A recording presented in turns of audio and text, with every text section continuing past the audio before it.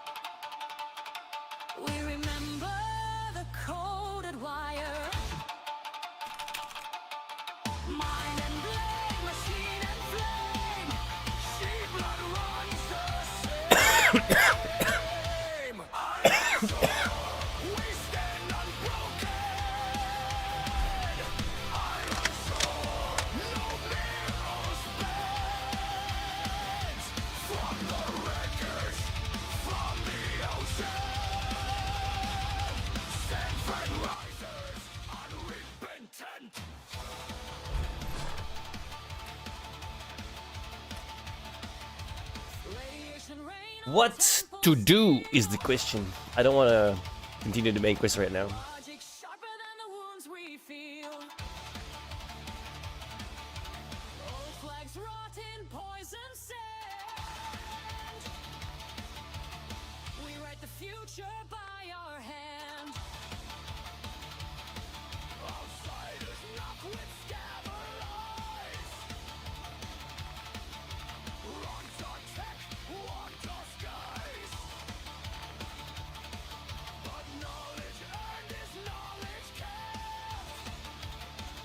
Aren't we near the crash site? It's like here somewhere, right?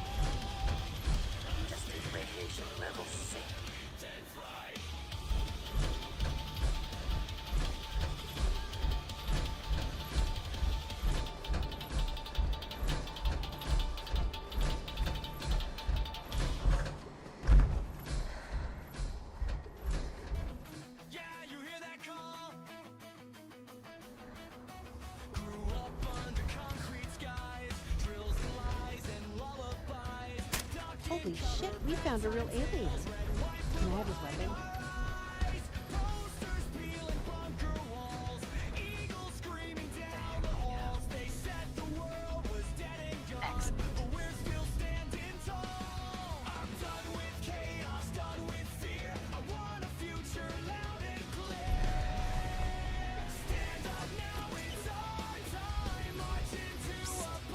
I wish my mom could have seen the crashed spaceship. She was shocked. That was it. Got it. Hey, Yeah?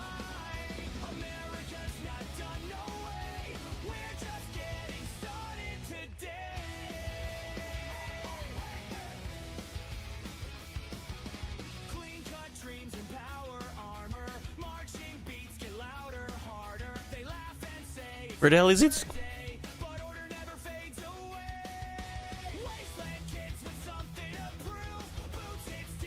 What's it use?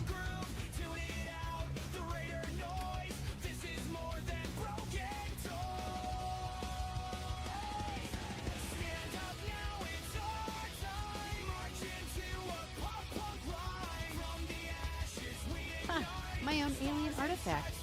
Thank you.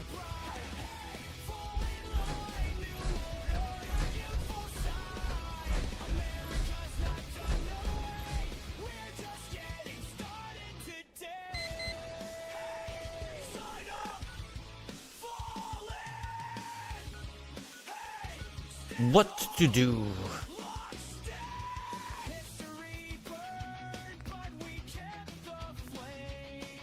I kinda wanna do the first Brother Steel quest.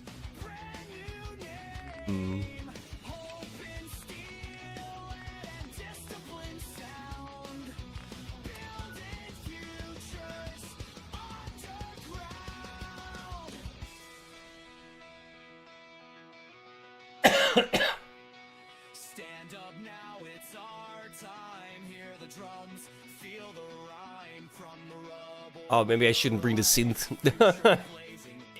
Oops.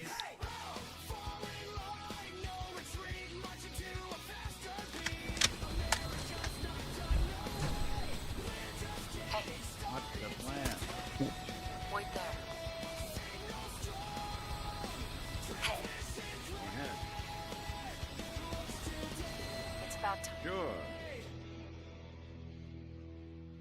right?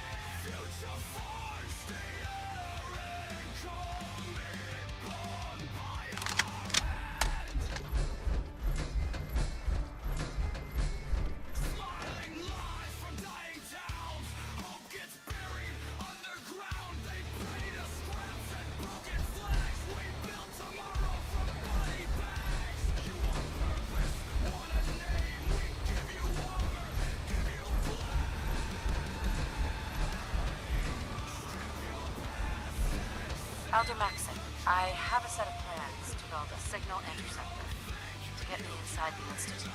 An intriguing proposal, but I'll have to seriously consider. However, before I allow any of my soldiers to reach the Institute, careful preparations need to be made. In the meantime, I need you to follow my orders and remain patient.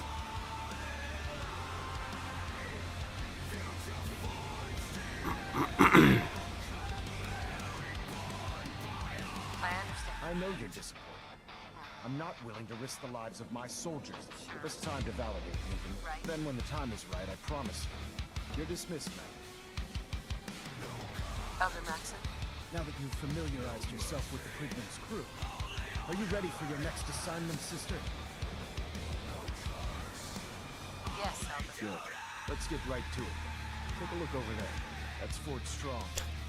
And it's infested with super mutants. These aberrations of nature close enough to smell, making me sick to my stomach. That's Fort Strong if you could see it through the fog. They're sitting on top of a massive stockpile of Fat Man shells we could use in our campaign. I want you to head over there, wipe out everything that moves, and secure that stockpile. Understood?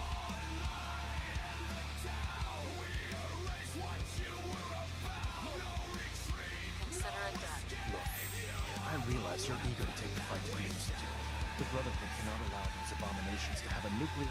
Now, we have a vertibird on standby. Use it to carry our message to Fort Strong. Dismiss.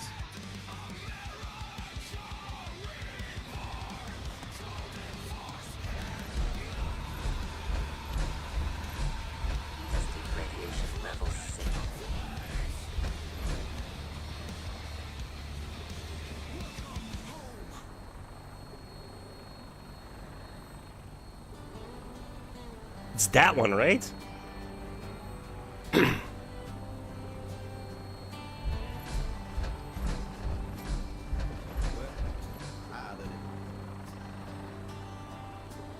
Woke up on the strip with a smile burned in my screen. Neon lights and dusty roads and everything between. I have no idea. I was built to say agree and mean it every time. No opinions, no objections. Just a really good time. I shouldn't have done this at night. Ask me questions I don't understand, but I love 'em all the same. Yes, I can. Yes, I can. Bless his wires. Take me back to New Vegas, where the neon always shines. Strip lights lighting the seams, happy Robert feeling fine. And I'll say yes to everything till the end of all my cold New Vegas. You're my home.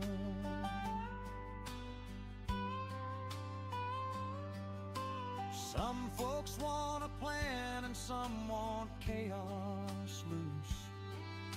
Some say NCR, some say legend choose. Me, I just nod and smile and let the dice all roll. As long as someone talks to me, I'm playing my role. I don't need to lead or know the why or when. You ask me if it's good, I'll say yes again.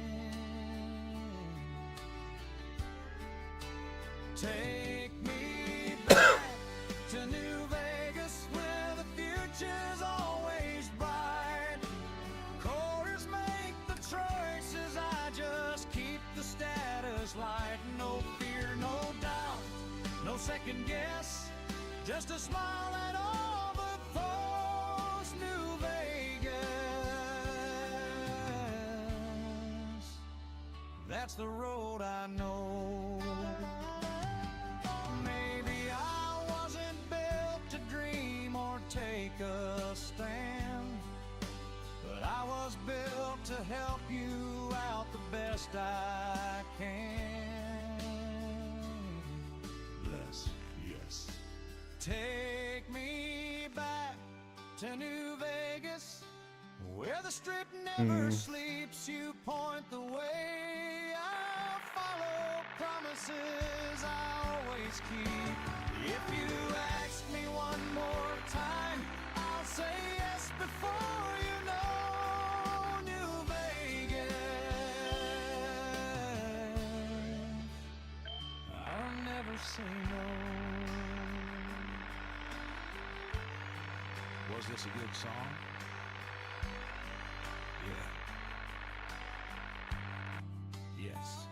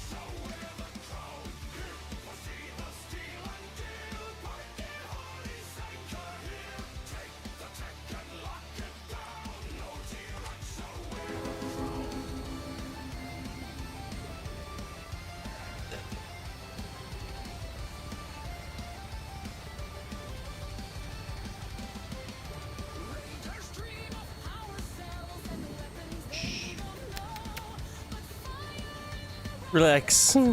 It's New Year's. I hate fucking fireworks, bro. Mike, reducing mo naman just hey. Relax. Luna. She's scared as shit, dude.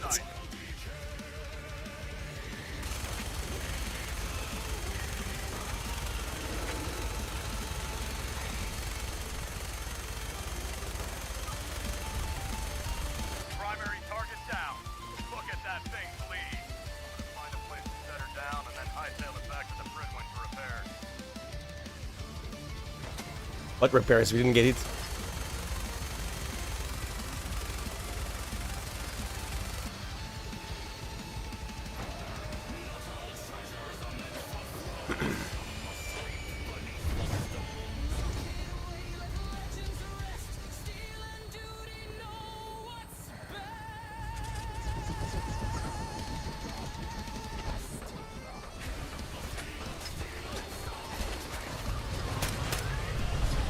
Crap.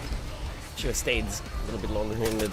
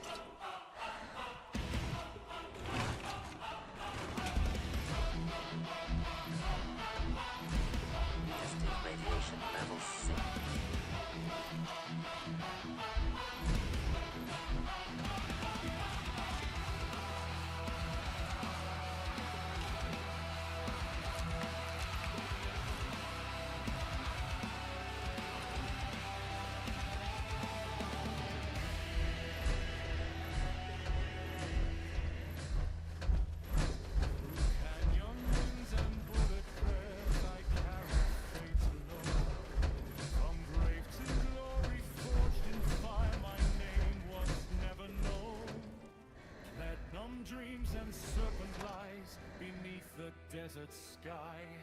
The strip awaits the dice I'll cast, no god will pass me by. And Silicon rule the night, a ghost in tower, wide and cold. Prophecies are made to break, and kings are bought or sold. What? Who's there? I can hear you.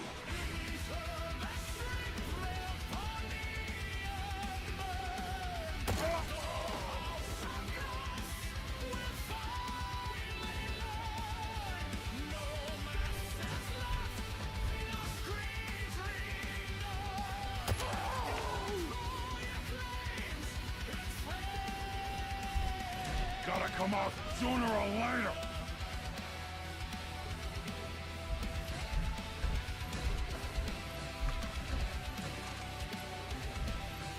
No blood just spilled out there somewhere. By a frozen will, an ancient mind in lifeless throne demands the world stand still. But I have walked the roads of death and spoke with fate itself. No scream, no voice, no hidden god will chain me to his Maxon better appreciate what he's done. Oh, we haven't done yet anything yet.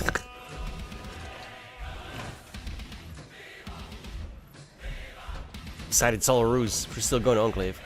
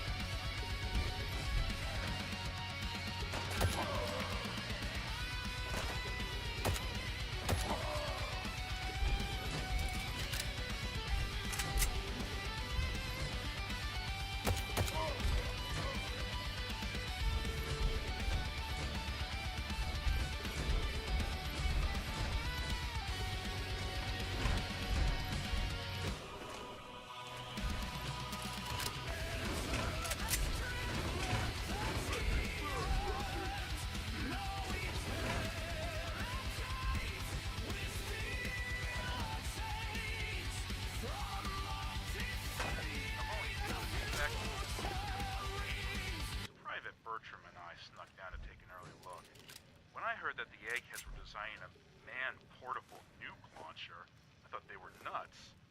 But they actually got the damn thing to work. And after seeing the real thing sitting right in front of me, I think they could be just enough to tip the balance of this war in our favor.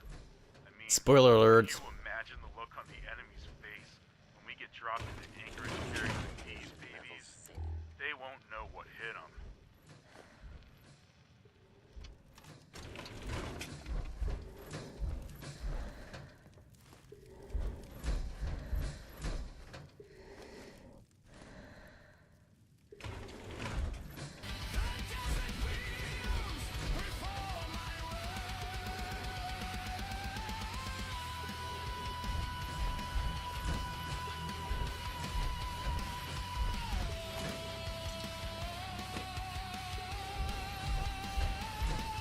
Jesus Christ, I was fucking shot her.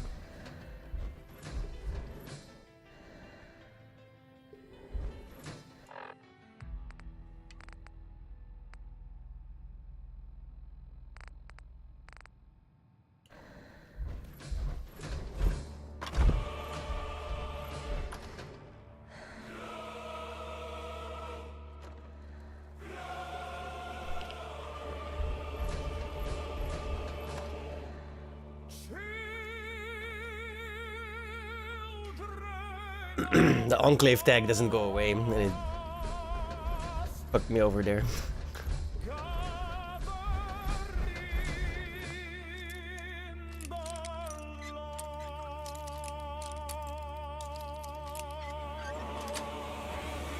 Sweet.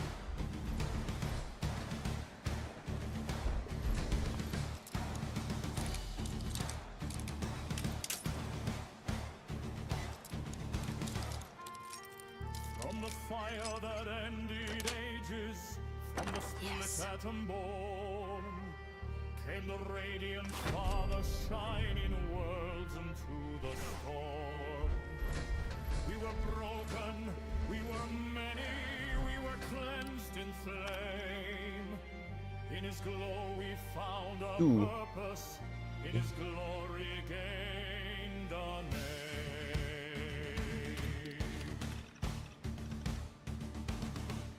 What blesses the faithful? Atom. What purifies the weak? Atom. With the glow that burns us bright, holy fallout, holy light. From the ash we hail and sing. Atom is all, atom is king.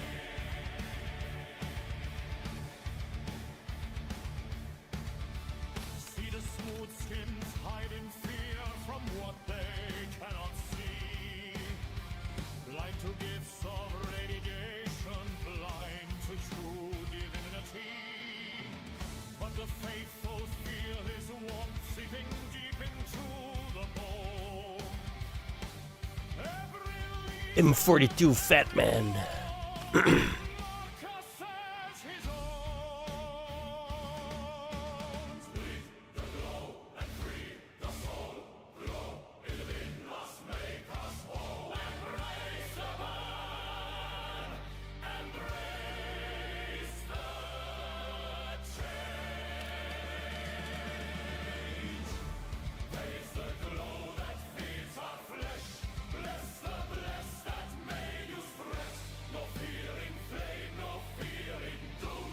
We are reborn in autumn's bloom.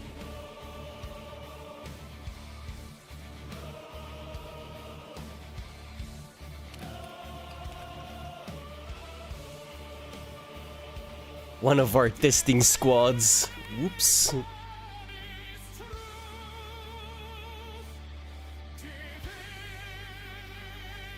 is salvation.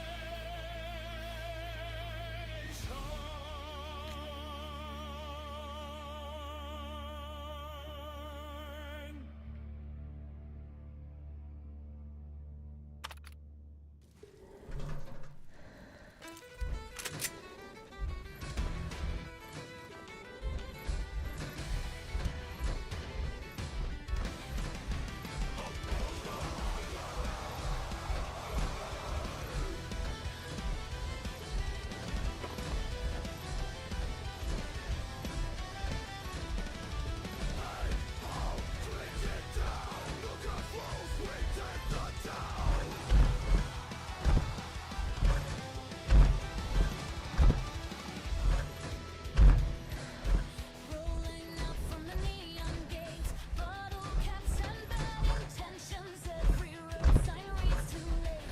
Welcome to our new convention. Wow.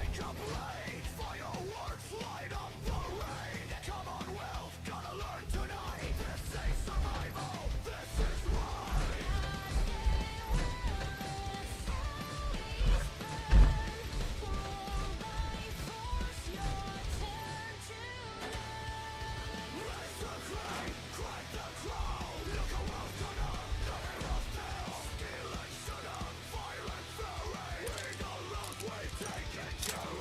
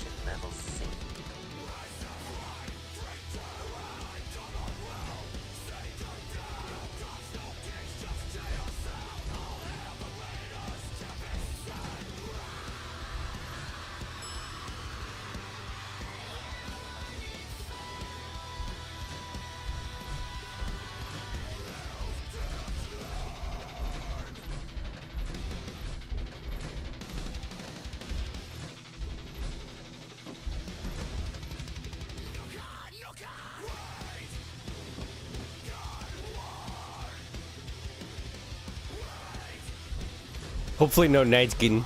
I can't see them, man. They're supposed to shimmer, but they really don't. Huh. I wonder if the 80s really are smart.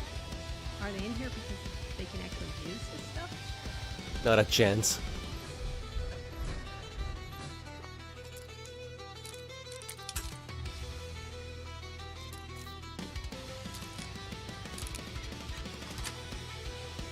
That's it.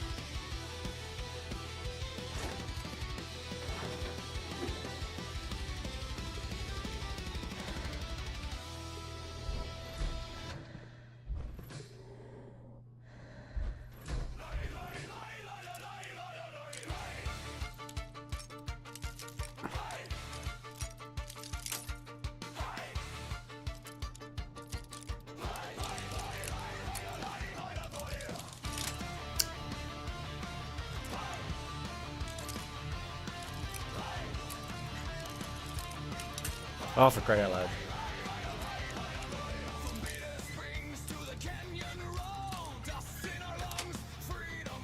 Got it.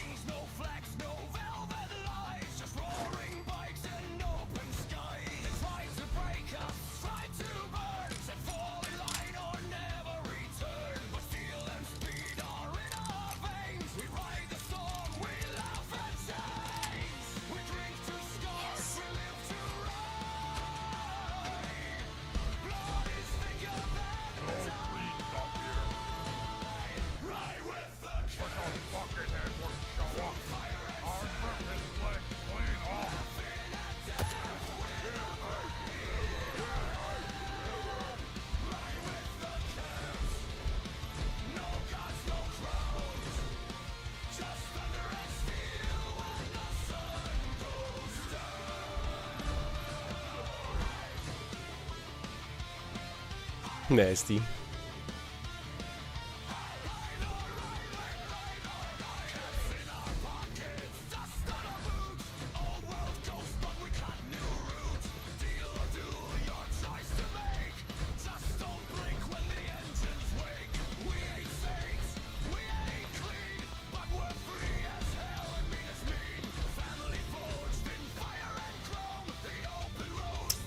Really?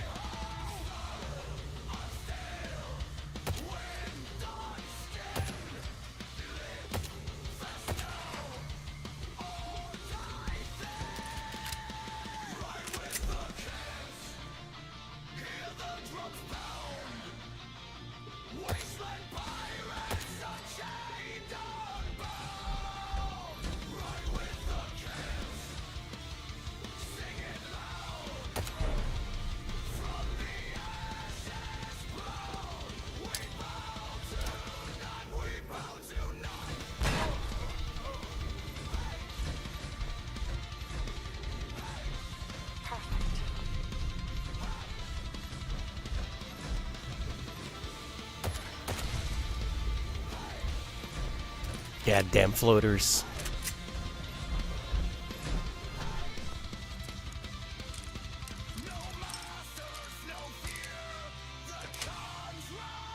Nice.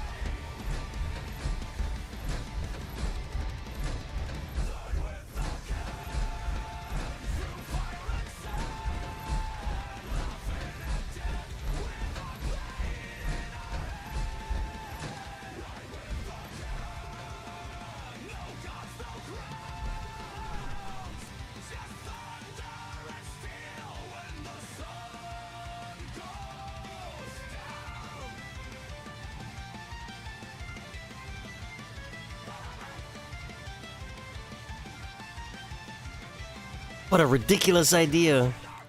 Man portable mini nuke thrower.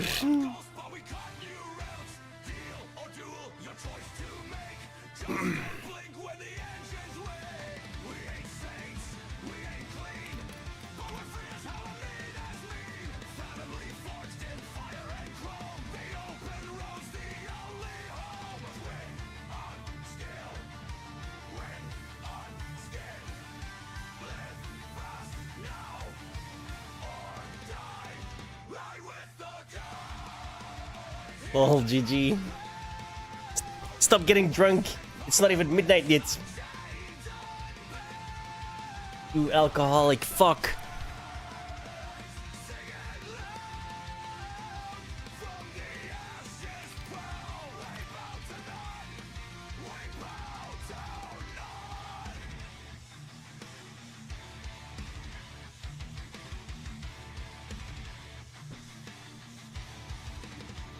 Fill some cans with sand. Oh shit.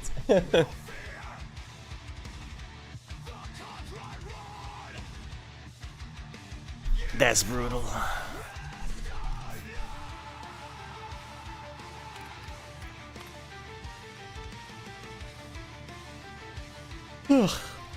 How cold is it over there? Because it's fucking freezing here, dude.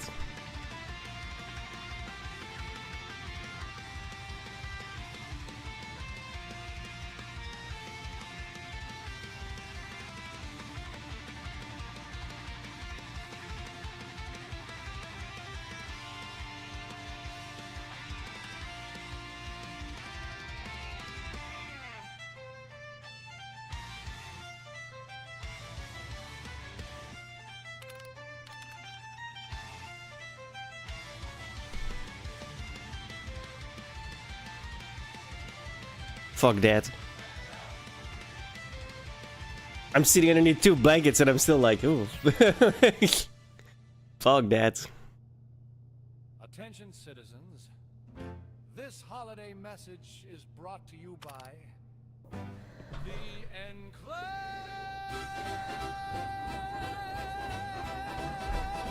Ba-da-da-ba-da-ba. Stars and stripes forevermore. Snow falls clean on a purified land. Marks and boots leave a perfect plan. While others huddle in ruin and fear, we stand tall, America's here. Tree trimmed sharp with a Paladin polished dance. star. Look at Power armor gleams from near and You far. must hate those mutants as much Every as I gift do. wrapped red, white, and blue. Courtesy of a future strong and true. It's Christmas the American way. Order and cheer Is it on because of what they tell us? It's only one. Who knows how many? God bless These America monstrosities here are to just another stay. example of man blindly taking a step forward. Yeah, it's because you're drunk. You don't know any better. I've been fighting for years, trying to put a stop to this madness. And just when I thought we were getting the upper hand, I've seen what these superheroes do to people. Can you imagine what the synths would do if they ever got the upper hand? It would be Armageddon, and maybe the end of everything that we deal. I don't mean to bore you with the rest. I just want you to How could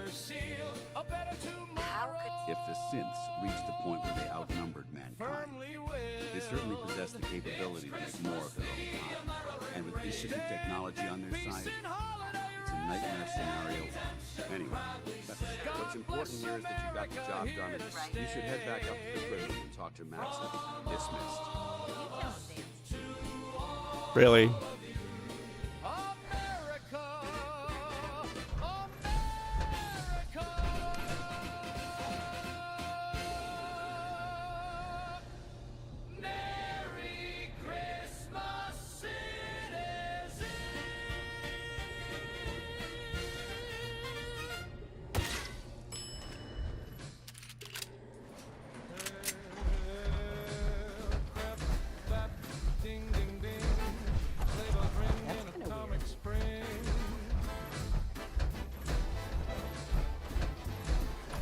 Well, it's snowing green tonight on Main Street ruins.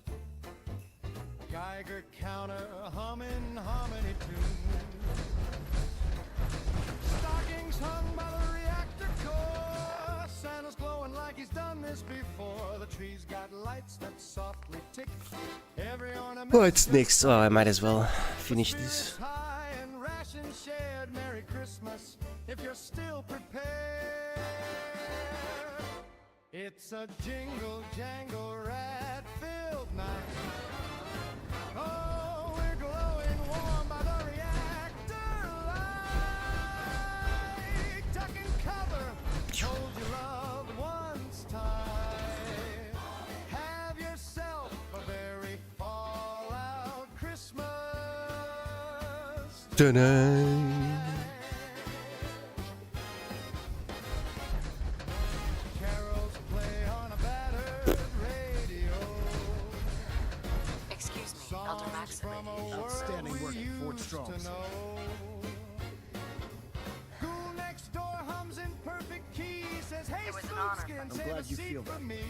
We toast In order to with bring the Nuka, Institute to its ice-cold knees, cheer we to need to use another every. year I try to we supply my made it soldiers with here. the best. Caps Signal wrapped up grenades can with a call a rusted vertibird to your bow. location. It ain't Simply much, throw one to the but ground, it's what we and the know. vertibird will hone in on a unique electromagnetic smoke. Once you're aboard, use the map on your pitboard to interface with the pilot's navigation system. Another blast just right on time. But Where can I get- I'd use the supply I gave you sparingly. These devices are far more complex. Should you need more, you should acquire them. It's a jingle jangle Well, I'm afraid I can't spare a fully armed gunship for this task. Of course, nothing's stopping you from using a door gun weapon. Hope survives in the Thank you. strange I expected you would. Now, Have yourself a very I'm sure you're aware that Fort Strong was simply the first step towards the liberation of an even greater task. Peace that our arrival in the Commonwealth wasn't coincidental. We're here because of a unique energy reading recorded by Paladin Vance's recon team, according to our scribes. The reading indicated a level of technology that only the Institute could achieve. The moment this information came to light, our mission became clear. The Institute, and everyone responsible for the creation of the Sins, must be eliminated. He's such a fascist dude. Like, This goal, we need to locate the it's disgusting what Bethesda did to the Brother of Steel. Searching the Commonwealth. They've comprehended. The only logical explanation is that they've gone underground. That's where we need your help.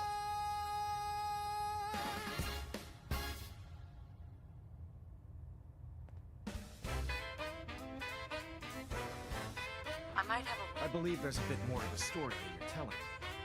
Now, indulge me for a moment by saying, alarm clocks ringing, They vault killed door my slamming, husband. daddy the vanished Institute will stop overnight. at nothing. Together, we'll. Right. I'll call ahead and Time brief for Proctor questions, England. trouble Report to brewing the. out of sight. Oversee a bar, No. panic spark, and say the world will Wait, I can still choose, right? but I ain't built to rust in metal while you're chasing something bold. You said the truth was No. the cost. Guess I learned that lesson long. No. Don't you run No. right behind you, Dad. I'm coming from the vault to the wasteland, son. Family ain't done when you run. No. Tunnels twist my pulse, keeps perfect time. Every rung up to Hey. the daylight that feels beautiful? illegal but divine. They told me stay where it's safe, kid. Keep your head down low. But safety don't mean nothing if I'm watching you go. As first breath burns, sun hits hard. Whole damn world's askew. Rust and ruin, broken dreams painted every shade of blue. If this mess is what you're chasing, guess I'm in it too. Can't outrun your shadow when it's pulling me through. Where you hiding? Where you hiding? What you know? What you know? And if the answers keep on moving, I'll keep running, keep on moving too. Sir, Yes, what now? Don't you run. what's your story? Oh, I've got nothing more than a letter. What I will say is that I am a man. Find your dad, this chase ain't As a matter of fact, excellent. I'm on the cusp of getting my state back, and my pioneering of this operation has elevated my standing to great heights. Of course. You know, it's thanks to me all these soldiers are here now. All the other senators kept pushing for caution. Caution! This coward's vote. Sure. What do you do here? I'm here to represent the Senate and Massachusetts' best interests. Naturally. And it is quite evident that Massachusetts' best interest is to be brought into the Enclave's fold. Were it right. With that being the case, I'm doing everything possible to ensure General Ward and Dr. Kane get what they need. I dare say the fate of the Enclave as a whole rests on their shoulders. Never mind, actually. Now, where was I? I don't trust that guy at all.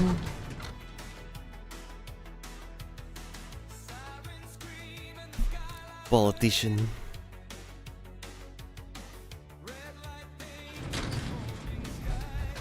Mark my words, Dr. King will find a way to stop him.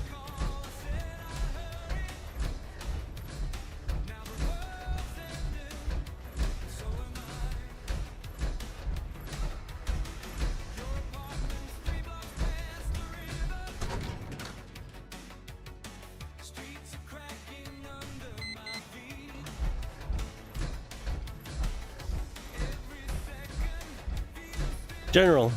Sir, Remember what the senator said, Captain. Getting into the Institute is our highest priority. If they're able to create these synths that are indistinguishable from humans, they pose an unparalleled threat to us and our planet. I have a way to infiltrate the Institute using a device called the Signal Interceptor. Excellent work, Captain. I knew we could rely on you. There isn't enough space or power to build this device here, but there is a suitable alternative. We have been occupying the Army Depot. There are plenty of supplies and, more importantly, space there. I'll have Myers meet you there. Hand him the plans and get this built. Sir.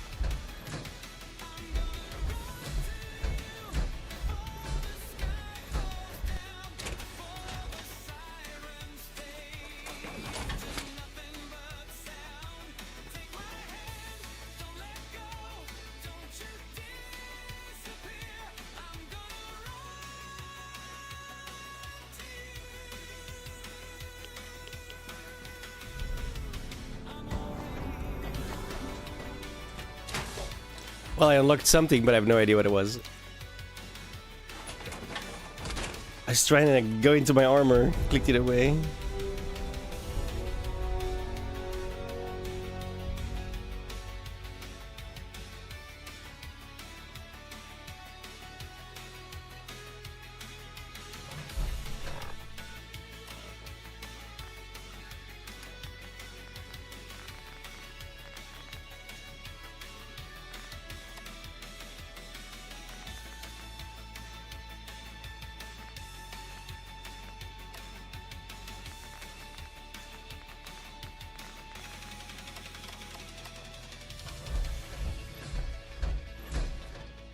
I'm still thirsty after 4. Jesus.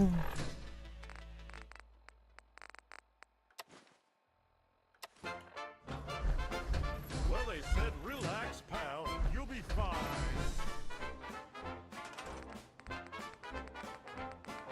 They promised me a future bright, a happy home below the ground. Free cake, clean sheets of It's just soap some smiling forms. faces all around. They shook my hand, they stamped my name, said you're Um. my friend. Didn't mention rats the size of cars or needles bending around the beds. They said, don't worry, trust the plan. I should have read the fine print twice. Oh, Voltec lied to me with style. Jazz hands and a winning smile. Said survive the blast, live a dream. Now I glow in the dark and scream. Privates. Or sergeants, I guess. They said safe and sound, ride it out. Didn't say I'd grow a second mouth. What a way to beat the bomb. Turn me into the science prom. Day 1 games, day 2 tests. Day 3 they shaved my chest. Day 4 I'm strapped into a chair. Doc says, All right. buddy, don't be Let's see stressed. what the They commotion's spun all a about. wheel, they flipped a What is it with switch, building, This anyway? one's for humanity. I said, hey, I was just here for cake. Now I'm legally The a Institute uses tragedy. teleportation to get Sure, in the and out. world's a radioactive This mess, machine can but hijack at their least I signal and learned send what me fear instead. tastes Ah, crafty. like. Okay, I don't know what I was expecting, but it wasn't. Did you get a kid to draw this or something? Molecular transmission, RF waves. Wow, very smart. Well, this definitely explains how the Institute can be everywhere and nowhere at the same time. Looks like if we build this right, it'll hijack someone's recording signal and nab you instead. Then let's get to it. I need a little more time to decipher this. Should have what we need to build it. They just forgot to mention which Sure thing. This should be everything you're gonna do. Let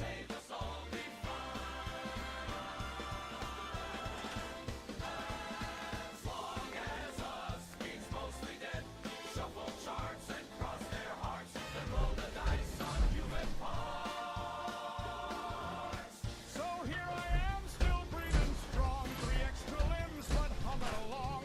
If this is how we beat the blast, next time I'll take my chances fast.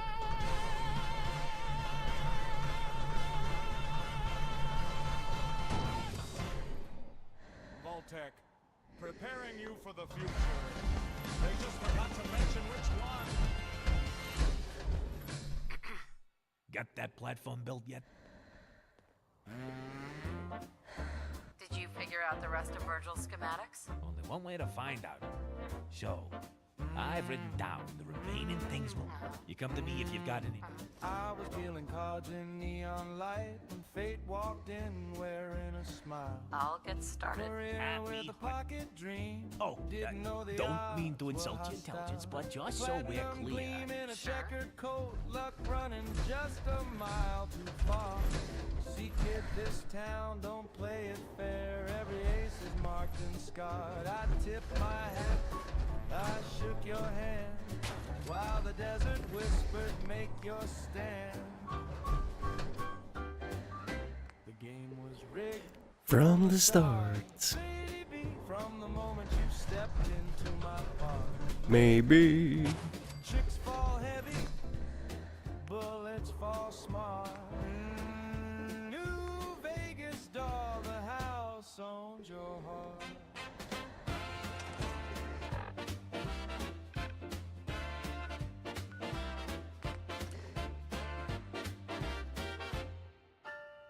Had a plan stacked higher than the tops at night. Chairman humming in a tailored line.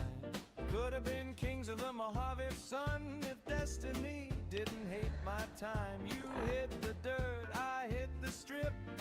Thought I sealed it clean. Let's hope we have one still. Count on a ghost with grit. back on busted feet. Luck ain't love and fate ain't kind. Every jackpot leaves blood behind. Truth be told, I almost won. Almost. The game was rigged from the start, baby. I played my hand, but you played your part, maybe. From the grave to the strip, you tore me apart. But in New Vegas, kid, you don't stay buried long.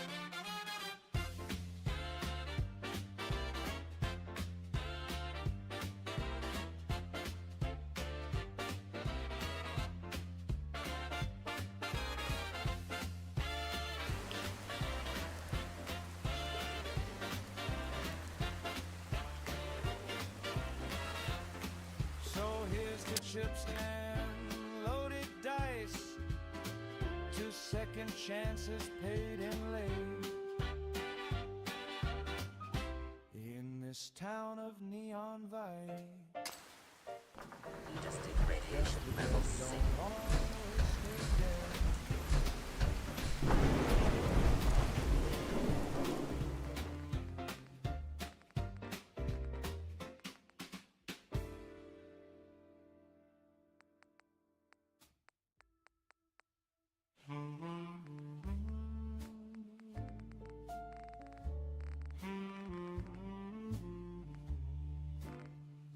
Dope.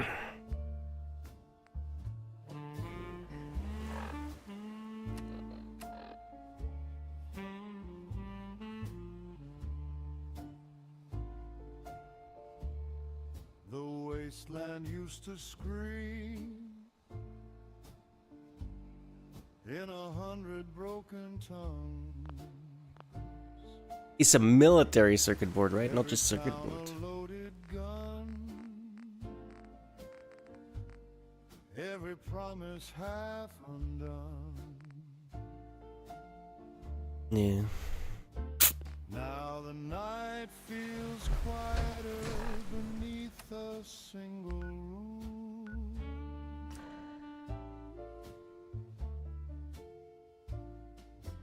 Order don't need shouting when it's cold and cruel. One law in the dark. One fire, one spark. No debate, no doubt. Pax Romana. Don't much care. Good. Carried out. No more leaders made of rust. Rip. No flags made out of fear. Just the sound of steady boots. Nothing but trouble. Telling chaos not here. I'm gonna be honest, I forgot I needed those. That's annoying. Mercy breeds rebellion. Choice just feeds the flame. Uh-oh. I might be dead. Peace comes quicker when you take away the name. Oh, now. I teleported to Super Mutants without hiding. One command makes night obey.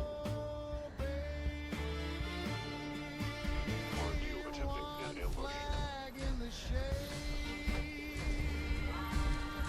No choices left. Oh! Bro, he just spawned. What the fuck? I'm lucky I didn't die. I took my arm, but could be worse.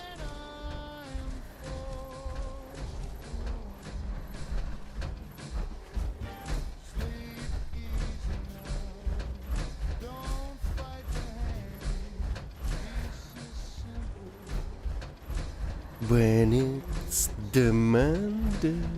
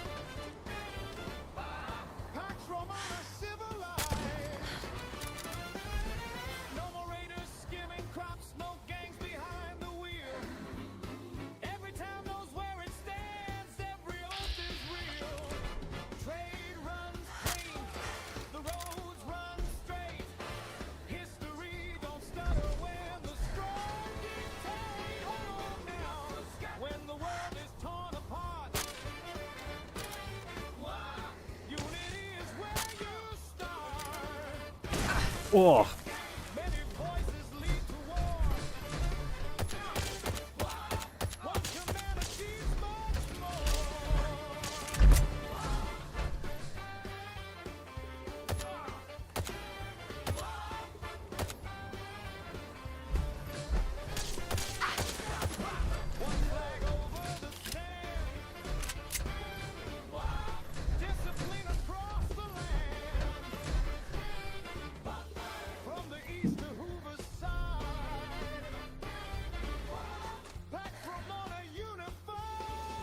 Mark 6. Jeez.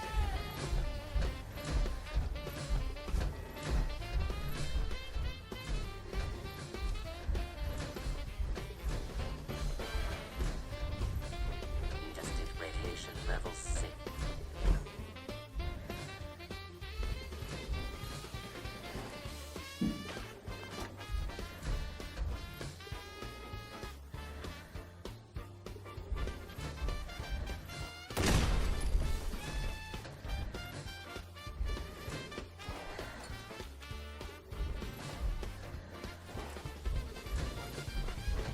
Sleep easy now, the future's Hell yeah. under one roof from dusk till dawn.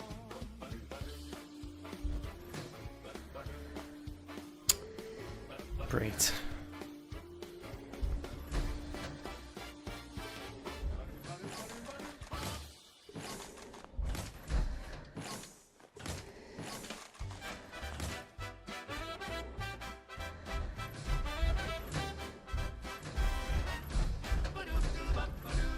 You walk the same streets, tip your hat just so. Same old jokes, same old laugh, same friends you know. If your mirror feels stranger when you catch your eye, well that's progress, pal, no need to ask why. You're just like you used to be, only sharper, cleaner, warranty free. Same dream, same smile, same history. Courtesy of the Institute C. You don't get tired, you don't feel the pain, you don't wake up screaming from the old world strain. Memory gaps, nah, that's just you relaxing. Why fight the future when it's already happened? Oh, now your thoughts feel neat and clean. If your pulse don't spike at what you see, don't resist, don't overthink. You're improved faster than you blink. You're just like you used to be. I was kind of hoping there'd be a board here. Society, it's same name, same face, same ID. A brighter you, Institute guarantee.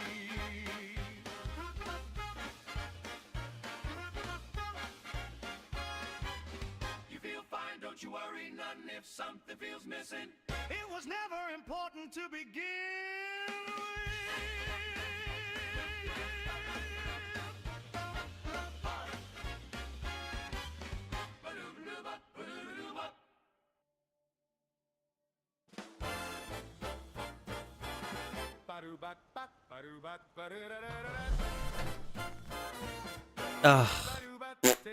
Your neighbor waves hello. And it shit the bed.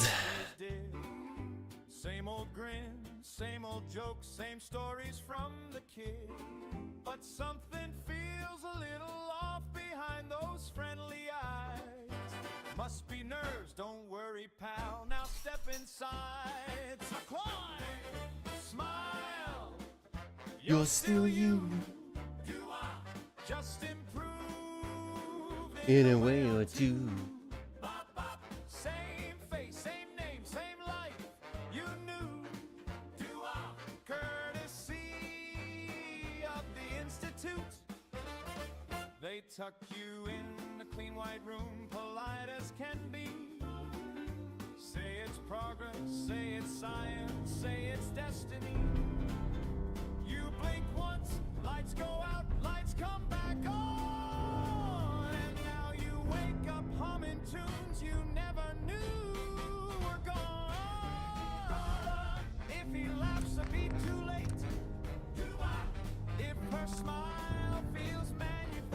Give me 10 minutes. Don't ask why, don't resist. You're already on the list. Hold a smile, you're still you. Just shinier and bulletproof. Memory tweaks and loyalty to you out. Long live Robbers Institute. You're feeling fine. No need to fret if you feel replaced. You weren't yet.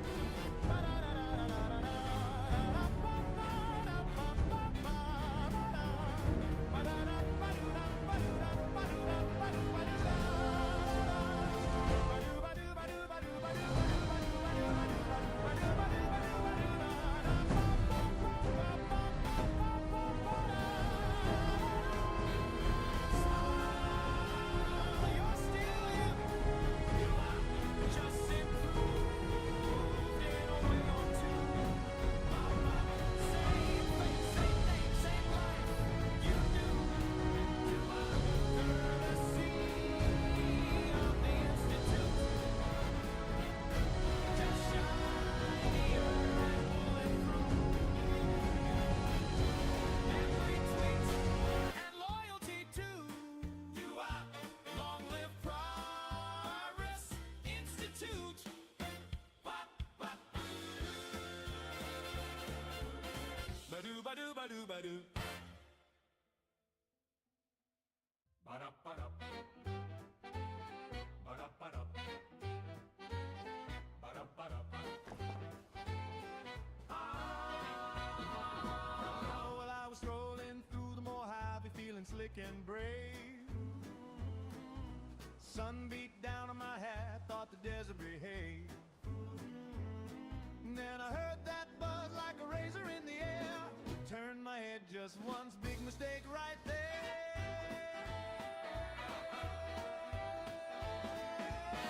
If you see those wings run, if you hear that hum, you're done. Poison in the sting, death in their eyes. Cazador's coming, better sprint or die. Ba-ba-da-ba-da-da-da. They ain't no bug you swat, ain't no critter to joke. One jab from that stinger got your heartbeat broke. Legs turn jelly, vision go green. Your last bad thought is shoulda never seen. Oh, now, when that shadow hits the sand, drop your pride, don't be a man. Holster dreams and scatter fast, 'cause bravery will make it last. Hear that buzz? There's a test, you're done. Marvy, don't forgive no alibi. Cazadors choose escape or die.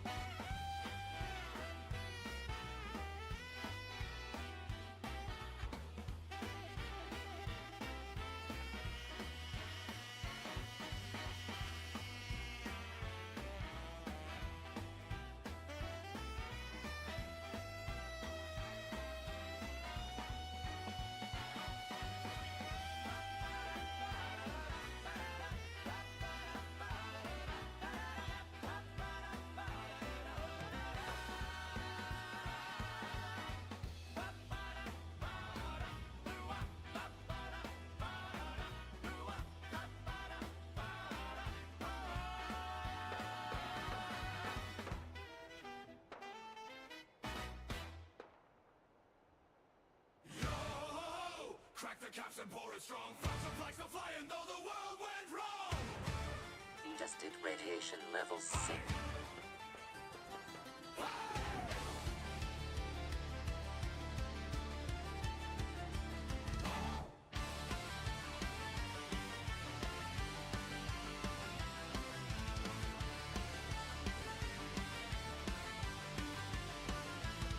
I was walking out the vault with a rifle and a grin. Found a bunker full of stars and a few crazed men within.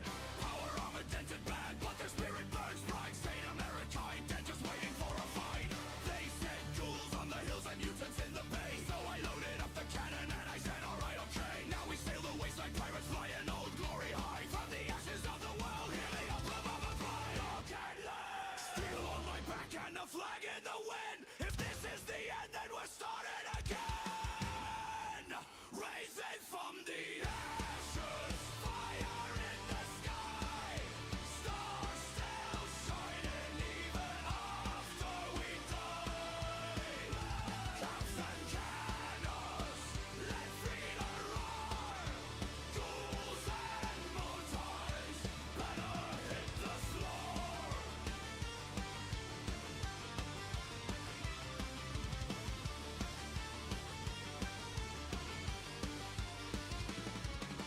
Super mutant screaming loud, thinking he's the king. Till a broadsider teaches him the meaning of the thing. Gold comes running, snapping teeth, looking real bold. Till he meets plasma fire and he's melting green and gold. We ain't subtle, we ain't quiet, we ain't hiding in the sand. We're the last crazy bastards trying to save this radiated land. So raise a bottle, raise a flag, raise hell with every step. If the world wants war, then war's what the world gets. Ho! Yeah!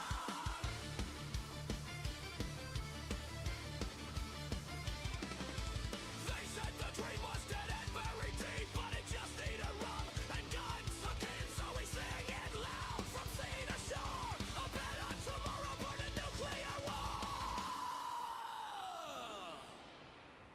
Hey, raising from the ashes, fighting bright and free. I was gone, but the forest storm flies for me. Sail the wasteland, blood and caps and color. From the rains of yesterday, to water's coming closer. So drink it down and sing it loud to the land that refuses to die.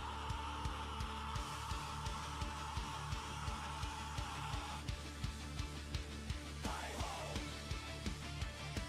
hi ho, hi ho, hi ho.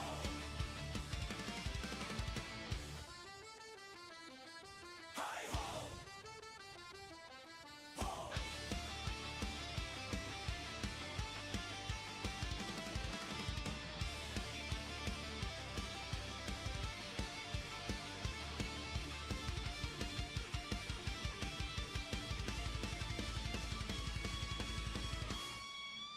Rising from the ashes, fire in the sky. Stars still shining even after we die. Caps and cannons, let freedom roar. Ghouls and mutants, better hit the floor.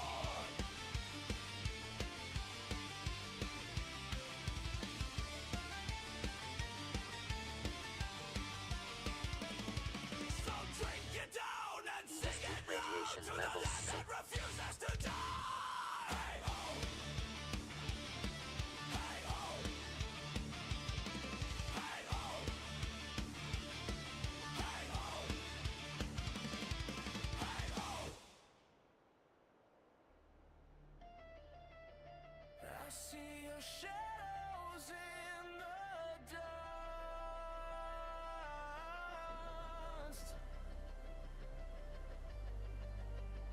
Wish I could save you like I promised once.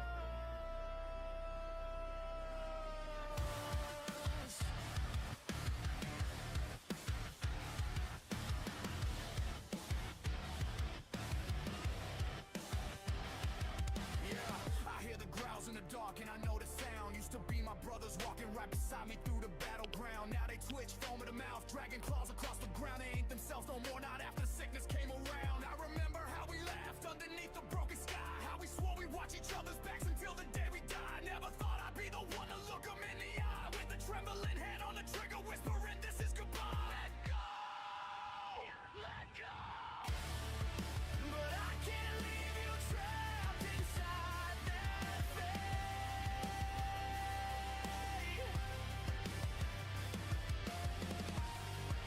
And I won't let you suffer in that state. Let go. So I give you mercy in the ashes, set you free from all the madness. Even though it tears apart what's left of my broken heart.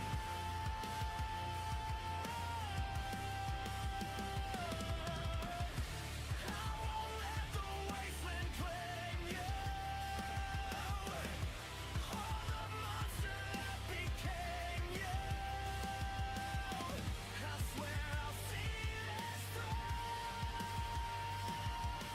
even if it shatters me too. Every feral face I meet, I pray it ain't someone I knew. But the way they scream in shadows, sometimes I swear I see you. The friend you were, the jokes you cracked, the way we fought is too. Now I'm kneeling in dirt, whispering I'm sorry for what I gotta do. This ain't justice, this ain't vengeance, it's the last kindness left in a world that takes your soul before it steals your breath. I hate the wasteland for the way it chooses sin to death, but I'll carry every name etched inside my chest.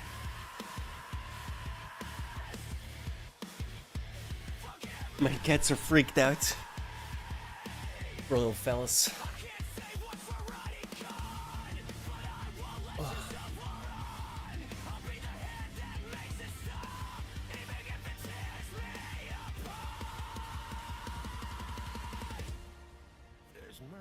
Hey.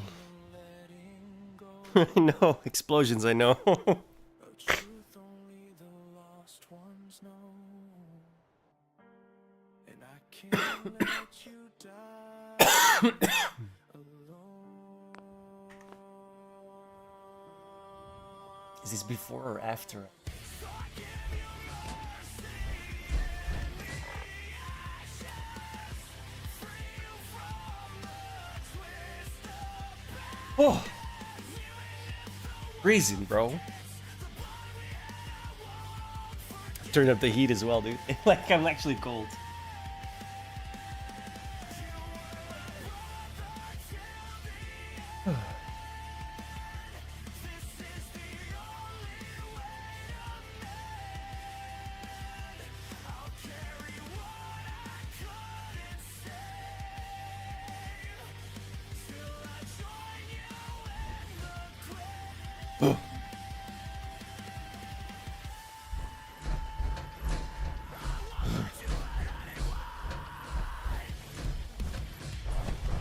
Yeah? No.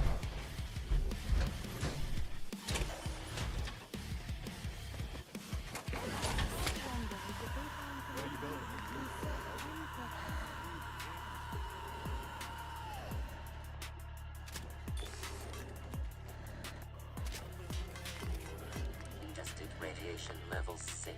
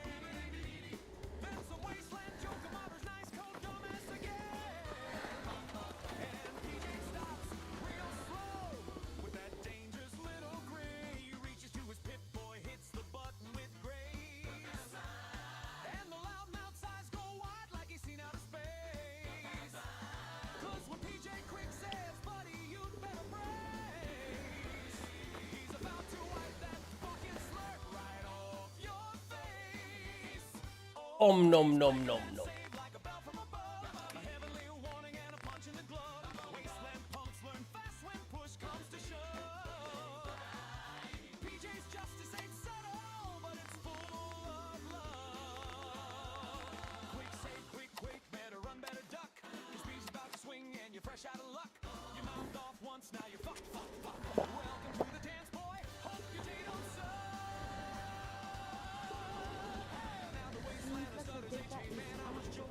It does that to me.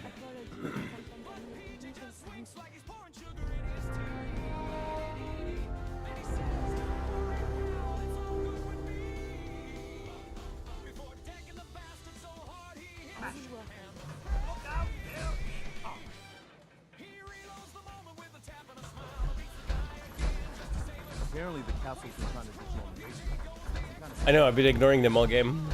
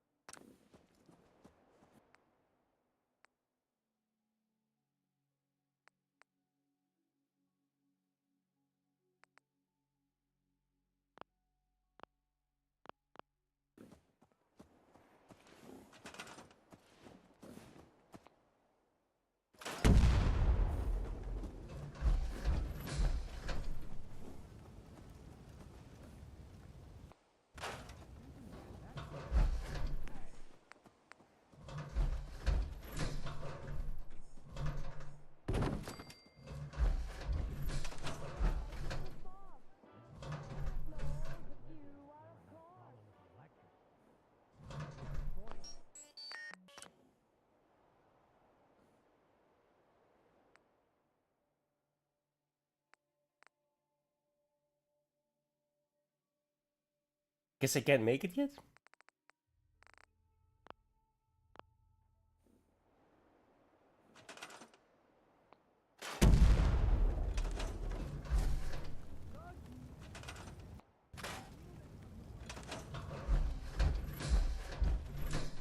Let's trade some things.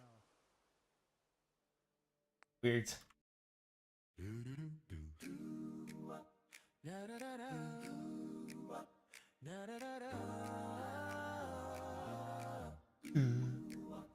Well, I'm stepping out the vault with a smile across my face, shuffling down the railroad to that sweet old cola place. The wasteland's full of danger, but my heart begins to race, 'cause Nuka World is calling. No, I'm heading to that space. I'm going to Nuka World, honey, can't deny a little bit of joy in the Commonwealth sky. Every dusty highway starts to feel so spry, 'cause I'm going to Nuka World and I'm flying high. Got my Nuka ticket ready, hear that old monorail hum. Rusty wheels are squealing, but my heart is beating drum. All the lonely nights of wandering finally overcome, 'cause I'm chasing soda sunshine where the laughter's never numb. Sha-la-la-la, sha-la-la-la, take me where the cola fountains bubble bright and bold, through the faded rainbow arches of a park that's growing old. I'll wander through the memories, silver stories left untold, but tonight I'll feel the warmth that soda dreams uphold. I'm going Nuka World. Step in light and free. Decided to stop by and check on things, huh? Heartache in the wasteland's misery. Riding roller coaster ruins and pure harmony. 'Cause I'm going to Nuka World, where joy still shines. How's the marketplace work?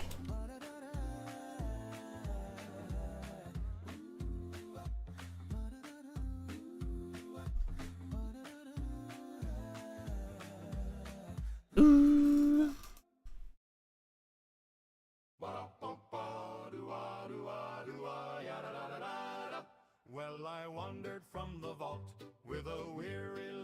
Oh, yeah, never mind.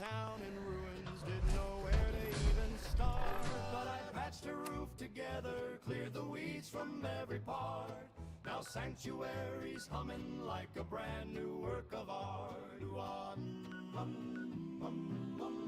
Oh, the houses may be rusty and the roads a little cracked, but we've got crops growing steady and the walls rebuilt in stack, and the settlers gather nightly just to share what we've unpacked. It's the finest little refuge in a world that's been attacked. Sanctuary, sanctuary, shining like a dream, where the water's clearer now, and when the future starts to gleam.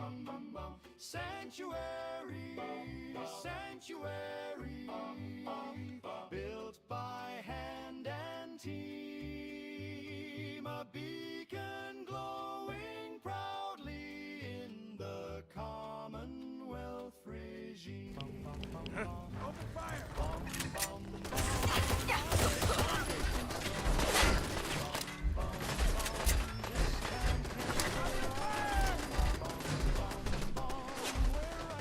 Oh.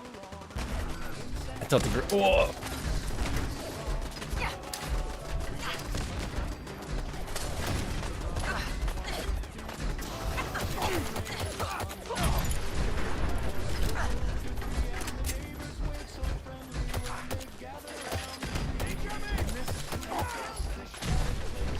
Jesus.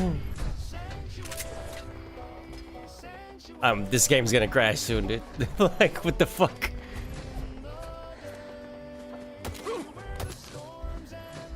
Where are you going? Tested radiation level 6.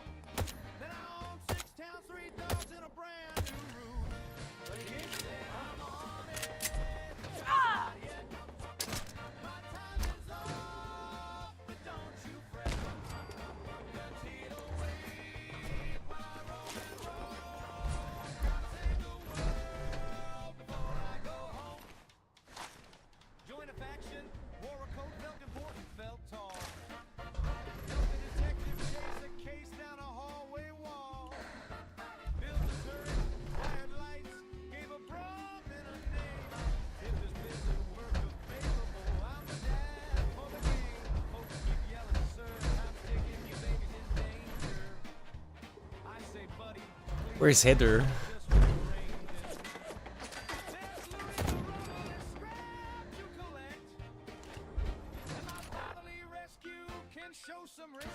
Whatever.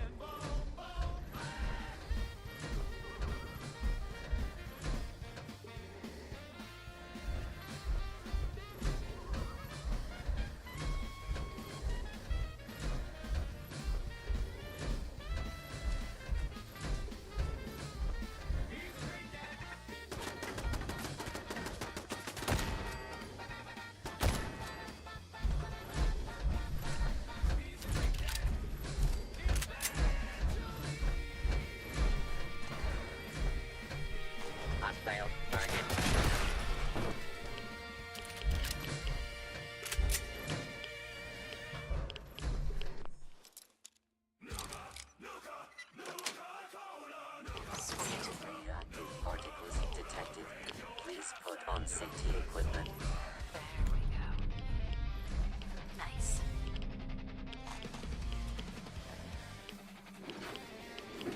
There we go.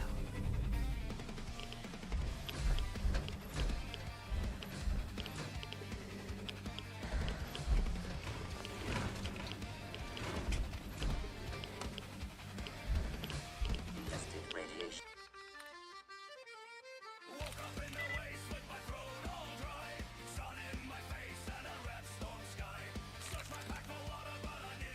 Nice. Level 6.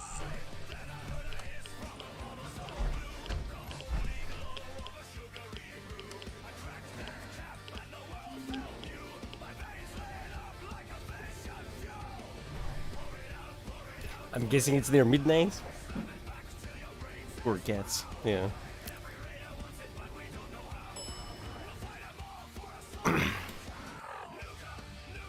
Nuka-Cola.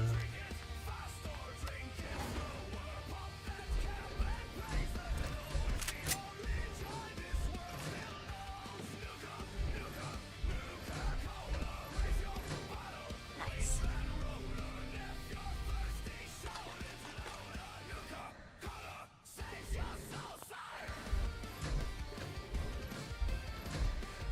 Bingo.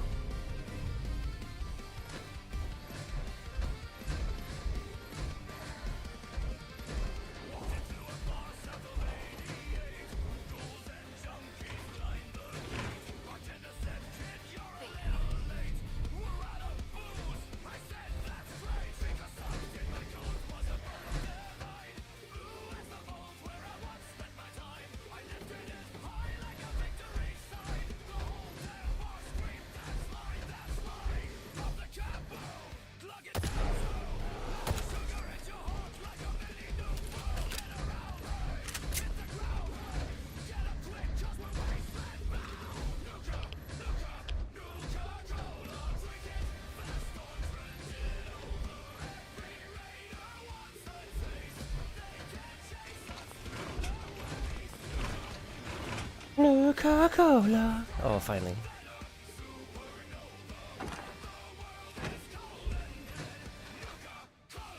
In my head.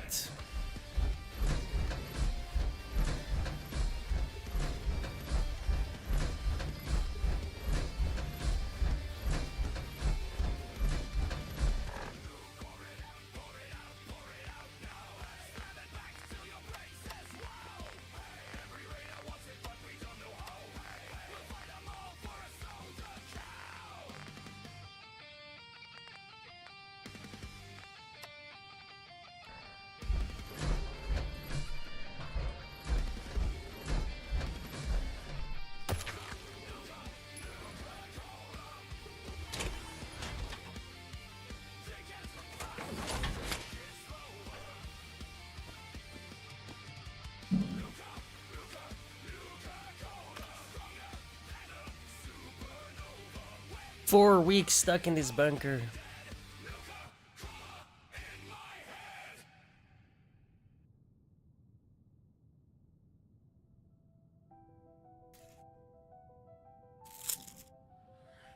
Ian, relax.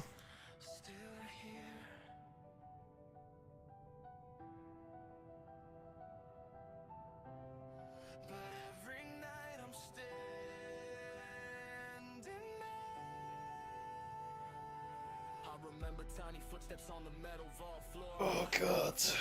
Before the rot hit my core, now I'm standing in the shadows while you're safe behind the door. Cause the man that used to hold you isn't human anymore. My hands shake when I see you bones showing through the skin. And I feel the world divide us where my heartbeat used to spin. I wanna tell you daddy's here, but I don't know where to begin. How do you face your child when you're poison in your rope skin? Keep back. But I won't walk away again. Even if I'm trapped behind what I've become. Don't break. I'm the shadow at your door. The ghost of who I was before.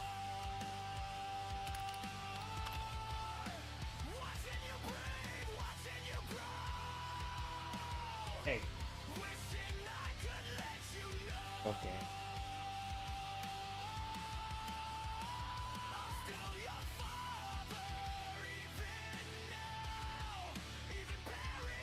Got him. My poor cats, bro.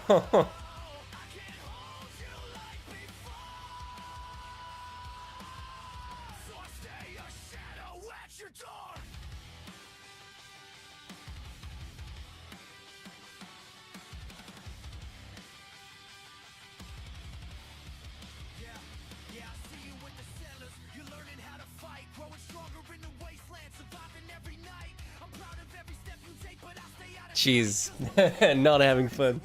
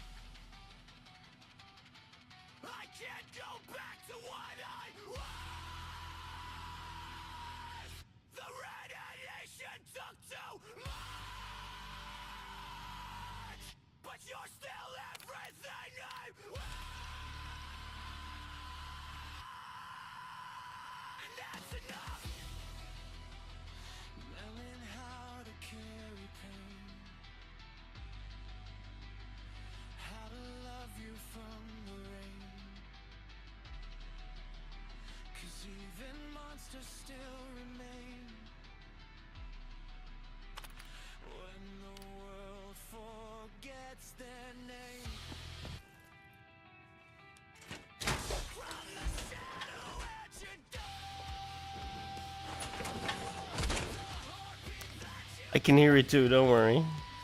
You know, you're not hallucinating. Poor little fella.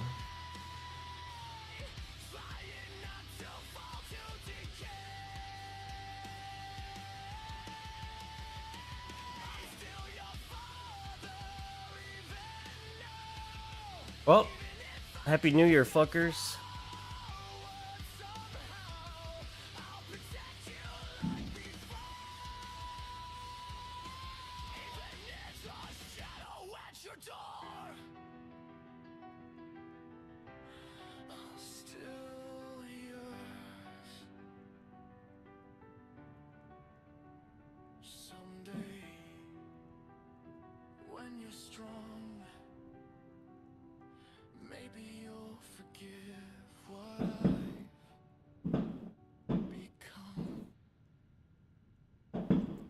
My cats are freaking out.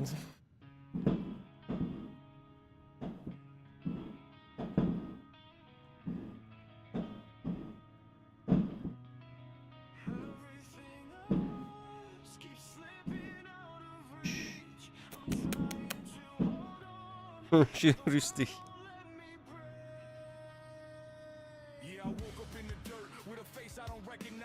Rustig. He's growling like a dog, dude. Poor little fella.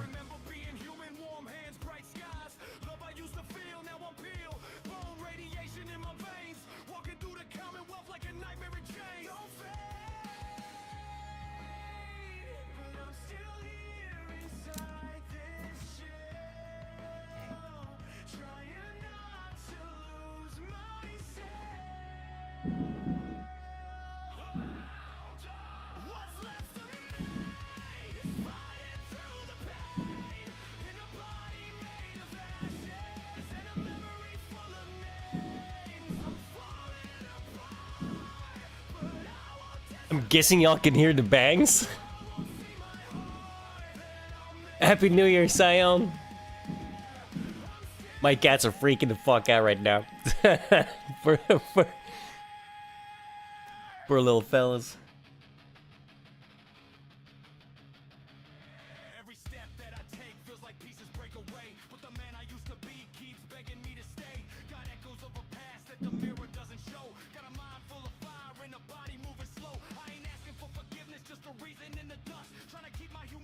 Onwards to the next one.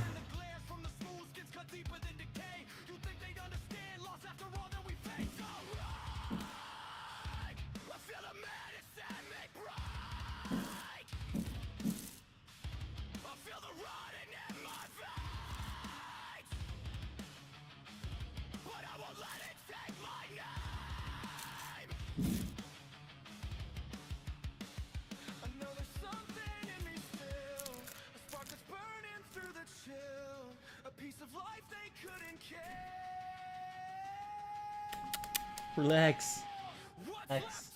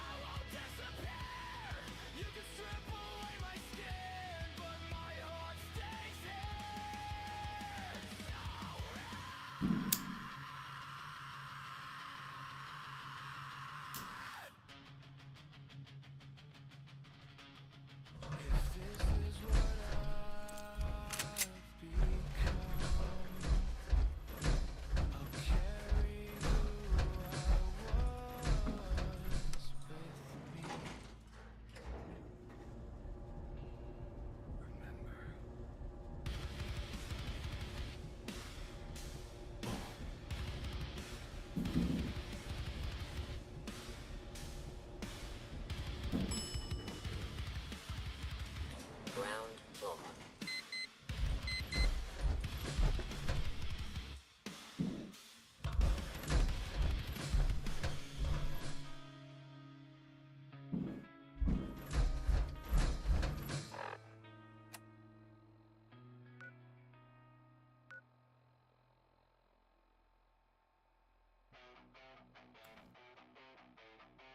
Calm down. Hey.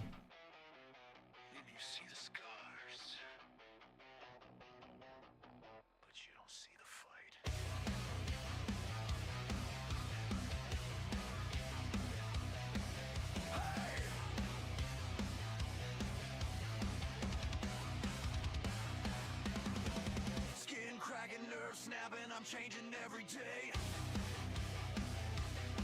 And every smooth skin asshole thinks I'm something they can't slay. Thanks. They point their guns at me like I'm some freak show threat. But I bled this land to live, don't you fucking forget. Monster, mutant, shout and dead.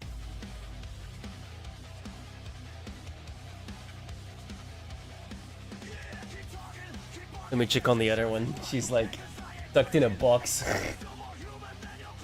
Hiding. Maybe I'm twisted. Maybe I'm cursed. Maybe I'm losing it. But you are the worst. Oh, that's why I hate fireworks. I'm ugly to you, but I'm fighting to live. Every breath that I take, yeah, I claw and I give. You judge what you say, never wanna survive. But I won't fucking die just to keep you satisfied. I'm still alive.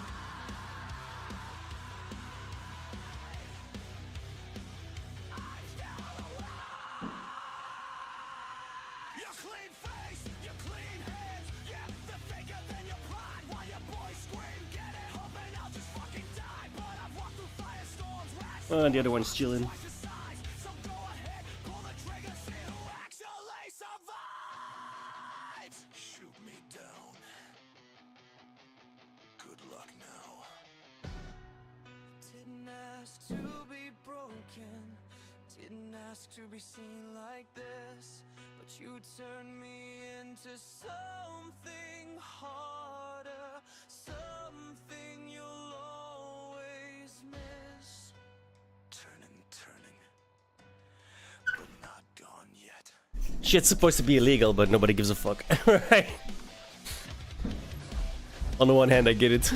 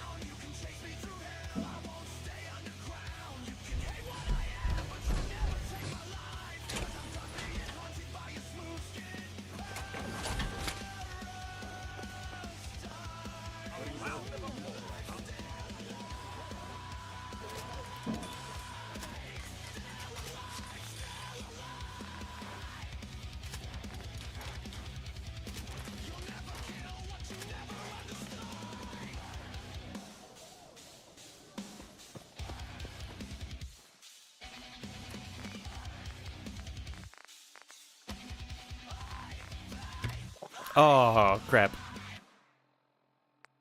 I didn't mean to drink that.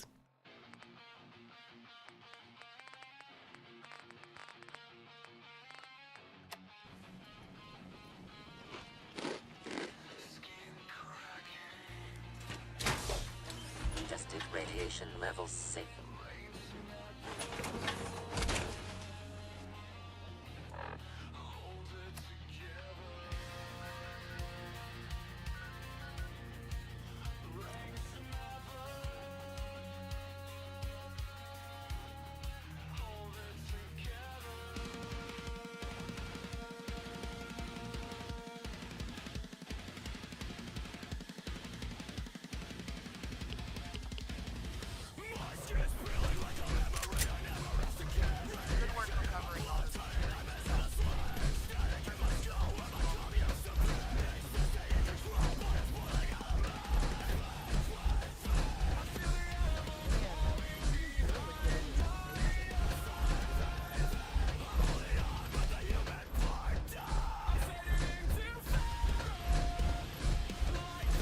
Dude, my cat's like...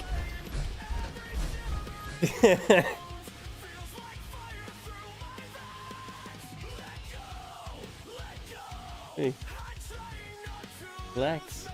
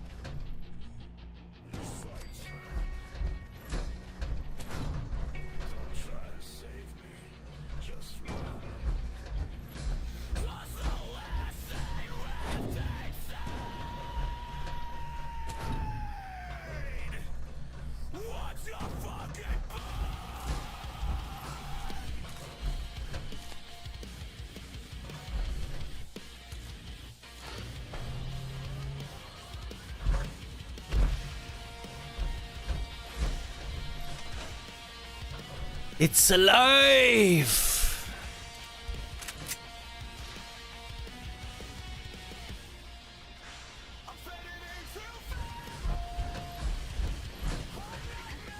I think we're good to go. But General Boyd will want to talk to you. I'll let him know you're on.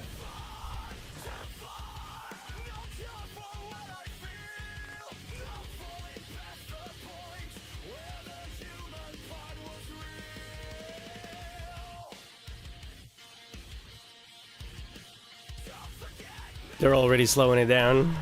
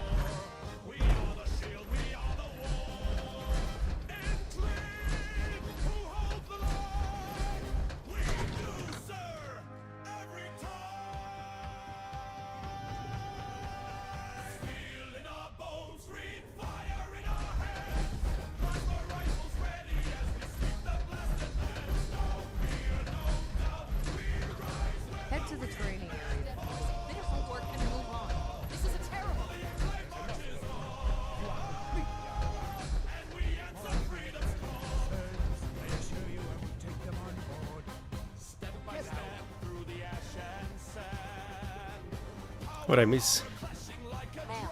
Not ma'am.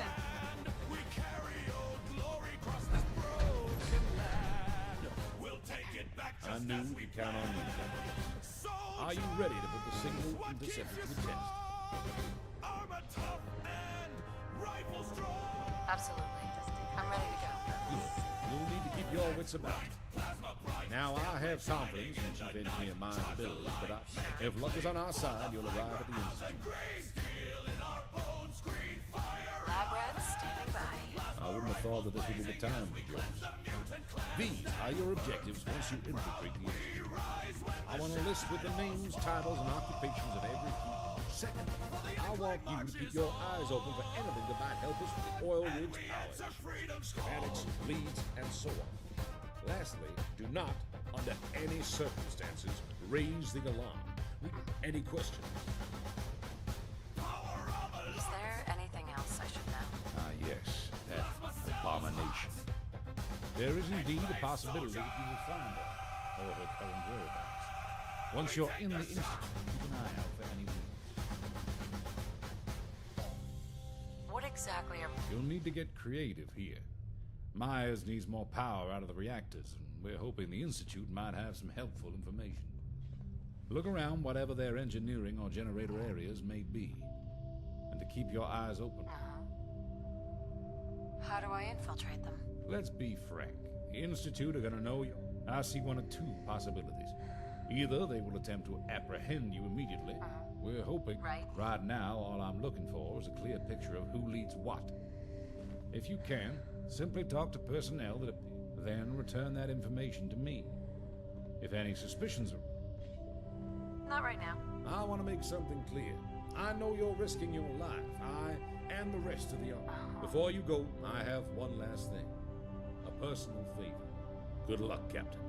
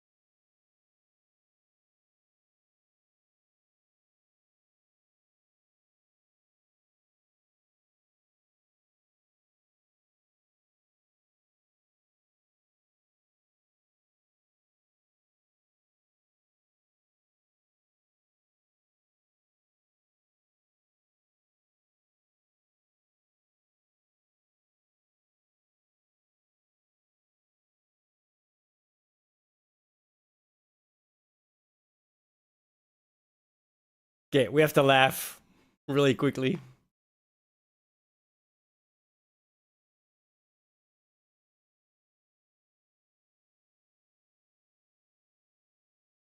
If childcare is cut, I'm unable to work or go to school. I understand. Fraud is bad.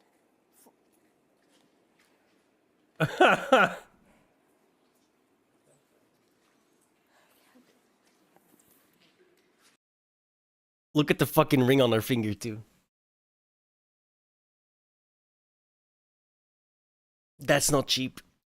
Fraud is bad. Oh, I didn't mean to say that. Oops. Nice dumb bitch, man. Holy fucking shit, bro. That's hilarious, dude.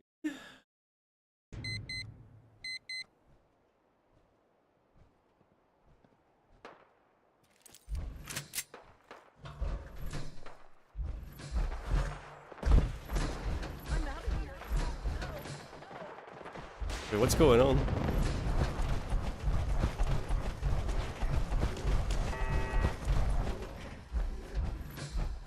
What just happened? Raiders.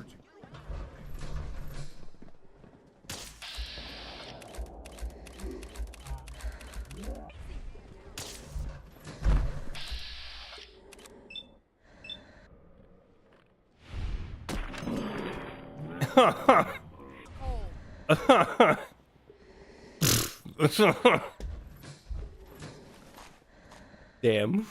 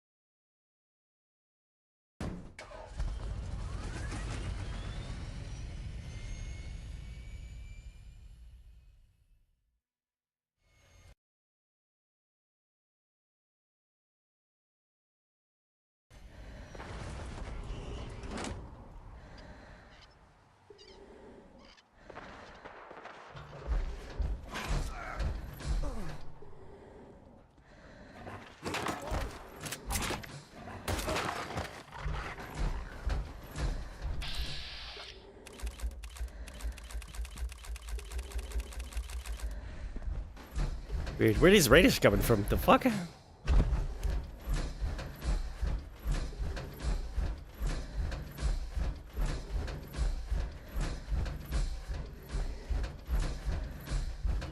radiation level sync.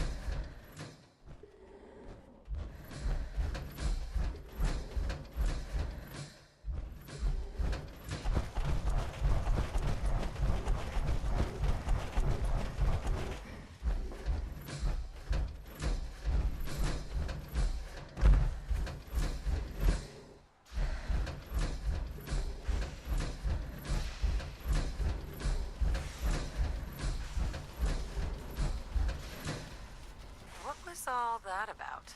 Don't worry about that. Anyway, I wanted to see the signal interceptor at work, and wish you good luck with your operation. A lot hinges on it. Excuse me. All right, bud. I've checked her over and over. I think she's ready as she'll ever be. How about you? Shouldn't we test it first? Yeah, we really oughta, but we can't. This code you got's only good for use. So, Let's do this. we can definitely... So, I guess just stand up on that there platform. I'll see about getting... Good luck. Target reacquired. Open fire. I clicked one time too many.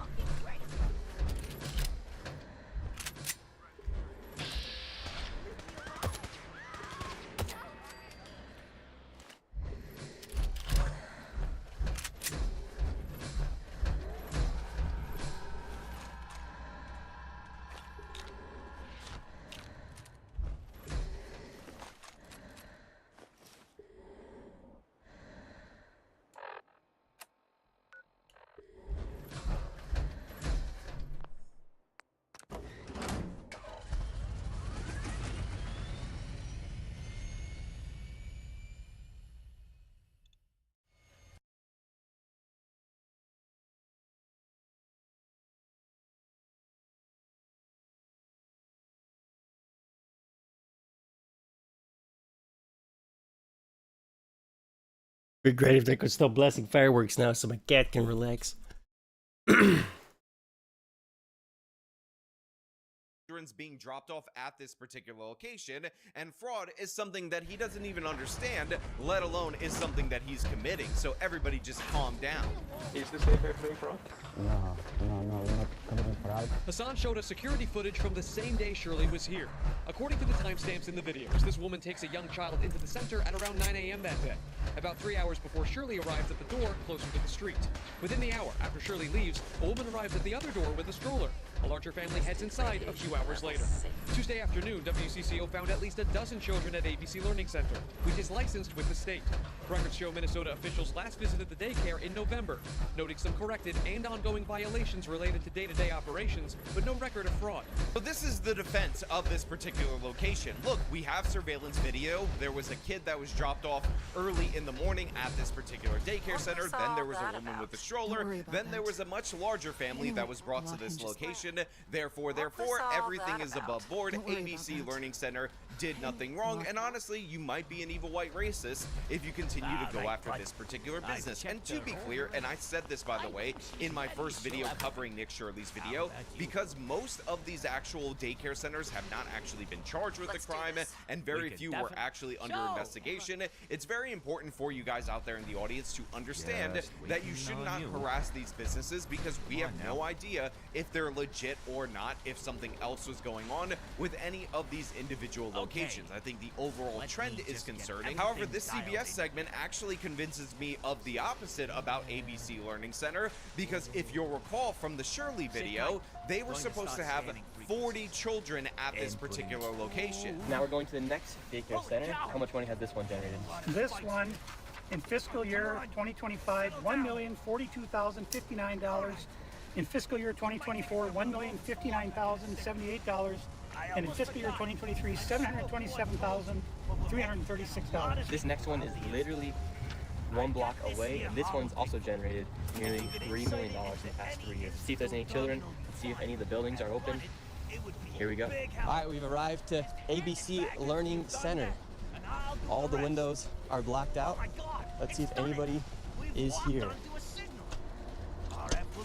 This door is locked. This facility is licensed for 40 children. Now, this might sound like no big deal to you guys out there in the audience, but let us just assume the premise is true, that this place is licensed for 40 children. They serve 12 children, so they are a legitimate daycare center as far as that goes. However, if the state of Minnesota is paying them for 40 children, which is the issue at hand, then what they're actually doing is overbilling. They're using a small amount of children and billing about 4 times per child than they should, according to what they're licensed to do. And yes, that is a giant red flag. Again, I'm not saying that they need to have all of the children there all of the time, but we actually have to cross-examine how many kids are there versus what they're billing for that very day, because this is a part of the scheme that was discovered by the local news media dating back years at these particular Somali-run daycare centers. Let me play you a clip explaining that fraud to you guys out there in the audience. Steve Halicki spent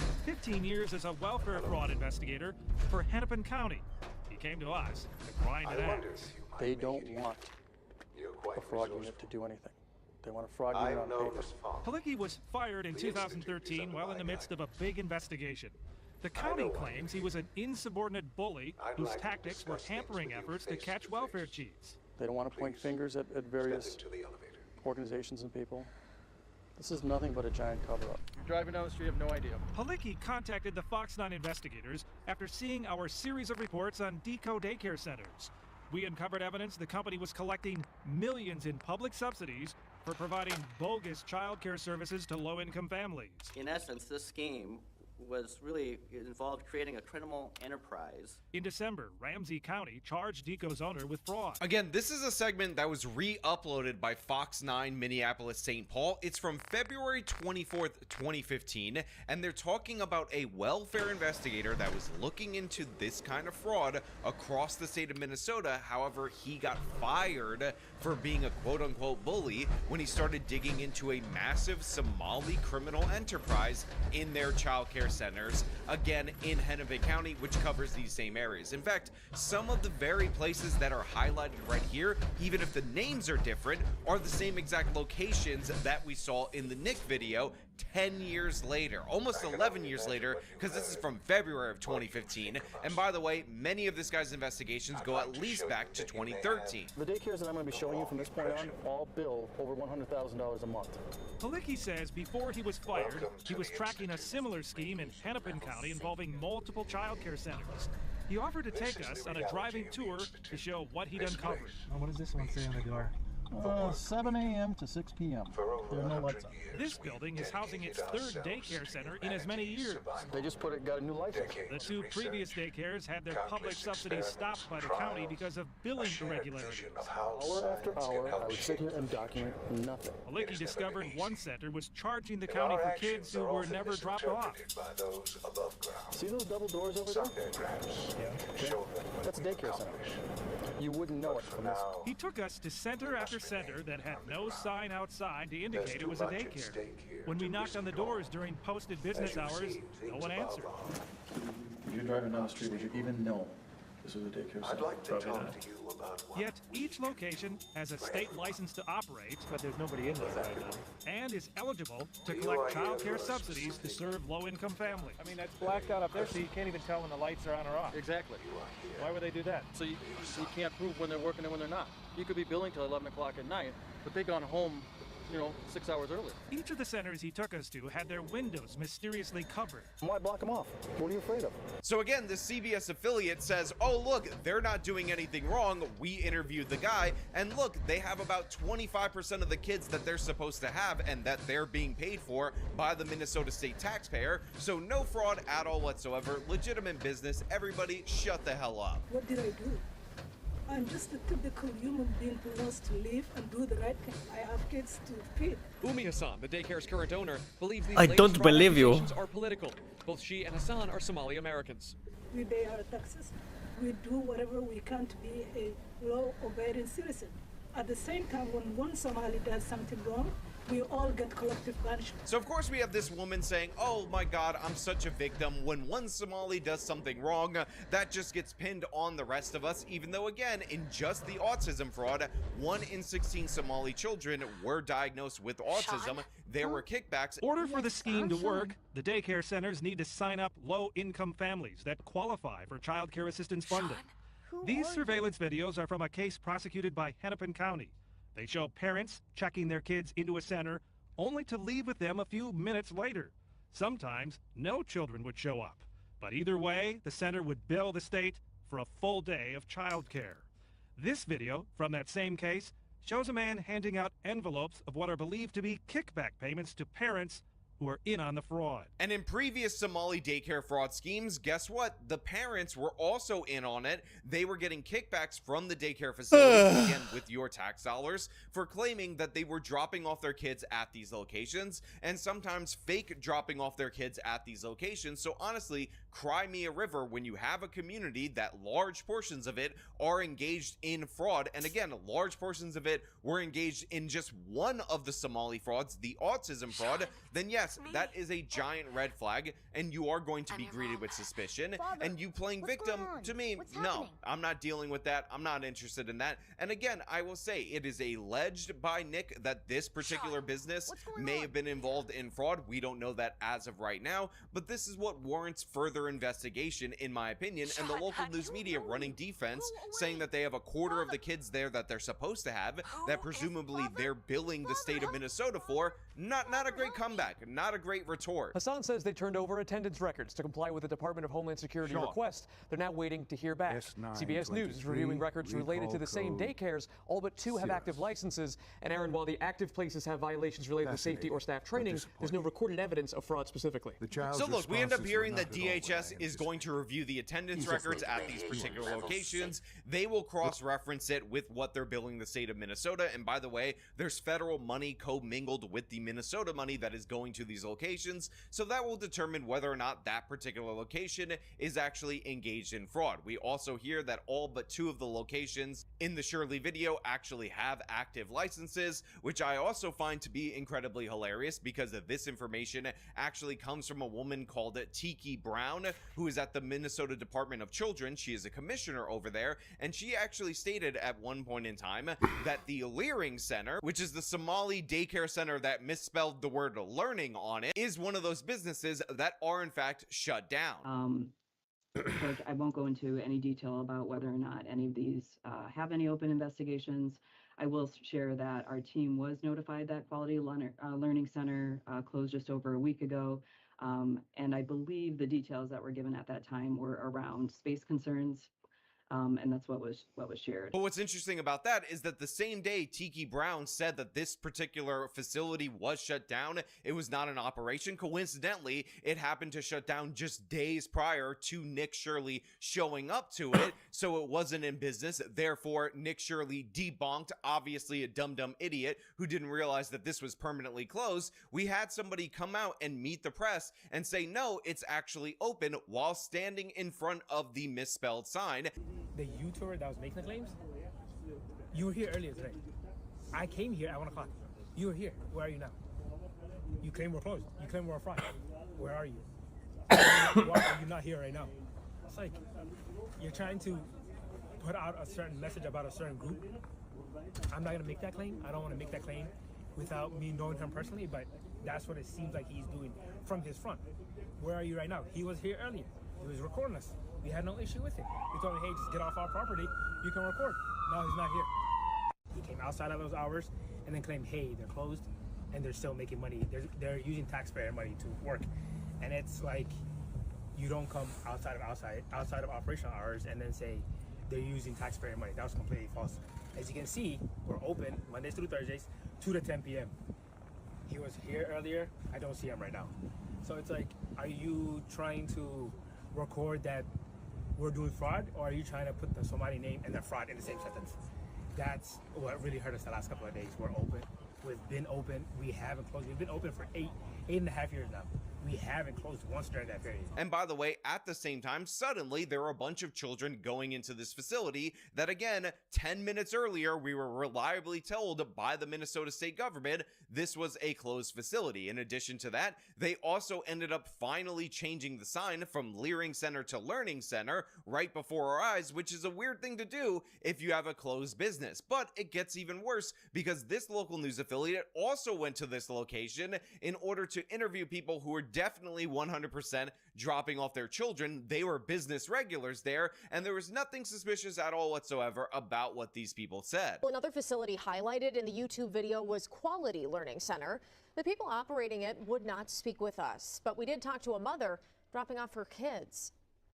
I take my kids here, 2 o'clock to 10. Yeah, there's a lot of kids inside. So there you have it. All you people who are worried about the Leering Center seeming rather fraudulent, so much so that they didn't change their sign for like a year, even though it was misspelled. This woman says, oh yeah, very many children there. I drop off children of mine at this location each and every day, 2 to 10 p.m. This is totally not rehearsed in a normal way that people communicate with one another. I am stating the stated business hours of said business. So totally legit and above board. We spoke with another woman who says she owns the building that houses the daycare.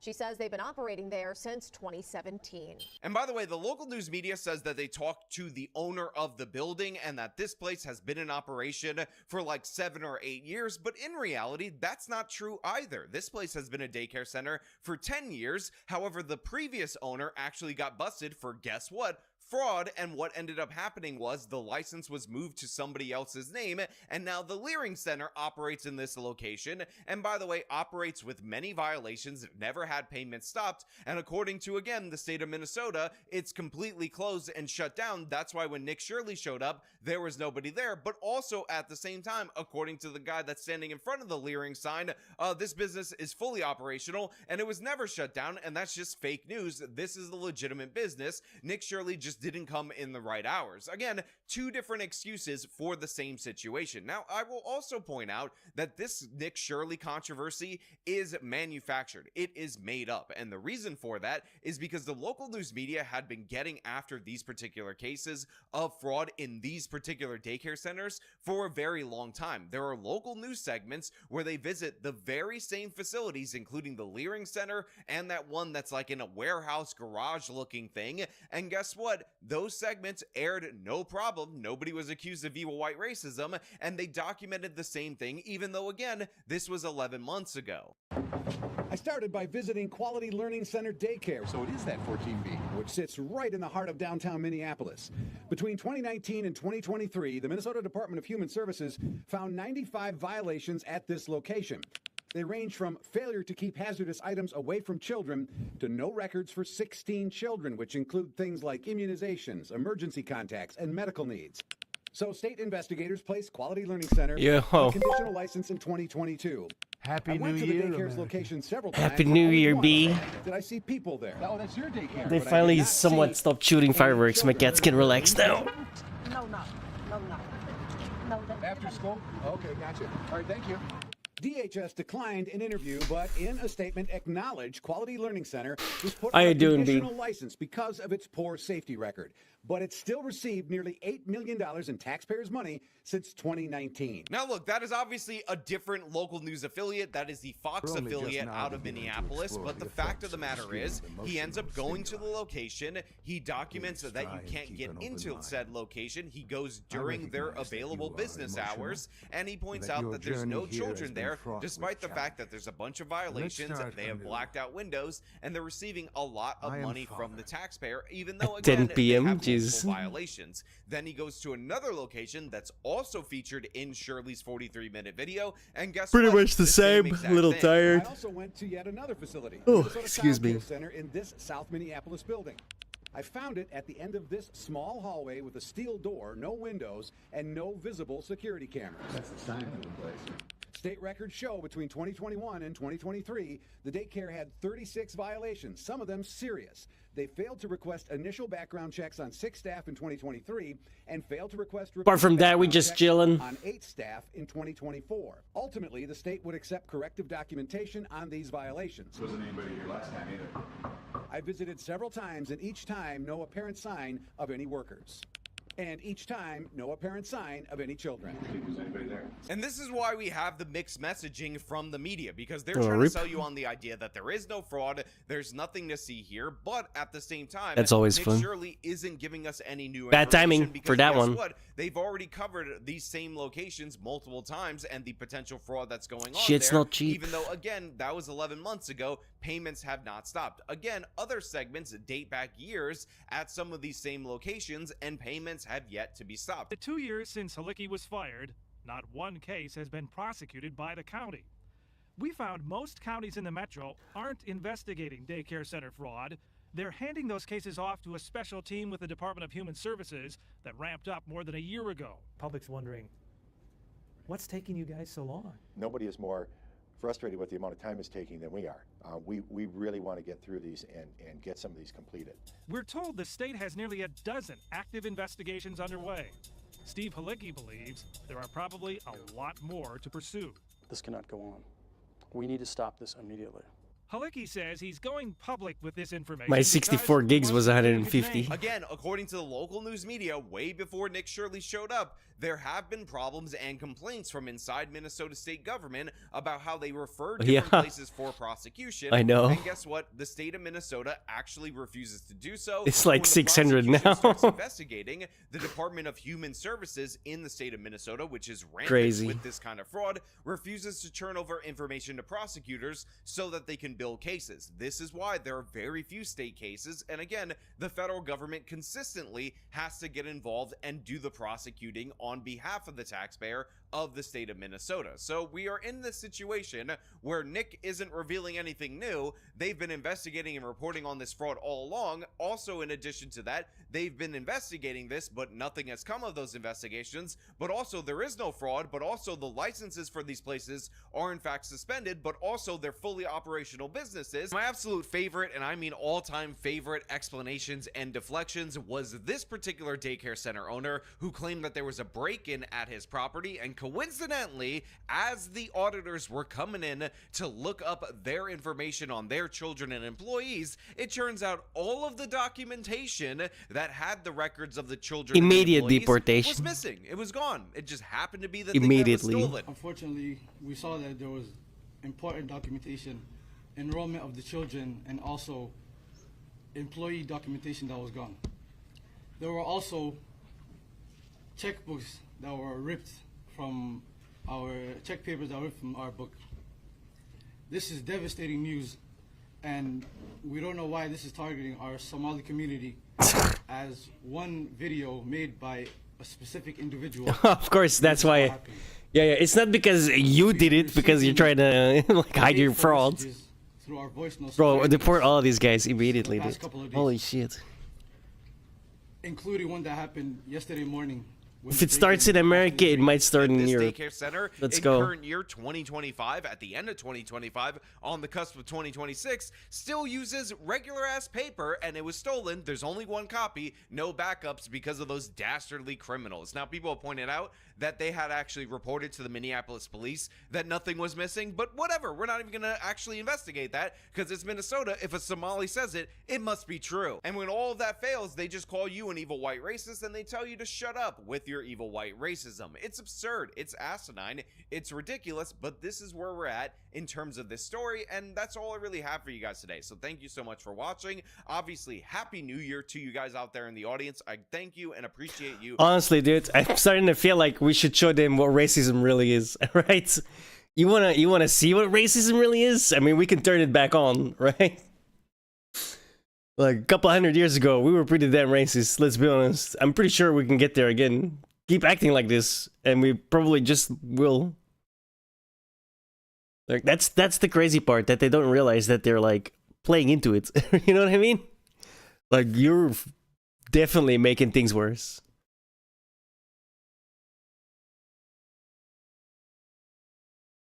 Like, how long before somebody just goes like, you know what? Yeah, okay, you want me to be a racist? Let me show you what it actually is. Right? You know what I mean?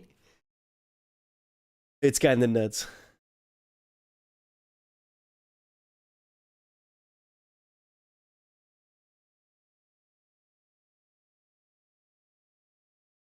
You see the dumb Somali chick that like massively gave the game away? My god, she's so fucking stupid. Hang on. Oh, that's the other retard. Did we just watch that? Where is it?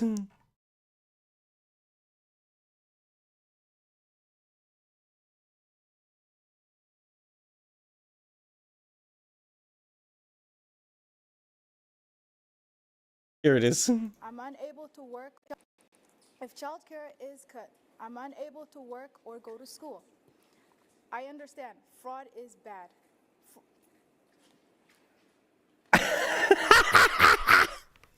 Bro, these people are so fucking retarded. They can't even hide the... You can't even say fraud is bad with a fucking straight face without going like, oh shit. Oh, I didn't mean to say that. Oh, no. Like, fucking retard. Fucking bitch, dude. Notice as well, right? When she puts the other hand to her mouth. If childcare is cut, I'm unable to work or go to school. Unable to work or go to school, so please give me handouts. Ignore the massive diamond on my finger, though. Bro, these people...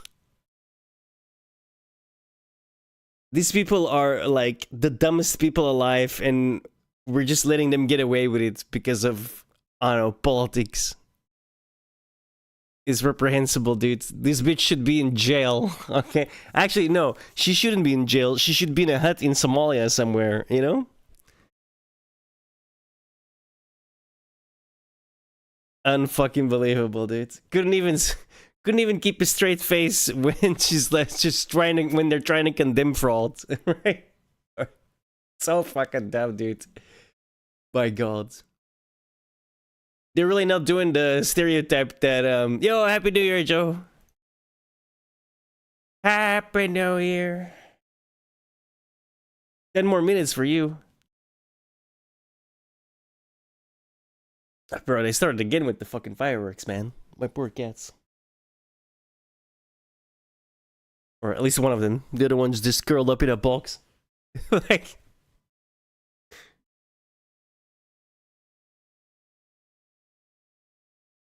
The other one's kind of running around freaking out.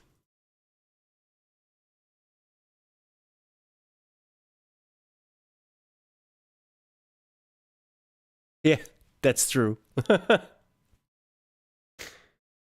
That's true.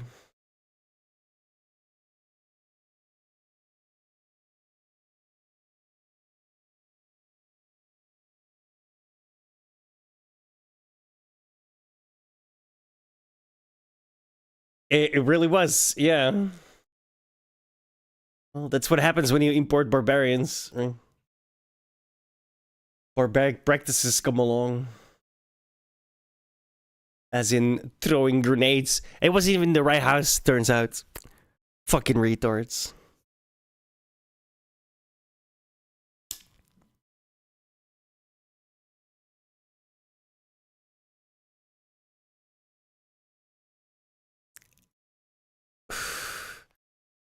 You're awesome, PM? You mean the traitor that's in charge of your government somehow? That invited and secured a pardon for like one of the worst people on the planet? Yeah, I saw that. It's crazy that Keir Starmer is your prime minister. Like, the guy would have been put against the wall. You know? I literally called him a traitor right to his face on Twitter, dude. I don't give a fuck. I don't live in the UK. Right? Fuck that shit. I really like how the very next Twitter was like, oh, well, I mean,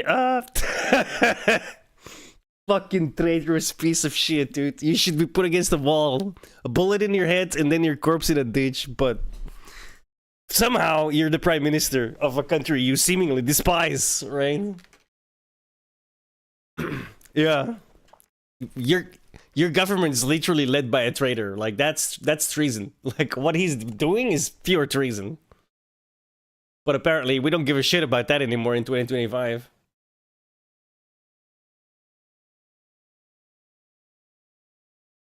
Shit, same thing in America, dude. The whole Tim Walsh shit, Ilhan Omar thing. Those people are actual traitors and they're in the government. Like, how is that even a thing?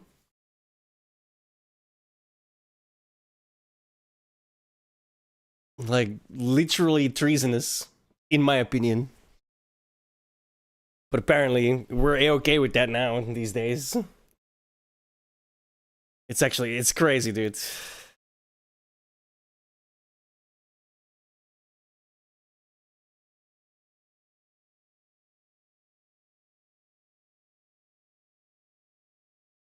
I've said it before, I'll say it again. I'm actually super happy that Brexit happened, because we got enough problems of our own without having some freak, like, messing things up right from the UK, you know? Like, the best part about the whole Brexit thing is now you guys can't... Your government, right? Your government can't influence the EU no more. Not that greatly, at least.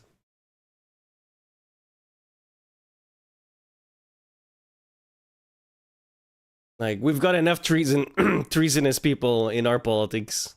We don't need more.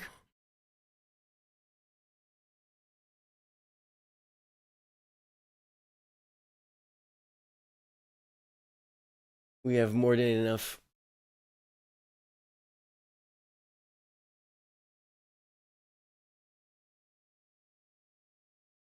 I wonder how long it's gonna take before people realize, you know, there's way more of us than there are of them, right? Let's just go get them, right? Because it's coming. Like, if this keeps up, it's definitely coming.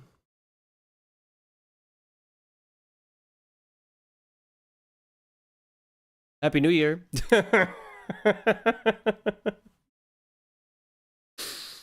Ugh.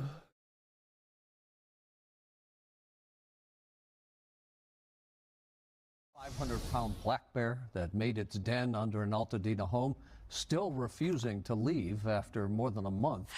Now the homeowner there says that this massive bear has done damage to his pipes, forcing him to shut off the gas. Well, it looks like it's that time of day again where I gotta pop a drink in the middle of the afternoon because the state of California happens to be the dumbest state in the entire union, and a perfect distillation of California's ineptitude is this policy that the Fish and Wildlife Department has decided to implement against a homeowner, essentially saying that because a bear has been there for 30 days, it gets squatters' rights. We wouldn't want to interfere with the bear in its new environment, so the homeowner has to deal with the fact that the bear lives under his house from now, I guess, until the end of time, or he has to take the bear to tenant court, because that is actually how dumb the state of California actually is, and I will drink to that.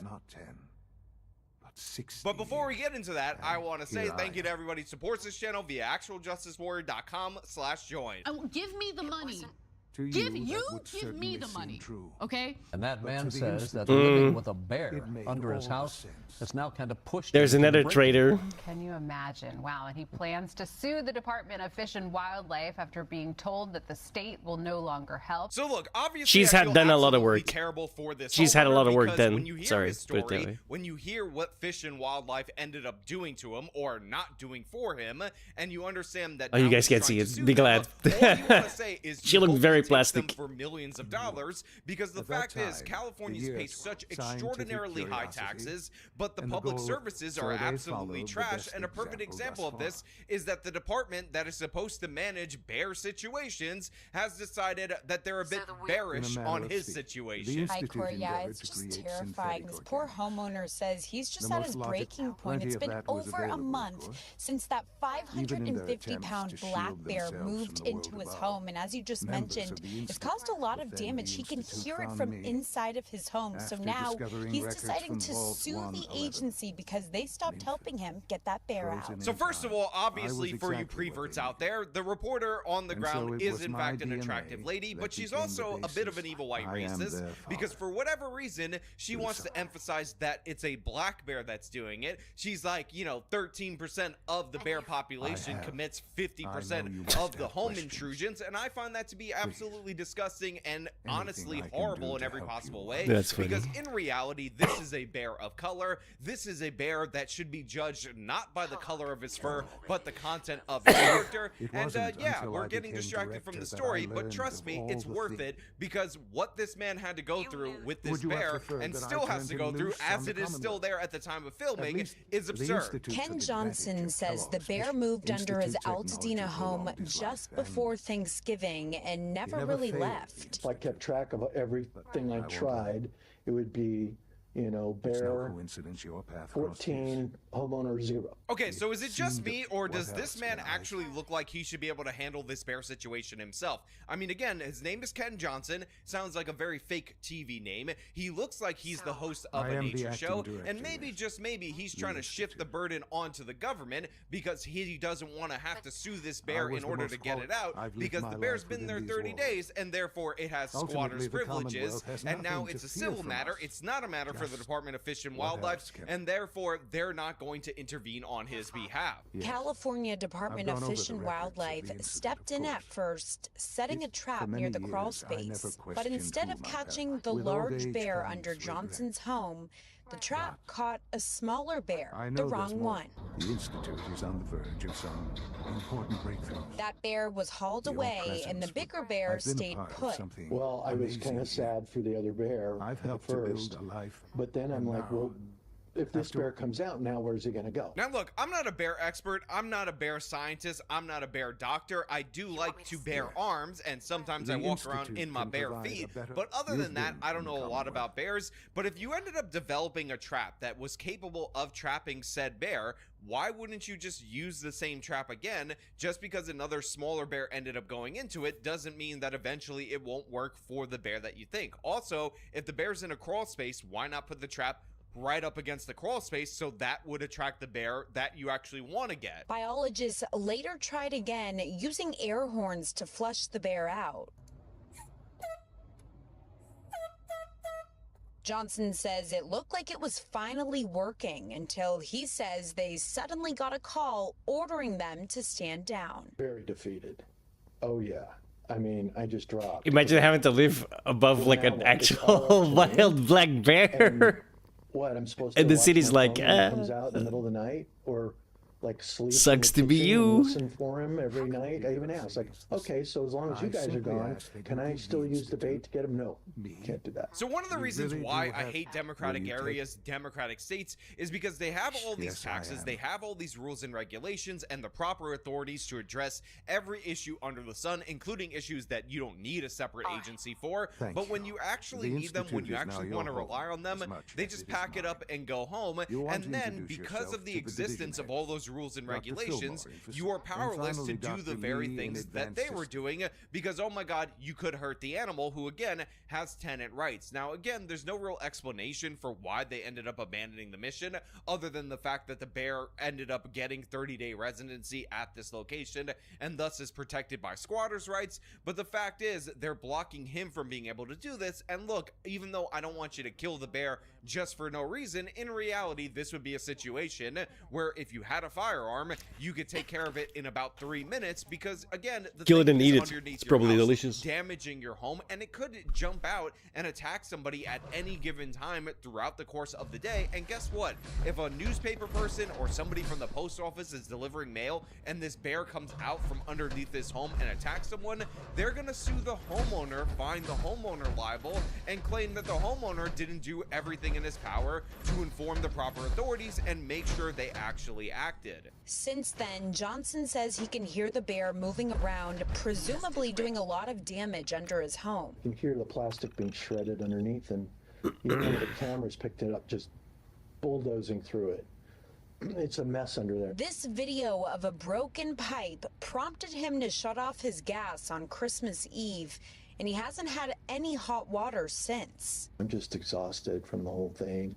Again, this is absolute madness, but as we've seen with many of these squatter cases, the bear, in order to get a good settlement from the homeowner, is incentivized to destroy the property. He ended up damaging the gas line, and at what point in time is the city, is the state going to step up in this situation? Because obviously this is very dangerous. It could get significantly worse, because if he hadn't noticed the damage to that pipe and left his gas on, you could be in a situation where gas is leaking through the neighborhood, and then the whole property could blow up, or there could be a fire, and yet the state of California is standing idly by. And again, I will point out, if you're paying exorbitant taxes in this particular state, you should be able to have a hot shower. You should be able to actually use your stove. You shouldn't be able to be frozen out during the Christmas season. Now, I understand it is warm in Southern California, but that still doesn't mean that you should be without heat just because a bear decided to move onto your property and California government regulators decided that the bear has more rights to it than you do. But this is the situation that he's at, and unfortunately, even though he's going to file a lawsuit against Fish and Wildlife, the fact is that qualified immunity that everybody thinks is about police officers is actually about government officials overall. And in fact, many of the qualified immunity cases and the first cases that established that principle had to do with social workers, regulators, and all these different people who are distinctly not police officers. So yeah, the government is going to be fully protected in their ability to not provide service, but the fact that they could not provide a service and then block you from doing it is just another absurdity, again, synonymous with the state of California. You know, I get my mind off it for a little bit, and then suddenly I get flooded back with, oh, that's right, can't take a hot shower. I got to monitor the situation all the time. Every time my phone buzzes, it's like, is that him? Do I have to go and keep him away? Now, Johnson says he plans to sue, accusing the agency of negligence and emotional distress. Because this has gone on long enough, and it's something that they should deal with. I mean, it's a tagged bear. They've dealt with it before. They chose not to euthanize it, and now it's back. And it's just going to keep on doing this. So he ends up saying that this is a tagged and monitored bear by Fish and Wildlife, and yet they're still doing nothing. They chose not to euthanize it in the past. And even though I think that is a bad consequence for somebody who's just squatting on your property, I need to remind all of you guys that this is just a massive bear. It is a massive bear under his property ripping up his pipes, and Fish and Wildlife that is supposed to deal with this has decided, no, we're not doing that. We're not interested in that. And again, it's absolutely absurd that they could just make this decision, but again, it is the state of California. KTLA legal analyst Allison Treasel says the department has a duty to protect homeowners when there's a public safety threat, and says Johnson may have grounds to take this to court. It's actually really adorable, but you know, prove that don't want to live it. You don't want to have that live on your house. his safety. While she doesn't know if and how much money Johnson would get from the lawsuit, she believes if he wins, a court order to remove the bear is likely. Now look, they bring on a lawyer that says that he might have a case. Again, I highly dispute that, but maybe he could get a court order for them to remove it. However, when Fish and Wildlife was reached out to for comment, they did not respond to requests for comment, but they said, look, we got a camera, or the reporter ended up reporting that there was a camera and they're monitoring the situation in some way, shape, or form. And you know, it's no big deal. If this bear ends up ripping up his entire property, that's really on him. Threat to his safety, no big deal. As long as he doesn't do anything to try to get the bear out, then they're totally fine with it, because guess what? The bear's been there 30 days, therefore it has squatters' rights. But of course, Outfits. I want to know what you guys think about all this. Welcome back. Happy New Year. As per usual, if you like the video, show them by leaving a like, subscribe for more content, follow me on the social media, support me via support links in the description of this video. This has been me talking about a bear getting tenants' rights. Till next time.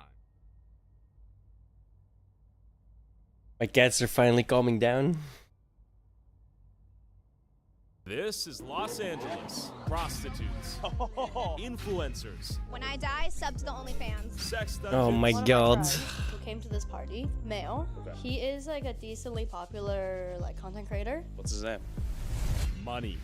But amidst all the supercars, mansions, and boob jobs lies a much darker side of LA they don't show you on the tourist buses. How is it being homeless? Yeah, I ain't going outside. Fuck that. Yeah.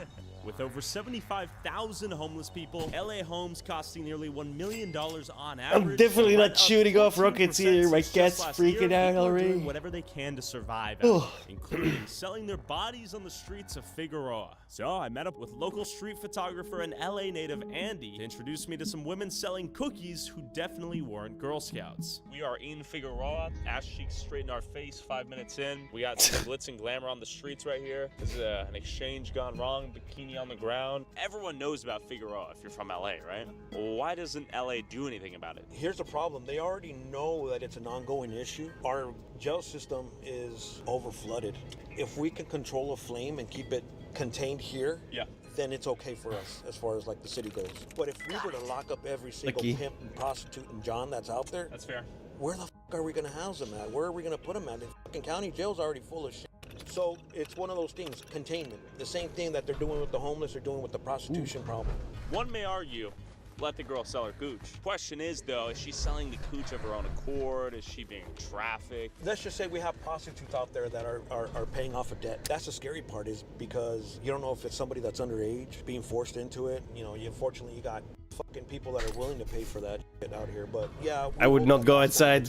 See, a lot of these guys are Nice and warm inside. too, man, so you I gotta like be that careful. bitter. These guys will fucking tell the next guy, we got some sketchy motherfuckers going on. One thing you don't want to do with these people is fuck their business. Bro, they started again, man. Fuck off with the fireworks. Broad daylight right now, 2:07 p.m. LA. Brother, okay. Turn on the news around 2 in the afternoon. You'll hear about shootings and you'll hear Like these about guys right robberies. These guys are probably again. They're chilling on the corner, looking left, right. Well, like, you gotta understand, a lot of these people aren't out here just sightseeing. This girl sells masks, you think? Oh yeah, definitely. Hey, question for you. We're trying to interview people. We're making a YouTube video. See? Yeah. You should let me do it. Well, here's the thing, Tyler. You look like a cop. That's what I'm telling you. I still got the Fed aesthetic. I'm gonna go in for. I mean, she's waving people down. Should I roll up and talk to girl in pink booty shorts on our left? Yeah, I'll talk to you. Yeah. Sweetheart. Hey, can I talk to you real quick? Hey. Hi. Why not? Because you got a podcast thing on you. Look, I'll be honest with you. I'm not. I will. I'll give you some money. I'll give you some money. Easy money. You ain't even gotta touch a mother. I don't want $20 though. What if we do like $100? Can we like actually talk to her? What kind of questions you gonna ask me? What type of questions? Years old. I'm gonna keep it real. I want to hear about workout here. Workout here. Ain't nobody picking us up. I want to hear about. No police. I got a YouTube channel right in front of this. Do it in her alley. She live right here. All right, let's go. Nah, bro, we're gonna get. I don't want to go anywhere. Actually? Yeah. You don't trust it? No, not the alley. I don't want to get fucking jacked. Why don't we just say let's do it out here? I'm just gonna tell her that. All right, ladies. The infamous Fig sign behind us. All right, I'm here with Trippy. Where are we at right now? We're on 103rd and Figueroa Street. How much are you charging for other services out here? Just out of curiosity. If you want like a quickie, you can give me like $150. That doesn't include asshole because I don't sell asshole. That's only for head and sex. Yeah. And are all the customers wearing condoms out here? All of them are supposed to, but honestly, some girls, if you run across some, you can find some girls that'll do it without a condom. How is life out here, and what is your name? I'm Amaya, Pink Honey. Pink Honey? How long have you guys been doing this? Almost 9 years now. A long time. Not You enjoy it? on the street, but at the massage parlors, at the strip club, everywhere. I enjoy the money that I make and the people and the interaction. What's that, GTA? Of course. I wouldn't be out here if I wouldn't. On a good night, you could probably see at least $1,500 to $2,000. Now that's if you're working all day. That's not only nighttime. That's daytime and nighttime. At the end of the day, we've been doing this. We've been down for it. So we're going to keep being down for it till we get to where we're going. Where are you trying to go? Where am I trying to go? I'm trying to go to law school. Okay. So I'm You're in using this to fund your law school venture. I'm in college right now. And how old are you? 27. You've been doing this since you're 18? Yep. And what about you? How long have you been doing this? I've been doing this since I was 12. I'm 26. 12? Yeah. And you sold yourself to like adult men? Yep. I did what I had to do, but at the end of the day, it really changed my outlook on men. Now that I'm older, honestly, sometimes I have to tell them that I'm younger because these men out here really want younger girls. The younger you are, the better. So honestly, Okay. I'm gonna get picked up 10 times more than I am with a bust down weave right now because they like real young girls. All right, what is your name? Jazz. Jazz. Yes. Jazz, how long have you been doing this and how old are you? I've been doing this for 6 months, so I'm new to the game. I'm fresh. So let me ask you this, 6 months in, how do you like the job? Do you see yourself doing it for much longer? Yeah, I like it. It's ups and downs to this, but at the end of the day, the money is How much you make in a month? 3,000 to 5,000 a month. A month? Yes, depending on how long I stay outside. Like, 'cause sometimes me personally, I like the daytime. No. Do the feds even care? Because obviously Figueroa's known for this, right? More or less, they care. We came from a generation where they used to take us to jail just for standing out here. Now, girls don't get picked up at all unless you're a minor. So that's really what they're on. The feds really do care about the minors. They really do care about cleaning it up. You know what I'm saying? I like that. I'm about to go do a call. I have an out call, so I'm going to somebody's house. For sex. For money. She's gone. Well, it was a pleasure to meet you. Be safe. Okay, so you're making 3 to 5K a month. How much are you making, if I may ask? A month?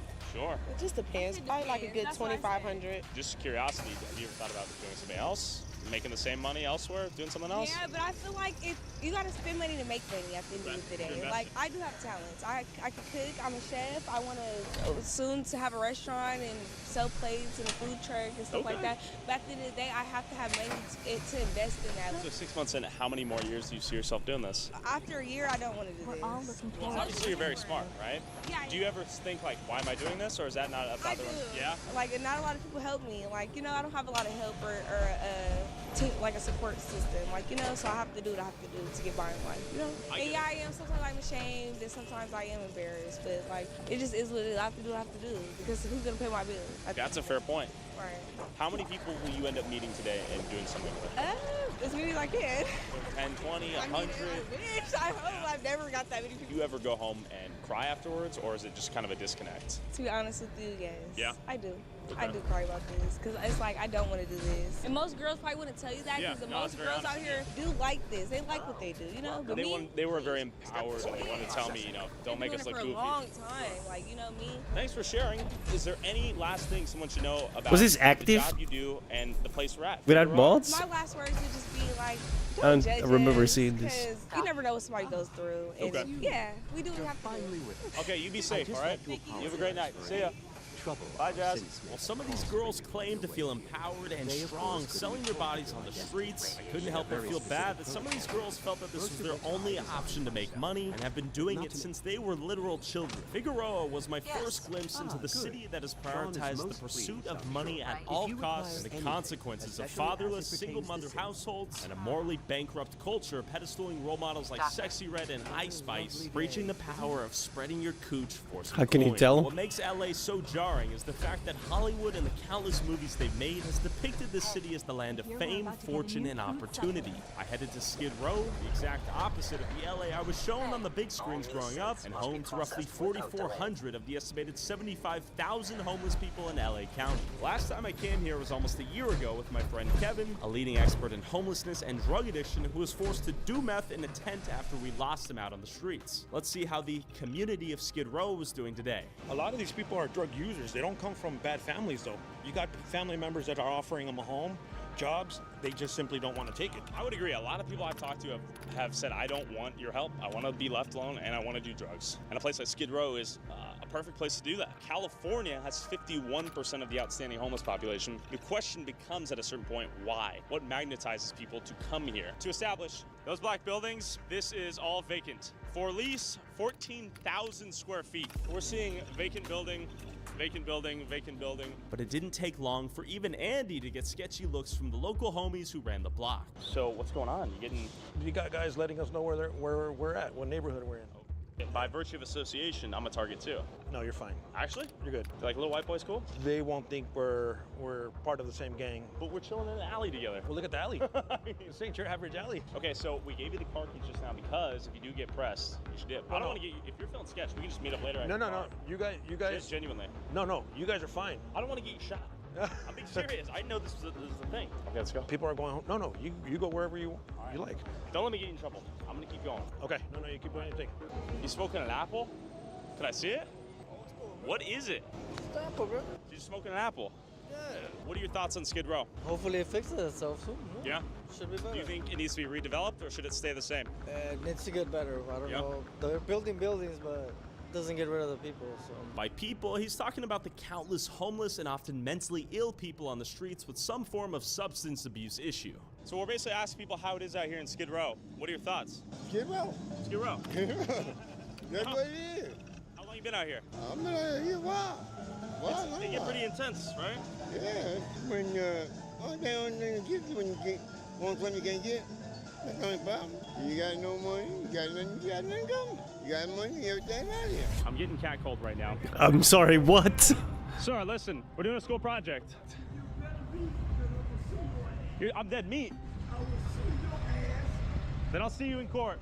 Take it easy, Tiger. Famously, in 1972, when local businesses and city officials wanted to bulldoze Skid Row, redevelop the land, and push the undesirable human elements out, Skid Row activists and residents of other neighborhoods who didn't want these undesirables in their neighborhood helped come up with the infamous containment plan. The goal called to push missions, charities, public restrooms, benches, and homeless services within the newly drawn borders to help keep these poor, undesirable people in. Basically, the activists wanted to preserve the community of Skid Row from being bulldozed and the low-income housing it provided, even if this containment plan sounded inhumane. In 1976, LA adopted the plan and incorporated additional strategies like excessively bright prison lights, and patrolling police officers who were known to stop you if you exited the zone's borders and looked sketchy. And in a few years, Skid Row became the place to go if you were homeless due to the abundance of meals, showers, and bathrooms, and hospitals even began discharging patients to Skid Row if they didn't have an address. While the reputation of housing homeless and mentally ill people since the 70s has maintained, how was the community the activists fought to preserve in the 70s still looking today? That remains to be seen. Okay. It is what it is, so you know? I worked on Skid Row. Is it safe or not? We'll find out. I've been here let me ask you this. What time does it get a little sketchy? Oh, anytime it can get sketchy. Yeah, anytime it can get sketchy, but it all depends on how you are. I'm a chill dude for the most, but I have a camera. That's the big clincher, right? I'm trying to capture it. Yeah, problem. Yeah, okay. It's just haunted and wicked. It's wicked? I feel like there's some satanic, like, demonism at play a little bit. Is it dangerous at night out here? No, as long as you stay still, but if you go somewhere or something, you gotta be careful. Is it dangerous out here? I don't know. Maybe what I listen about this area is very dangerous area, but visiting? No, I go for a walk in this area. Go for walks in Skid Row? Yeah. Why? Just for the thrill? Just for interesting. I was in San Francisco in Tenderloin, you know. You do vlogs, videos? No. Like, when you try to film, many people start to scream. And literally moments later, one lady did not like the side of my camera, and several other homeboys stood up and told me to come over. Oh, okay, my bad. Just, okay, all right. Okay. Whoa, just look at ice cream. We're good. Oh, shit. All right, I gotta get out of here. So, what I've learned is that Reagan more or less shut down the mental institutions, which reduced the ability for a lot of people to get housing and the psychiatric care they need. So unfortunately, it results in this. Yo, Happy New Year, Sin. People on the ground, cardboard. This is Hope you're having a good one. inhumane as it gets, I believe. And there is a makeshift weapon, it seems. With the activists in the 70s fighting to preserve low-income housing and the community of Skid Row, I wondered why there were still countless people living on the sidewalks 50 years later. Where was all this low-income housing? And was homelessness a part of the community they sought to maintain? And with an approved $783 million budget to combat homelessness in 2024 in LA County, where was that money going? My name is Diamond D. Diamond D. You know what I'm saying? And I'm really, I'm a certain sacrifice because, I'm an American, but why do they have to treat us like this? Why do they have us on the sidewalk when we're supposed to be living in luxury? Well, you That's can what I tell wanted to them ask you. that I saw that luxury tower. Why can't you live in there? Unannounced security sweeps. Because they didn't put me there yet. Ransacking my quarters in the middle Because of the they night say, is totally unacceptable. It's not available right now. We're all full. But when I went up there, everything was empty. They didn't have nothing in there. So they say they have no vacancy, but they actually do. Yeah, they have vacancies. The luxury tower Diamond D is referring to is this 19-story high luxury apartment building. Was there vacancy in this building? And how was a $165 million building helping, at max, 298 out of the over 75,000 homeless people in LA County going to solve homelessness? Roughly $600,000 per unit of housing out here. This is permanent housing designed for the homeless folks out here. My question is there vacancy? And if so, why aren't these people moving in? Hi there, question for you. I'm trying to figure out, is there vacancy in this building? We got this nice building. There are some units. We're trying to rent out units for our veterans. We're waiting for some of the clients to be matched so that we can get them in, and we're being patient. How many units are there here? 270 something odd units. Okay. Have a lot of the tenants been happy with the apartment complex? Absolutely. Yeah. Will Skid Row continue to build, like, I see the building back there? On the surface. Yeah? Because, everyone that's homeless, they need housing. And then I stumbled upon this lady who just moved in. I'm here with Yolanda Rojas. Kinda, yeah. You live in this building? I just moved here last week. It's a new building. How do you like it? Beautiful, it's beautiful. It's an awesome building. Small. Yeah, it's a new building. Are there any rules you have to abide by to live in the building? Oh. Oh. No music, no fighting, no argue, no drugs. What did you have to do to get in this building? Did you have to do an application? No, you had to be like in the streets, they pick you up. You don't have to pay rent here? $50. $50? A month, yes. Okay, and are all the spaces filled in here? Not yet. Not It's yet. 2 towers, it's 2 towers. But see, sometimes people, they don't really want to get help. Well, a few hundred lucky people end up getting to live here like Yolanda. Spending $600,000 per homeless person is financially impractical if LA actually wants to get everyone off the streets one day. I pulled up to a tiny village with 64 square foot transitional housing units that come with a bed, heaters, and AC to see a different approach to solving homelessness. Critics often compare it to a prison, while advocates believe it's a better solution to getting people off the streets as fast as possible on their path towards long-term housing. But what do the residents living there think? Do you live here? My name is Matt Betancourt. Matt, where are we in front of right now? We're in front of the Tiny Home Village on Chandler in North Hollywood, California. Okay, how long you lived there? I've lived here for Oh yeah, the hotel looked really nice. For what it is, it's okay. I mean, it's comfortable. They provide what you need, the necessities, but living in a homeless community isn't always cool, but for what it is, I'd rather be in here than on the streets. Law and order is just pretty much just make sure nobody hurts each other, nobody overdoses. What's your biggest complaint? It's disgusting in there, dude. Actually? Yeah, dude. Daniel, how long you lived here in the tiny home community? I've lived here since December 15th. How do you like it? I do like it. Yeah? This is one of the smaller ones compared to the big ones. Okay. There's some that look like giant ones. Little mansions?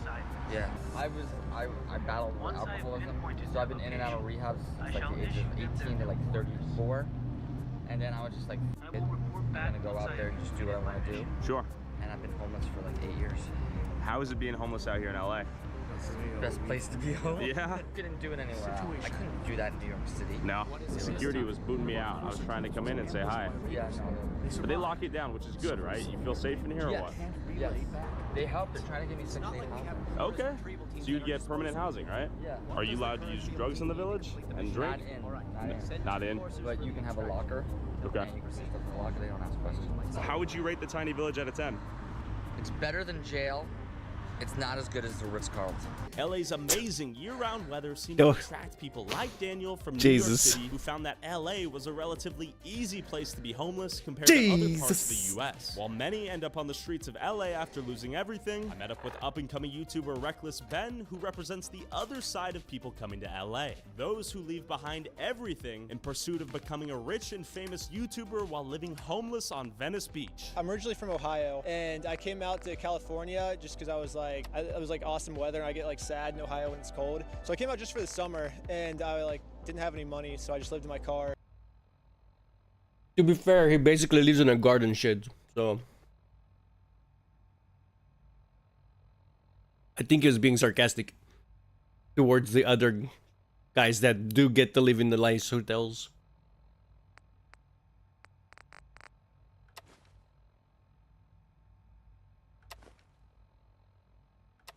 Yeah, except everyone who was living in the nice hotels was black, so what's that mean? And then I saw the Scientology building. It was like right where I parked my car at, and I was like, I wonder what's inside. So I got some spy cameras, and I like went in there and like filmed all their like brainwashing. My goal was actually, I was like, how high can I get in Scientology without spending like a single dollar, you know? Because it costs like millions of dollars to make it to the top. And I was like, and I made it all the way to the Sea Org, which is the highest rank in Scientology. And then they kicked me out the next day. But and then they sued me for like $1 million. But how did that go? Well, I made my own religion called Scientology Sucks. If you look at the IRS.com, you can actually see my like religion's a legitimate religion. And because they were getting me for like defamation or whatever, and it's like Allegedly. no, they were suing me for hate speech and defamation is what they were saying. Now that I have my religion, it's no longer defamation. It's like freedom of religion, I guess, because like I believe that Scientology That's hilarious. sucks. So by them suing me for what I believe in, This now guy's they're hilarious. discriminating me against my religion. So that's how the lawsuit turned out, I guess. So did you lose $1 million? No, the detectives just like dropped the case. Okay. How is life as a young man chasing a dream with no money out here in LA? It's really hard. So when I first came to LA, I literally just bought a one-way ticket because I was like, I gotta get out of Ohio. So I came here. I just slept on the beach for like 3 months, I think. I just had a sleeping bag. Sometimes I'll sleep under like a bridge or something. Okay. Yeah, it was like Straight hobo. Yeah, I was like with like the schizophrenic people that were like talking to themselves, and I like started. What's even more genius is that he's basically using Scientology's tactics against him. Because that's how they do it.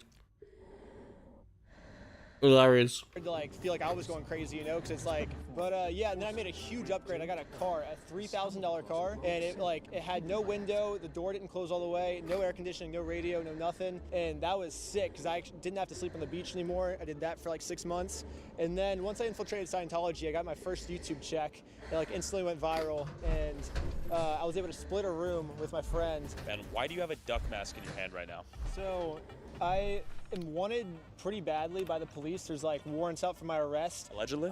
No, like actually, like police have been like showing up to my The house fuck? and like all my friends' houses. Like we've literally had cars like follow us to the grocery store and stuff. And like this is all real. This isn't like just for the video. But so I thought it would be safer to like, wear the mask because He they like can't moves prove two that it's steps me in the mask, you know? Can you do a backflip as well? Probably. I've never done a backflip with shoes on or on concrete. All right, let's not do it then. Oh my God, Ben, that was very impressive. I did break my neck once. What? Yeah. You broke your neck once. Yeah, I still have a clogged artery in my neck. Okay, What the so fuck? now I feel a lot more guilty. Rumor has it, allegedly, you may or may not have put a slack line up on that building and attached a large penis. Well, yeah, you can still see it. You can, Oh, like, there it is. Between the two. Dude, this is like a once-in-a-lifetime thing. There's like a skyscraper that has like graffiti on it. I was like, I want the biggest piece of graffiti out of like everyone, you know? Because this is like a landmark in LA, and I was like, I gotta put like my mark on it, but not just a mark. I gotta put the biggest mark on it. Oh, what the fuck was that? What the fuck? Is that a bomb? If there's some 18-year-old kid watching saying, I want to chase my dream like Ben, move to LA and go for it, would you say they should? If they have a plan, then yeah. It's definitely like hard, but like if it doesn't work, you can always like move back, you know? If you didn't make it in the YouTube scene, would you be happy doing anything else? Or is this kind of the, I'm gonna make it or die trying? I was kind of in the I'm gonna make it or die trying. Like I was kind of dying trying, you know, like I was. Like, literally. Yeah. I mean, because I was having fun dying trying, you know, like even when I didn't make it, it was still fun. Like, I think this all ends. Hopefully I just keep Huh? going crazier and crazier and crazier until eventually I just die, I guess. Whether it's being a YouTuber, actor, musician, My guy was street like, "What the performer, or living fuck?" freely as an alcoholic or drug addict, the I gotta stop possibilities doing here in drugs. LA are endless. If you work and network hard enough, even you might be able to run your own sex dungeon one day. Lydia, what do you do? Where are we at? We are at my warehouse office space. What happens in this warehouse, potentially, allegedly? So during the day, me and my business partners, we work here for a VR startup, and during the night, we have sex parties and normal parties. What does a sex party look like? What does that mean? It's not what people expect, where you go into a room and everyone's having sex. We do kind of like a Berlin sex party themed event that's just like censorship free. Because I come from like a fine arts background. I have a lot of friends who do. Of like, course she does. performance art, and they're always like looking for a place to perform. And then also I'm friends with a lot of like dominatrixes and stuff like that, where they're always looking for a place to just, you know, like showcase their abilities. And at normal venues, you can't really do that. But we're a warehouse, so we have no rules. Do we have a lot of high-end, high-net-worth individuals getting freaky on the down low out here? Yes. Okay. How much would it cost to attend a party, theoretically? Oh, it's really cheap. We do like $35. $35? Yeah, just for entrance. Guy down the street can do that. But we're very careful with like selecting people. So we actually like video interview them and have them fill out application. We had the first one we did, we flew out a dominatrix. Her name is Dasha from New York. All right. And she piss boarded this girl on stage. What is piss boarding? Like waterboarding, but with piss. So as soon as she landed in LA, she started collecting her pee. So she got like jugs and jugs and jugs of pee. Okay. And she was storing them in Ben's office, actually. Lucky man, Ben. That's And disgusting. then she said it wasn't enough pee, so we had a few like friends in like the adult industry who came who were interested. Talking like porn stars or? Yeah, porn stars, and they all donated pee. So we had jugs and jugs and jugs and What the jugs fuck? of pee. And then she had this girl lay on the stage, and they put a towel over her head, and then like started piss boarding her.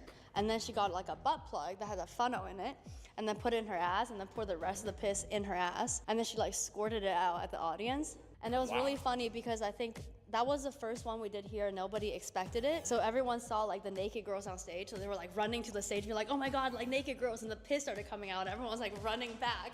And there was just like a constant motion of people going here and then being like, ah. That's a crazy experience. We're doing like a medieval party. So she's going to do like medieval torture. Wow. So people will be dressed as I don't even know what to say to that. Templars, that sort of thing. And like Shrek. Like, Is this inspired from, that is I don't know, German? messed up on so many What levels. did I know about how this came to be? Especially how she's like all giddy talking about it. What the fuck, But bro? it's still like very Los Angeles because I think they don't do it like that in Unacceptable. Berlin. Bloodboarding. Oh yeah, we did bloodboarding. Bloodboarding. Yeah, but that wasn't that crazy. What is bloodboarding? Like waterboarding, but with blood. So this girl, she went on stage and her girlfriend put like an IV in her leg and drained her blood, and then waterboarded her with her blood. Yeah, but that's like pretty But did she get? Would you categorize this as a pornographic experience, or is it almost like fine art? I think it can go both ways. I think the line drawn between these No. two are very thin. You know, one thing I think about. No, that's not fine art. It's definitely pornographic. You're a hoe. Don't. You're not some fancy ass fine arts performer. You're a hoe. It's that simple. About being an artist, that you can find the art in anything. We got this sex bench right here. Okay. And then we have that weird gynecology chair we've done performances on. But usually I tie my dog to that when I'm working if he needs to be tied up. Oh, we have like all these mattresses stacked in here. We bring it out for the sex parties. And then we also have glue here. You guys can kind of stack. And then the second time we decided to do another sex performance, it was for prom. Not like high school prom. High school prom, but for adult. And you get to vote for your prom king and prom queen. Okay. And the people who win will on stage. And then this time we got like all real porn stars. Still couldn't be hard. Like Johnny Sins. Not Johnny Sins, but still very like. And I Wow. guess what I want to ask, is there anything specifically unique about LA that allows this to be a thing? Yeah, I mean, people be horny everywhere, but I think LA allows people to express it. Okay. A lot of different people come here, and they all come here understanding what LA is, and they come here with a decent open mind. And I think one of the nicest things I've heard was there was this girl, she messaged me, and she was like, oh, you know, like, she was like, I just want to say, like, thank you so much, like, you know, because, like, I came to your event, and me and my boyfriend of, like, you know, like 2 years, like, we finally started talking about our kinks and being able to open up, and she was like, I had the best sex I've ever had, like, I thought Magical. You know, like throwing parties and whatever, but I never thought that, you know, this would actually inspire people to like have a better sex life. I spend half my time smoothing the feathers that Justin You loves. domesticated a We need possum. to be able to collaborate He's with chill, the other too. divisions, and that's a lot harder when they're always angry at Just us. hold it. Yep, like that. Oh, does he bite? I'll give him back to you. All right, Gandalf, come. Oh, dang, what is that? That's a chicken? Silky chicken. Okay, so you guys are living sustainably. You got the farm. Yeah. This is the most Bro. creative spot. There's like wild animals all over that place, and that's where you throw like wild sex parties? Do I need to start asking questions? No, I don't need to. I don't want to know. Never mind, we're moving on. Spot a man could be. Guys, thank you so much for having us. With We're moving success on. stories here and there, what about the average person in LA? Is everyone trying to make it big out here? I pulled up to the iconic tourist destination of Venice Beach to see what the tourists and locals thought of LA. Are you guys from LA? Yes, Where in LA? West Hollywood. Okay, what about you? I live in Marina Del Rey. Saw you guys with the microphone and a camera. What are you guys up to? We're out here interviewing for our YouTube channel. Okay. OnlyFans. Oh, actually? Really? Yeah, scandals in the making, man, you know? This is real. This is real. OnlyFans all day, every day. What is the premise here? You know, sex does sell. You got to sell some sex on the beach. And we're on the beach. I don't know if I'm being trolled. Why are into these- a dream right now? So you Why guys are telling are- me crazy. Why are these bitches also fucking vapid, dude? Like- oh my fucking god. You could just tell ain't nobody home, right? You could just tell. Personality-driven OF. I mean, my tits are practically out. Is that not obvious? So it's first time in LA. I love it here. Okay. I love the people. I hate LA, man. Dude, the cost is crazy, man. Yeah, a lot of homeless people too, you know, and like I wish I could help those guys, you know, but it's hard. Do you You know? guys see yourself living here your whole life? No, I got a dog. No. I do. I'm trying to become a model. You do? Really? Yeah. So tell me about that. That's part of the angle we're trying to understand here. I'm trying to become a model. I just moved here 2 weeks Of ago, so right course. now I was just finding employment and then doing my headshots and stuff like that. It seemed like everyone in LA had a dream they were chasing, and they were here to network and get their name out at whatever the cost. Will you hit the collab on IG? The collab? Yeah. What do you mean? For our video. Collab? Like in Yeah. what context? Like Welcome to LA. We're collaboration. Probably not. And it was surprisingly easy to find an influencer in the wild doing something for the gram. What are you filming? Can I ask? Yes, jump rope workouts. It's just on YouTube. We're just boxing on the beach with my coach, Lani. Okay. Hi, Coach. Do you upload to TikTok, Instagram? Just Instagram. Okay. How long have you guys been doing this OnlyFans enterprise? I've been in it for a little over 2 years. Okay. Yeah, about 2 years too. How has it been? It's been empowering. I say, you know, power to the pussy, man. Everybody want to be famous. It's a place to do it. You know what I mean? Social media is ways to make money on social media. These people are so fucking I know a lot of vapid. people come here in pursuit of their dream, right? To make it big. Does that ever come through your head? I gotta go to LA to make it happen? Yeah, this is definitely my first time here. That's definitely what I thought though on the way here. So yeah. In the age of social media, do you think you need a place like this to actually make it? Does it matter? A mix of both. Got to be out in person. And you got to, you know, do footwork too. So yeah. I say, if you want to do OnlyFans, it's your fucking life to live. You live it up and you shake your goddamn ass so you can't shake it no more, baby. first chance You we've ain't had got to get nothing to in any lose. case. I say, do it, live, and shine bright. You don't think there's anything to lose? No, I mean, we're gonna die in the end anyways. You might as well, you know, go out with a bang, you know, take some sexy selfies and plaster that right on your coffin and be like, yo, when I die, sub to the OnlyFans. Even plus-size tourists on the Wally mobiles were vlogging. What up? Oh, you're vlogging. She's on her grind. Hustle was in the DNA of LA. How you doing? How you doing? I'm okay. I appreciate. This sometimes makes me like, when I watch this shit, I feel sad that I'm also like, that I also make content on YouTube and fucking Twitch and it. But nothing like that. Like, not in a million years would I make anything like that, dude. Oh my god. I'd make stuff about those guys, right? Obviously, because that's funny. But like, that is just sad. And if you weren't filming in public, why were you even here? You know, it's great because LA is such a great spot to be, but it really is what you make of it, because just because there's a lot of big names out here, you still have to put yourself out there, right? So you got to be good at not just performing, but networking as well. Okay, how long have you been doing photography? It's my second day. Second day? I'll be up front. So you're learning right now? I'm still working on the actual functions to make a good picture. How is it modeling out here? Is it competitive? Is it tough? Hell yeah, it is. It's low-key hard if you don't have an agency. Yeah, if you don't have an agency, I don't have an agency. I'm freelance, so. Like everything is not what you know, it's who you know. It's like building relationships. You get what I'm saying? So if you want to meet someone with like $1 billion, you think you're gonna meet them sitting in the crib? No, you're gonna have to go somewhere to meet that guy. Is it a good place to chase dreams, create opportunity, that sort of thing? Yeah, if you don't get caught up in it. What do you mean? I'm a Christian, so this is essentially the land of sin. You know what I mean? People come here for the fleshly things, the money, the women, the fame, you know, so it's a very easy detour of what God wants for us instead of, you know what I'm saying, to love and to not be focused on self and stuff like that. Do you think there is some demonic elements of Los Angeles here? I think there's demonic elements everywhere, but there's definitely more of a stronghold here because this is the place where you go for money and all the different things. Why'd you guys come here? Oh my God, we came here to spread the word of our page and for spiritual healing, stuff like that. It was beautiful, I'm not gonna lie. We came here and it's just to spread the word about love and bring people together. We talk about like suppressed trauma and stuff like that. I came here specifically to LA to help the people of LA. Is the problem so bad down here? Yes, really bad. Why? Sin City, isn't that Vegas? For less than a week, and I've noticed there's no outlets that people. I've seen people being hateful towards people who are like just, you know, there's people homeless out here. So tons of homeless people are out here. LA's the shithole that nearly burned down last year. And I feel like people don't treat them like they're human. People are more focused on like what they're doing than what is going on in other people's lives. She was right. So I headed to my final tourist pit stop, the epicenter of the entertainment industry that made LA famous and the symbol of success in the showbiz, the Hollywood Walk of Fame.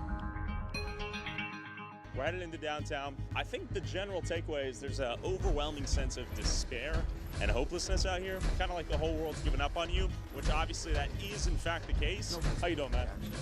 Are you a bouncer? Yeah, technically. How long you been out here in LA? I've been out here 21 years. That's a long time. Yeah. Has it always been this way? No. No? It was a lot better when I first moved out here. I mean, there was always an element of, you know. For instance, let's just be real. This guy's sleeping right on the street right here. That's not at all atypical. It's everywhere.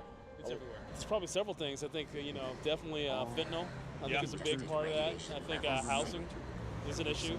Not having enough mental health care facilities, substance abuse facilities. Well, the price of living has always gone up. I mean, that's crazy always expensive out here. Yeah, it's crazy expensive. So, do you like LA? I do. I still love LA. Yeah, I still love it. What's your favorite part about LA? This place has soul. Oh man, the best is probably just like today, the weather, the climate.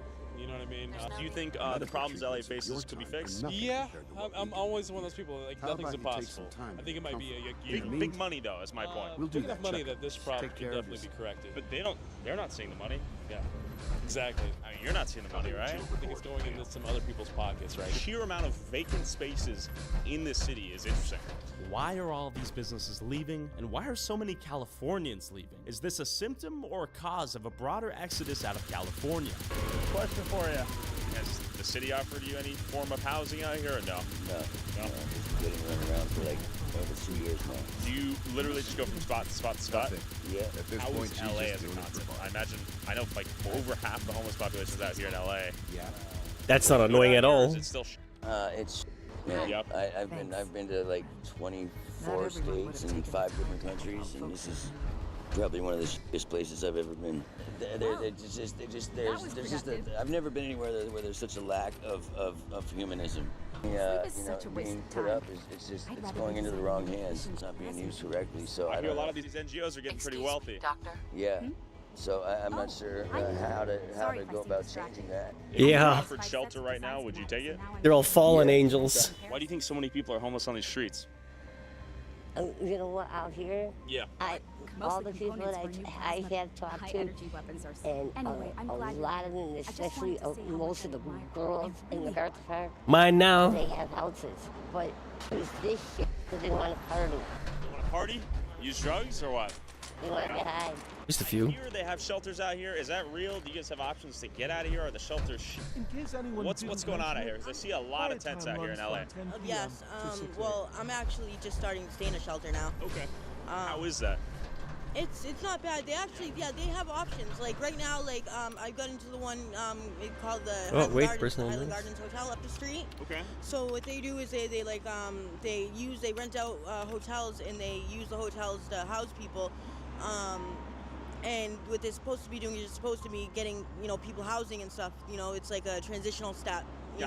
Where they get you set up with like case managers and then they try to go get you housing. I'm not gonna lie, from what I've experienced, what I've seen, a lot of these places really aren't doing their jobs. Alright. I don't know where this is gonna air, but probably maybe YouTube. Okay, there we go. Now my son Jason Allen. There's a message to your son. And if you see this, I love you and miss you. I've been trying to find you on Facebook, and I want you to come and get me. I know you're in LA still. Right now I'm in Hollywood, but in the MacArthur Park area. I know you watch this. I love you, and please come and find me.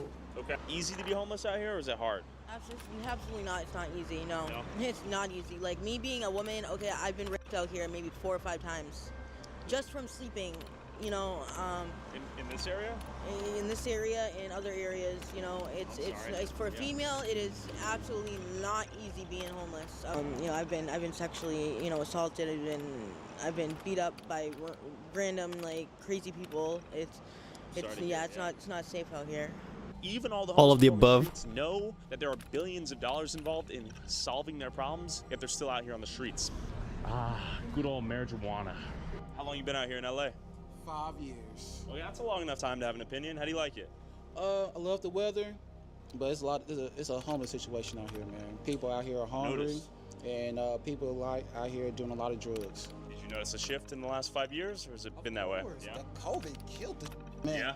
Killed the club scene, the night scene, and if you go to Beverly Hills, man, Beverly Hills used to be so beautiful. Now all those stores, those high-end stores, they now closed. Okay.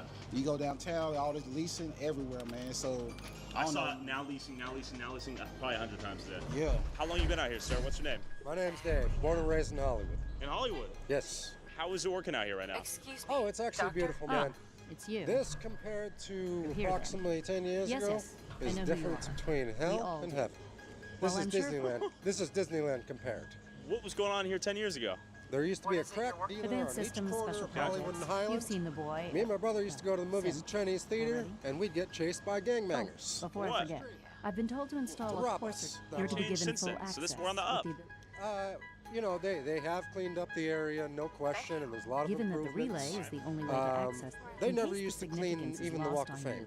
If nothing Okay, else, it that's- should that's- demonstrate Dog the amount. poop and piss Now, on these unless stars there's or what? something No, else, they come everyone nightly can do. now and brush wash the sidewalks, and they do take care of things out here, but they didn't used to. Okay. All right? Okay. So you can imagine what Well, this used it's to a look bit more like. All complicated right? About the homelessness situation out here. I see a Yeah, lot it's of people on the always been streets. bad. It's always been bad? Now look, it does come down to that California has the best weather in the world.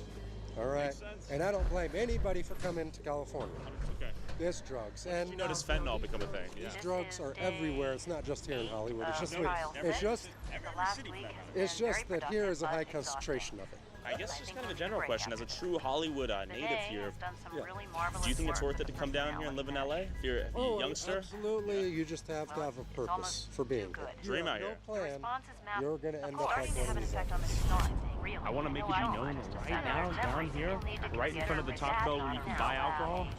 Not that many homeless people out here. It's pretty clean, pretty under control. Not a lot of folks on the streets in tents right here. Last 10 years has gotten better. Would you say that's accurate? Okay. Do you clean the streets every day? I heard the stars get cleaned 24/7. 24/7. Without you guys, would these stars, these streets be filthy, you think? Not only would it be filthy, every trash bin that you see from both sides would actually be overfilled because the city doesn't actually address all of it. It's all private. Yeah. Wow. What up, Tony? Honestly, a nice place to bring the fam right now. Can I get a photo of your dog? He looks so cool. What's up, dog? While the new efforts to keep the Hollywood Walk of Fame clean seem to be working, you can find a homeless person with a sad story of how they lost everything tucked away into every crevice and corner of the city if you look hard enough. Brett, how long you been out here? I'm supposed to get those phase 3 jobs to Dr. Lee. How'd you end up on the streets? Lost my job. Doing drugs, tested dirty. And I used to work for the studios. Merry New Year, Like bitches. Hollywood. Building sets, yeah. That's pretty badass. It was a good job. What'd you test dirty for? Heroin. Okay. Yeah. That's a rough one. Do you Oh still my god, use- the game crashed. Sometimes, yeah. Okay. I don't use heroin anymore. I'm on fentanyl now. Have you ever Oh died? yeah, because that's better. How many times? More than I can count. But for every drug addict on the sidewalk, it was just as easy to find someone cosplaying as Deadpool in a supercar. We're gonna take a spin on the block. Deadpool, let's go. While one person lost it all due to a drug test, another might have become a millionaire overnight trading crypto. Deadpool, what are you up to tonight? Just having fun, man. Doing it for the kids. Are you rich, Deadpool? Yeah, man, I'm having fun. Hell yeah. You make money in crypto or what? Yeah, crypto. I love crypto. Legit?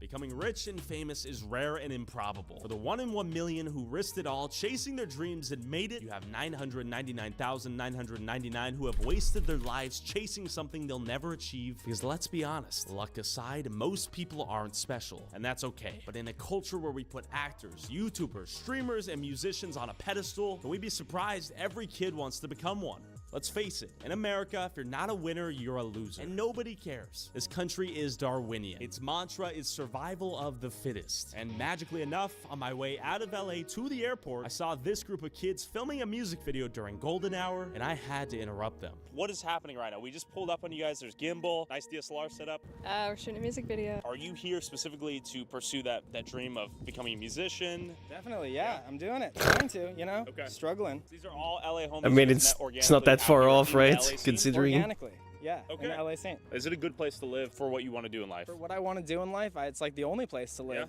Yeah, I mean, same vibe. It's good if you're trying to be an artist because it's the only place to really pursue music that hard, but it's expensive, so maybe don't live here if that's not what you're doing. There's better places, but this is the only place. It sucks unless you're trying to be an artist. Yeah. It's essential? I'm sorry, guys. We're losing sunlight. I'm sorry. All right. Thank you guys.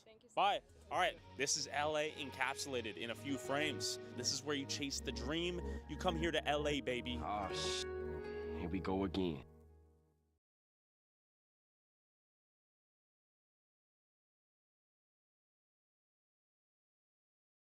This is San Francisco. Bro, fucking Vortex is fucking with me. It's not letting me launch MechWarrior.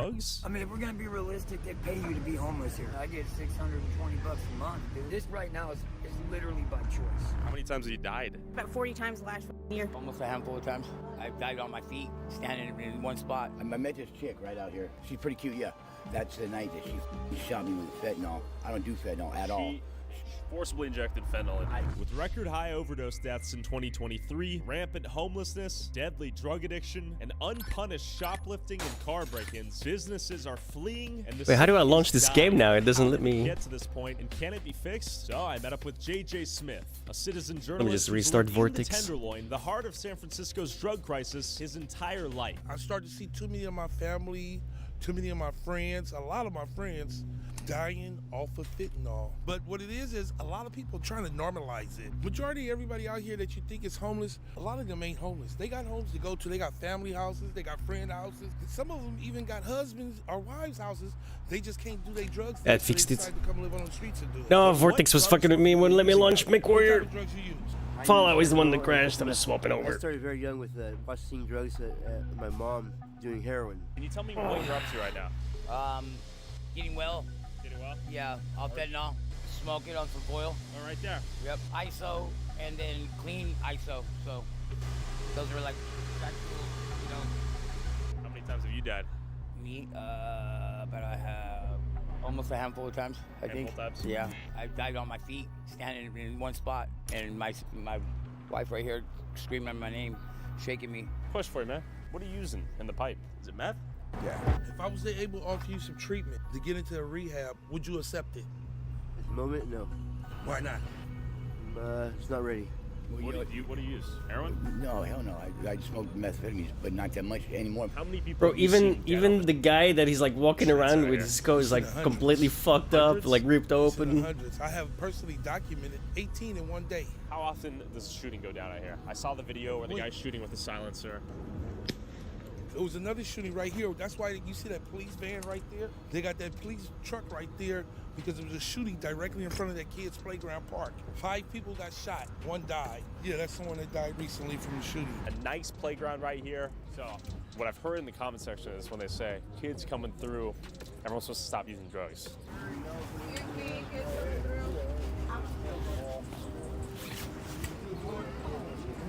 No one changed their activity at all when she said that. Nobody don't change their activity. Normally, people, family with kids, they'll walk the other way. She shouldn't have to walk the other way. She should be able to walk through here. But they don't care. They just still get high. You have any thoughts on what's going on here? Beautiful place. It's so filled with so much culture. It's getting chipped away. It's getting eaten up by a lot of these. I don't want to say they're lost causes because people. You use anything? Yeah. Yeah. I use fentanyl on a day-to-day basis. Okay. Like I'm on the verge of kind of weaning myself off right now, and I'm getting a job and things like that. I'm doing that. How'd you get into fentanyl? What was your first use? I would say it was my choice, but I was with a girlfriend. Okay. Yeah, that has been using, and it was fun to, use with her and kind of cozy up next to each other under the stars, Sure. Because it's kind of like a motherly hug. It's kind of like people say, oh, it's like a hug from God, But this hug was killing almost 500 people a year just in San Francisco. Look, it's all fresh harm reduction. They give you these 10 cans right here just to cook. I have no idea, dude, how it got so bad. Especially because it's so fucking... What a terrible drug, dude. Like... I don't know. I can't, yeah. I honestly have no idea. That shit is crazy. So why would you give them out? You causing harm. You're enabling them by giving them that. This is part of their suicide. Like, weed is the only thing I'll ever do, dude. What's going on with him, do you think? I don't know. He needs help. He needs... I don't even drink anymore. Look, he got bugs tearing his body up. That's why he got all those sores. You guys cooking up a beat? Viewers need some heat. Okay, heat. Swear to God, when you street, had to get it from my dog last week. El Chapo for real. And nigga, oh, dog fighting down the street. Swear to God, that's real. Telling Lauren anything happened. I'm at a loss for words. There's just so much going on. Oh, yo! AR-15, bullet shell, tenderloin. It ain't never been used? I don't think so. Bullet in hand, right across the street was the Tenderloin police station. Question for you. Is it risky to do like drugs in front of the police station out here? Or do they not do anything? They don't do anything? It's not the police fault. It's really not. They really want to do something.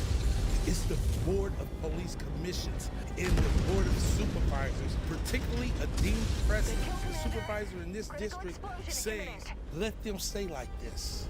Leave them alone. If they want to get high, let them get high. Let them get high until they die. Will you follow your own Department of Public Health's advice and end punitive policies specifically arresting and incarcerating drug users that increase fatal overdoses? Another white man who's talking about black and brown people as if you're the savior of those people. And you God, speak for dude. them. At the end of the day, you've never lived in it. You've These never racist pieces of experienced shit, bro. They're literally ruining our societies, bro. The police, I grew up saying that.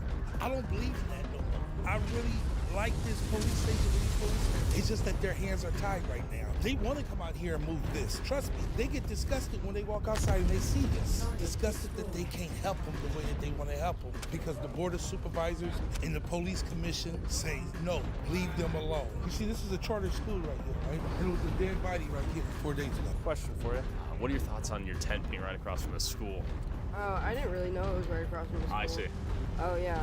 Well, we're only here for a couple days. We're actually using an apartment for 2 days. Oh, okay. Congratulations. And as JJ and I walked through the trash, feces, broken glass, and homeless encampments right across from the kindergarten through 8th grade school, one of the many Honduran drug dealers notorious for running every block in the Tenderloin for the last few years. It looks like that in places in Antwerp as well, dude. In fact, these guys are making so much money selling drugs here, they're causing a housing I don't know what our politicians are doing, but where they send their money back to. Are we in the clear, Custer? We in the clear. They run in packs. So when it's a group, they definitely need to get paid a lot less than they are, considering. I'm not loving the looks I'm getting from the Hondo guys out here. He was no threat. He ain't in the group. He only operated in the group. Now, to understand my fear of the Honduran gangs out here in the Tenderloin, we need to go back in time to 4 a.m. this morning. We're walking the streets right now. I've seen young ladies yak on the streets, human feces, human urine, people nodding out, camps. And it's early, baby. So throw up here. Oh, man.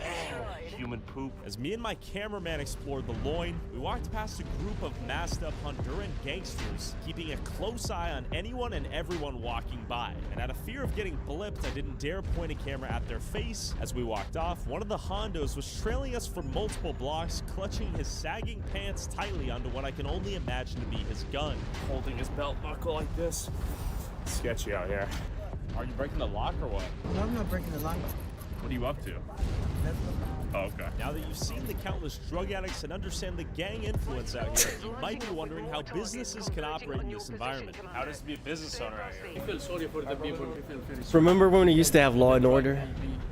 Give them, you know, they be killing everybody. Every day we have. Sure. You see bodies on the street when you come to work? Yes. Have you seen a lot of shops nearby shut down since? Oh yeah, some shut down. People, you know, look like a zombie in the street.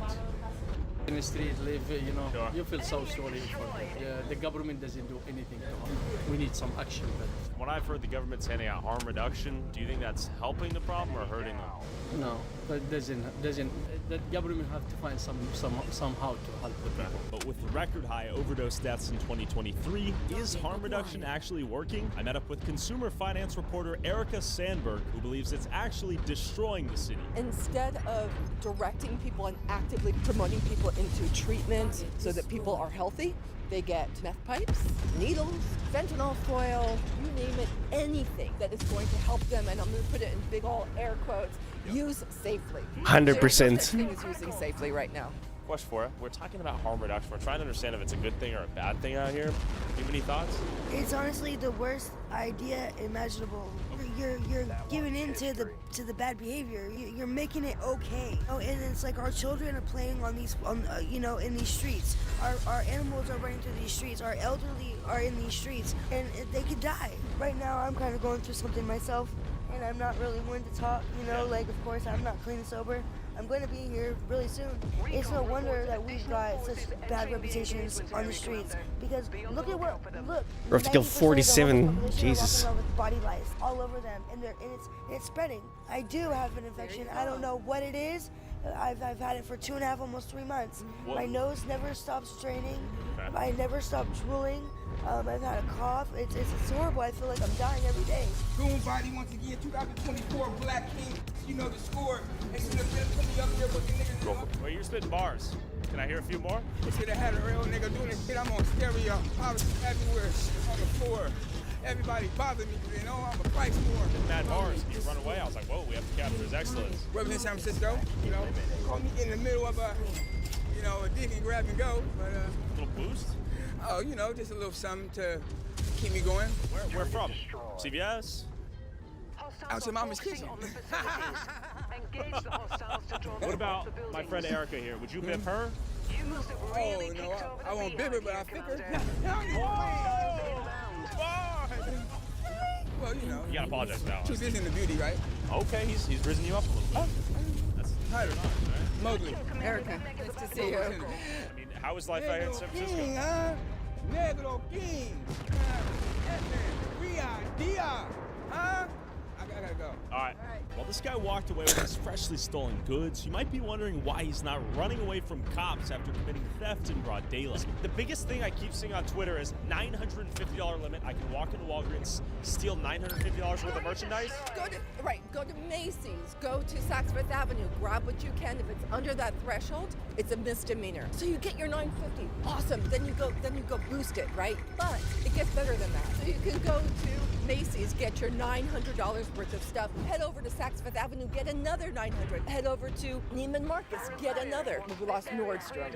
H&M is leaving. J. Crew left. Whole Foods. This was closed prematurely because the theft in here was so rampant and so intense they could not function. Question for you: is harm reduction effective? If so, why?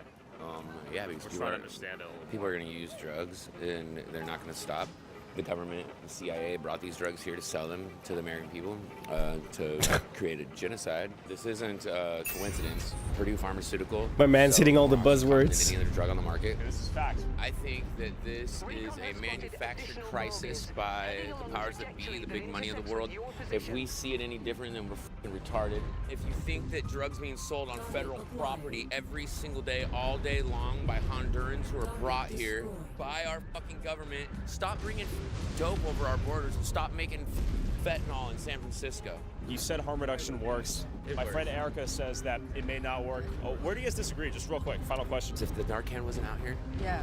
how would I save Yeah, everybody? but that's it's not working though, is it? They're coming out here, they're handing out pipes, they're handing out Narcan. Do you think handing out pipes is good? Handing out Why wouldn't it? They don't hand out fentanyl. No one hands out fentanyl. No, not fentanyl, foil.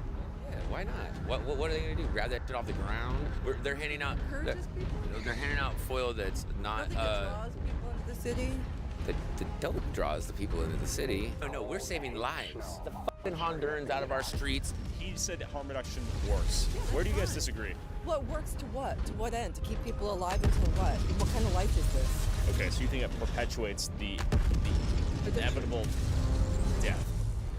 And perhaps in proof of Erica's point, Yeah. about a week later, Same I'm guy. pretty sure this guy we just interviewed was uploaded to Twitter, passed out on the floor, face down, appearing to be nodding out after some form of drug use, but luckily still breathing. This area is going to be dangerous pretty soon. As Erica left, and as evening approached, I spotted what appeared to be local drug addicts selling their freshly boosted goods to tourists and deal-hunting grandmas. Where's it from? Right?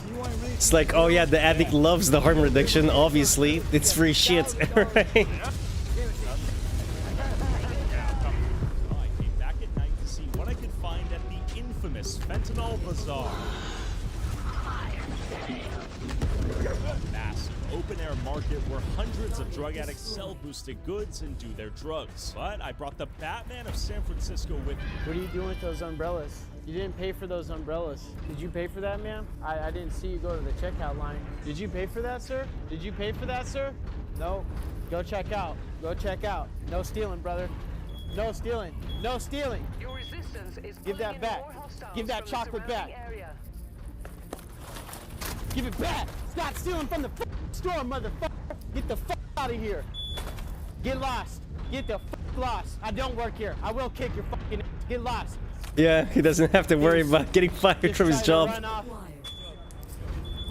I'm sorry America's like this right now. I just got kicked out of Walgreens. Down to this thief from stealing from the store. What's going on in this country? Why are people making me out to be the bad guy for stopping thieves from stealing from our grocery store?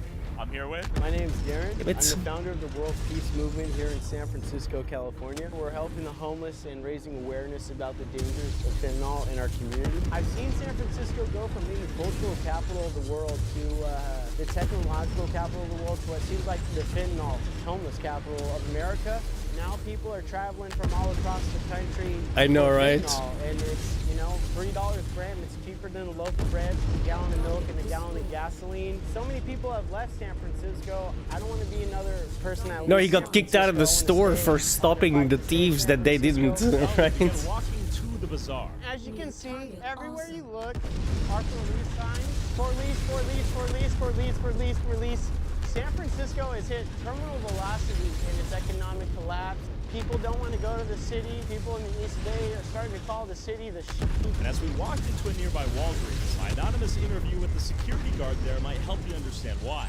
We're in downtown San Francisco Market District. Back in the day, like 10 years ago, this Walgreens was like $1 million.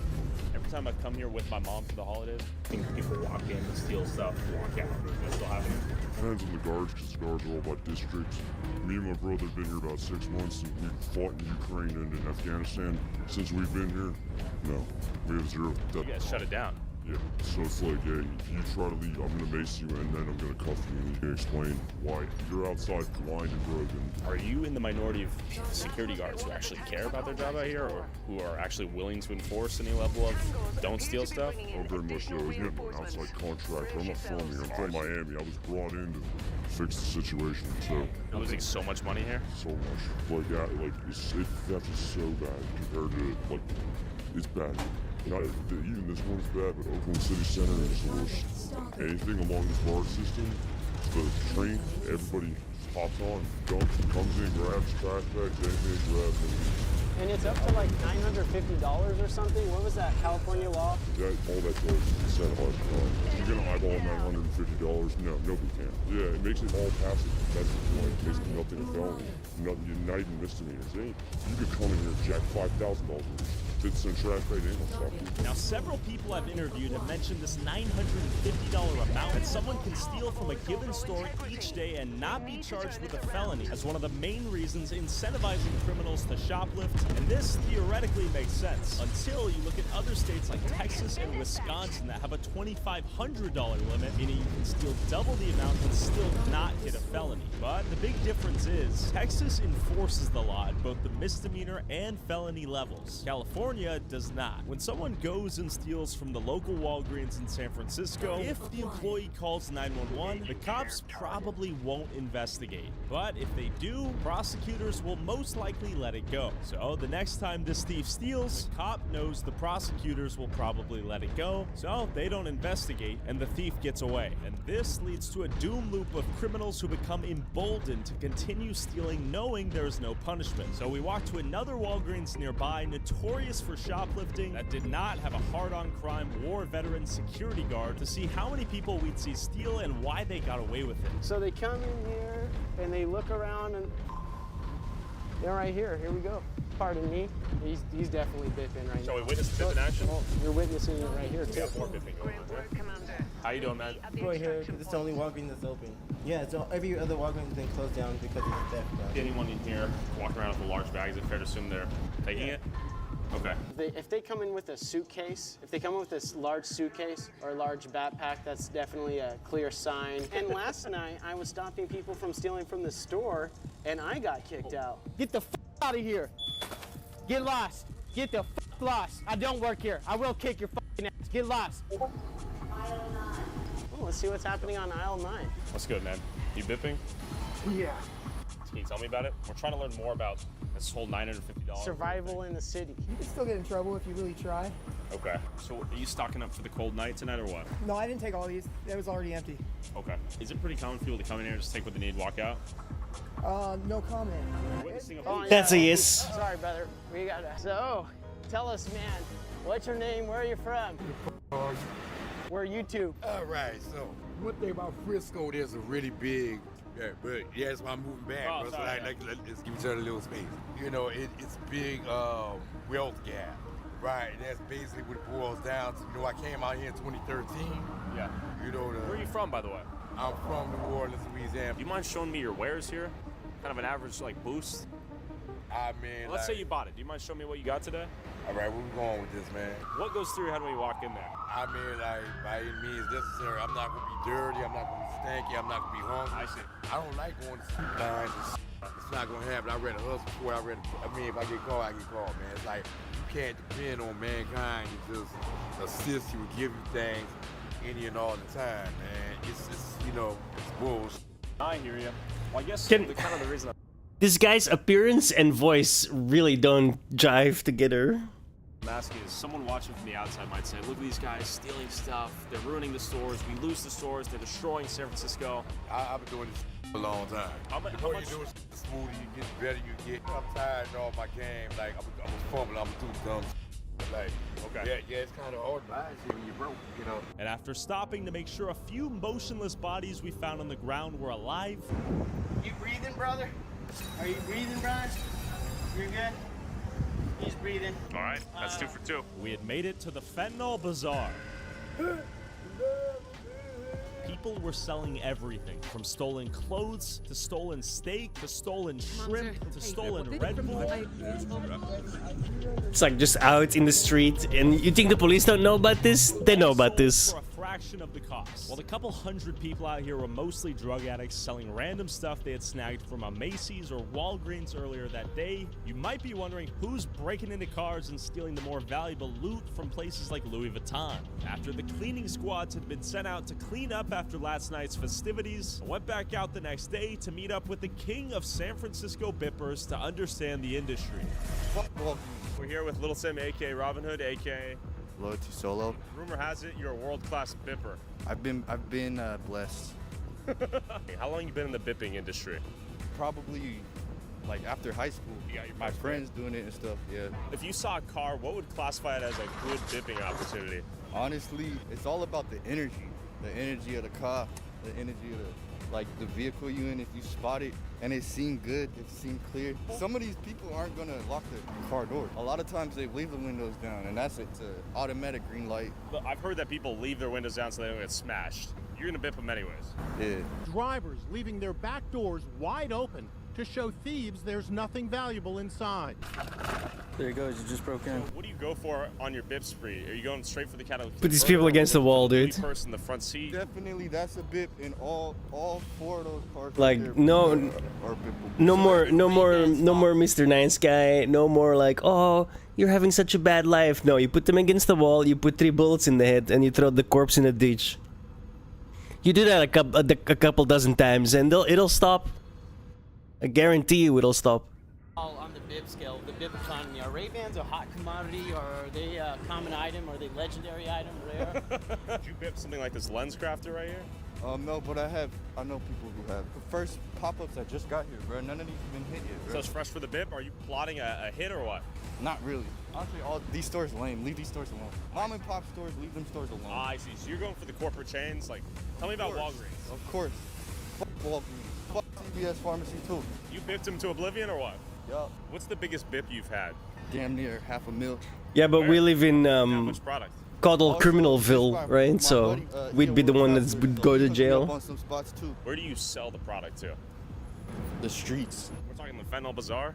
Yeah, the fentanyl. You just sell it to the dudes that got money. The fentanyl users ain't got no money. Yeah. Could I come to you and be like, yo man, I saw you bip that. I got $500. Can I have the Louis? Yeah.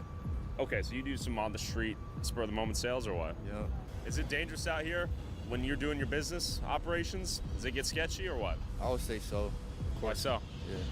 You never know who you're dealing with. What's your most recent bip? Think on it. Man, probably the whole car. A lot of people are so dumb these days, they leave their, I don't even want to say, man, because it's an easy come up. But I see. There's an insider practice that you're using to just bip full cars. Yeah. What's your favorite type of woman? Latina? I love Asians. I tried to get this homeless guy to the restroom once, and I ended up getting sucker punched and almost got sent to the ER by him. Like, he just aimed for the face. I was... That ain't right. Yeah, I mean, there's this guy, I remember coming off a bicycle. He had a pickaxe with him and had a bunch of those lawn darts they outlawed a long time ago. Pickaxe? Yeah. Minecraft? I mean, I got pepper sprayed on my coffee shop on Labor Day. What's the biggest advice you'd have for the god of San Francisco? I would ask for a little more control. I mean... Oh, you're a power freak? You're asking God for more control? Not much of that. It was a little shiesty. It's a pleasure and honor, brother. While fully masked up thieves like our boy here go around pillaging businesses and ransacking tourist cars, what a lot of people don't realize is that the bippers in San Francisco commute. Look at how he has to pull up his pants every 5 seconds. My fucking god, dude. You've got a belt, use it. Here in Oakland, I'm here with Leighton Woodhouse. I'm a journalist. That annoys me more than the fucking stealing. In Berkeley, I live in Oakland right now. So covering fucking drugs stupid. and crime and homelessness in this area. What's going on here? It's a little bit of a different situation in Oakland than San Francisco. There's a lot of overlapping issues. Untreated mental illness, drug addiction, obviously, these homeless encampments. Issues around crime, though. There's a lot of sort of opportunistic crime, home invasions, car burglaries, armed robberies, and things like that happens in San Francisco. It's from people from Oakland who go out to San Francisco to do crimes. There's like roving crews of thieves who go and jack up camera crews like us and tourists and whatnot. Yeah. Are we looking particularly robbable today? Yeah. You know, the main open-air drug market is in San Francisco in the Tenderloin, Civic Center, south of Market. You kind of have to, right? That's where the drug dealers sell. You're looking to get shanked otherwise. Boulevard. The cops know where they live. They take the train across. They've been spotted. I've heard this from law enforcement. Spotted by passengers dividing up bindles. On You the gotta at train, least try and be impartial. They're very open about it. You think this recently got bipped? If only for your own safety. Wow, this thing is definitely stripped to the bone. Yeah, there's thousands of carjackings a year, and think like 1 in every 40 Oakland residents has had their carjacked. Oftentimes, it's just for fun, joyriding them. They do sideshows. Sideshows are sort of intersection takeovers where you have a bunch of people will just spontaneously take over an intersection with their cars and just do donuts in the middle of the intersection. Yeah. It's an old tradition in Oakland. Now it's not so much people showing off their cars. In fact, it's usually not their own cars. It's now stolen cars. So people steal cars, go do donuts in the middle of an intersection, and the city has stopped breaking them up. So they go for an hour. I know, right? What's good? Are you from Oakland? Always love it when watching those takeovers when they run over their own fucking. What's up, doggos? That's the best. Council and everybody decided that we didn't want the police to police anymore because of police brutality. So if you'll notice, you just see cops driving by. Yeah. But they don't interact with us because they're not supposed to. How's it changed over the last few years? Oh man, the homelessness is taken over. Yes, and it's just poverty's gotten worse. You know, it's everybody struggles to have a car and to have insurance and to have registration and to have rent and to have. It's just too much for everybody. And Oakland is so expensive. Yeah. My rent is $2,500 a month for a 1-bedroom apartment. Wow. Yeah. What's the biggest misunderstanding about Oakland out here? Oakland has a lot of outreach for the homeless. Bro, you see this video? People feeding people all the time. Dumb Somali Beach.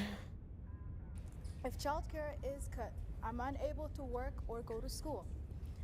I understand fraud is bad.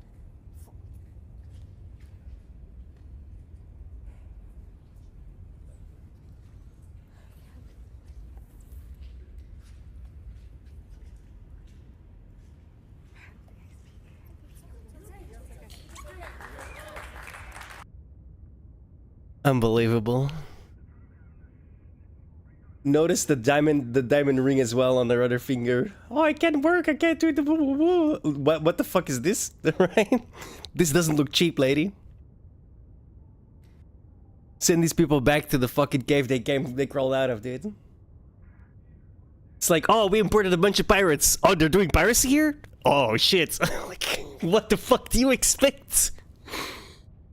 What the fuck do you expect? We're going to get a bunch of McDonald's and passing it out, or socks and backpacks. So people don't think that we do that, and there's so much outreach here. There's so much, you know, resources for the homeless. I think all that, you know, social services, people giving food to the homeless, do you think that makes it easier to be homeless here, and maybe that's a problem? It is easy to be homeless. I just don't think it's easy. I think not having a home, not having a space to call your own, and to shut the door and be able to relax and put your guard down is hard.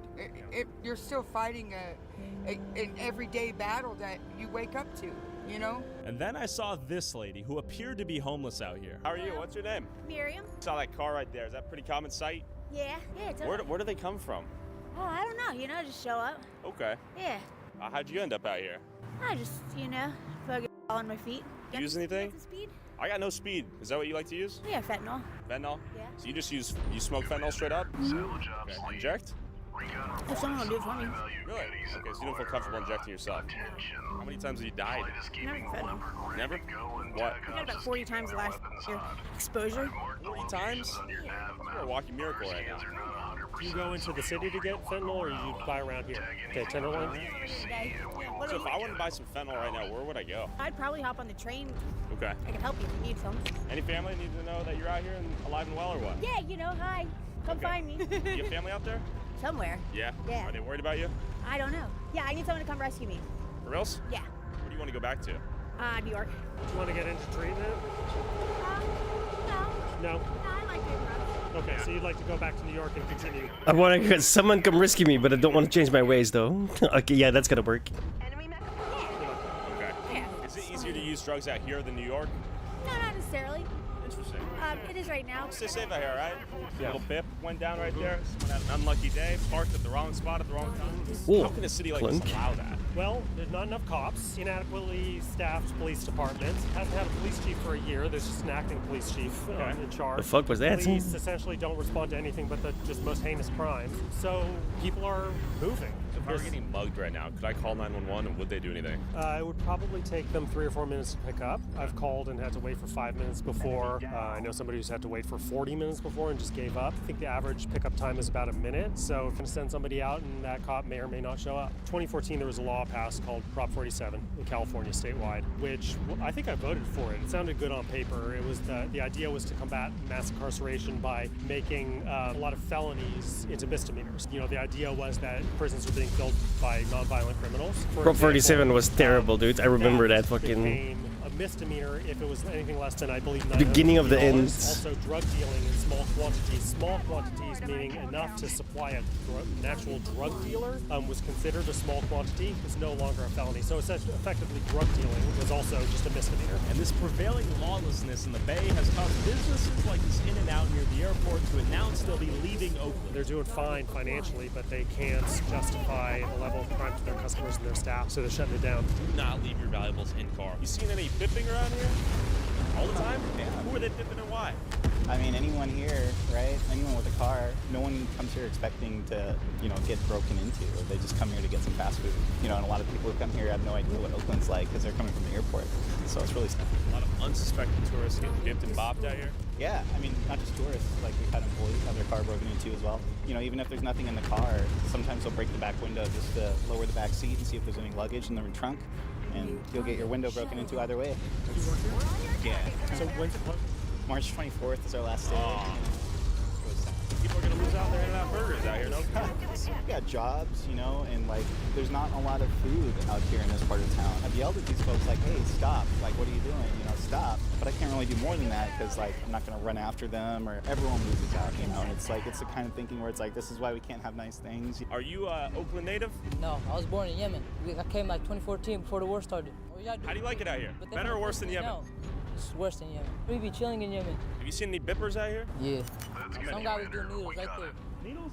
I swear to God, he was doing noodles right there. I seen the girl, she has a doctor outfit on, right? She went in there, they broke all her windows. They broke all of them for no reason. They robbed her car. They tripping out here. I don't know why. Oakland's no good. Because of the drugs, the fentanyl, everything, the needles. I get in here double, no onion, and some animal style fries. You know the animal style fries good. They doing too much here in Oakland. What steps can Oakland take to better the city down here? I mean, they got to hire more cops. For starters, the department is understaffed by hundreds. To be fair to that kid, right?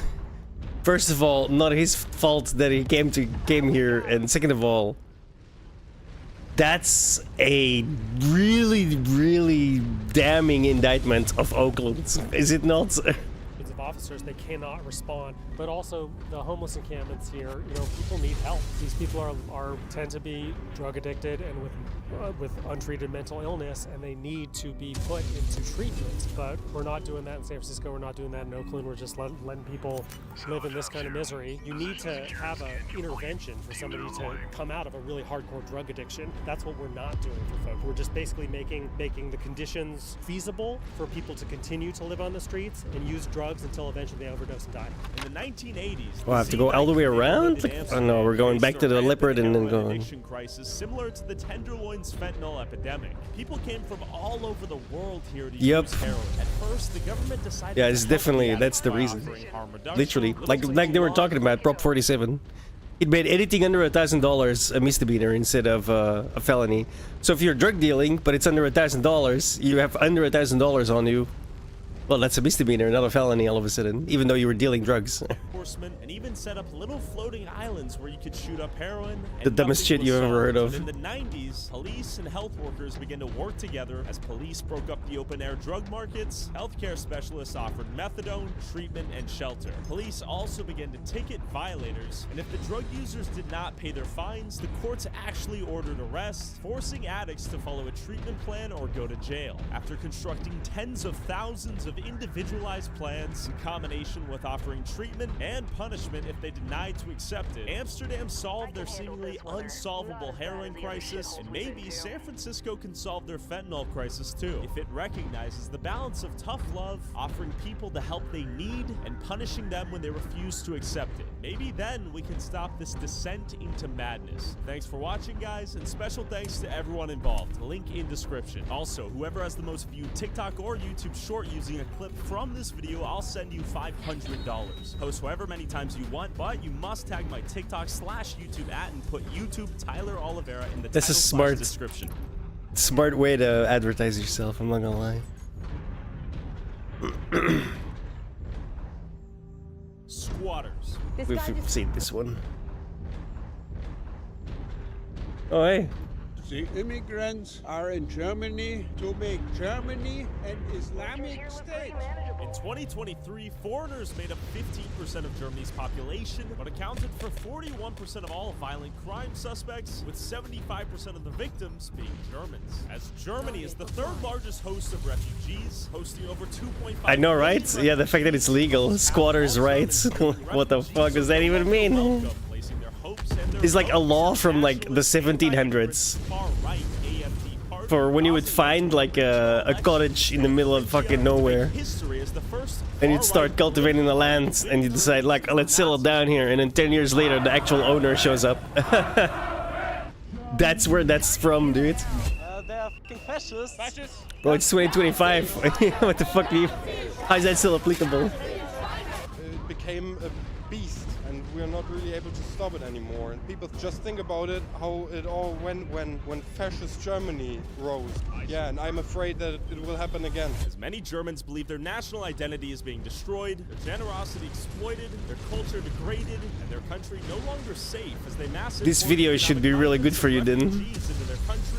Sober you right up. They're witnessing the rise of the Fourth Reich as AfD politicians were caught meeting with neo-Nazi activists discussing their master plan to deport millions of migrants from their country, causing mass protests across Germany, calling for a complete ban of what is now Germany's second strongest party, labeling them and their supporters neo-Nazis. The AfD regularly rejects accusations of extremism, but the BBC has found clear links between significant party figures. There's only one Islam, and this is what is dangerous for Europe, and it's not at all compatible to our values. Not at all. I believe all religions are same, and there should be, brotherhood. Dumb beach. Before I go to a protest organized by Pegida, an organization opposed to mass migration and the Islamization of the West, with a counter-protest organized by It is. That's the thing, though. Like that is the problem. Like all these policies come from people that don't have to deal with any of this shit. They'll never see it. They'll never. That's why the perfect example, Hassan Dog Striker Piker, right?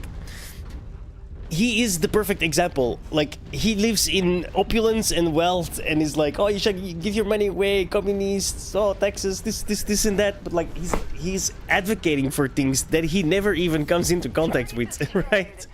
Because he's so fucking wealthy. Like, he can do that because he's wealthy, because he has no idea what he's fucking talking about, dude. Like, not even in the slightest.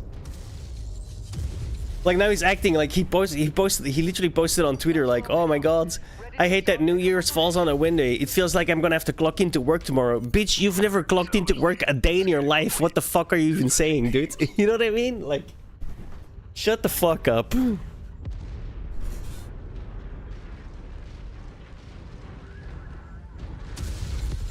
It's like, that's how most of the problems in the world happen. It's because a lot of people have no fucking idea what they're saying. They've never had to deal with any of the shit that they're talking about, ever, right?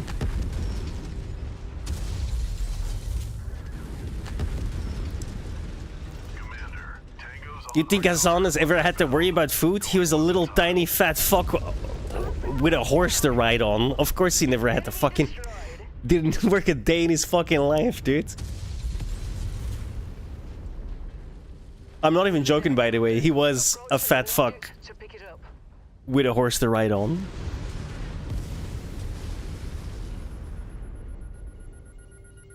Yeah. He used to be poor. I was only making $60,000 a year. Bitch, 90% of America doesn't make $60,000 a year. What the fuck are you talking about? People would love to make $60,000 a year. The most I've made is $20,000 a year.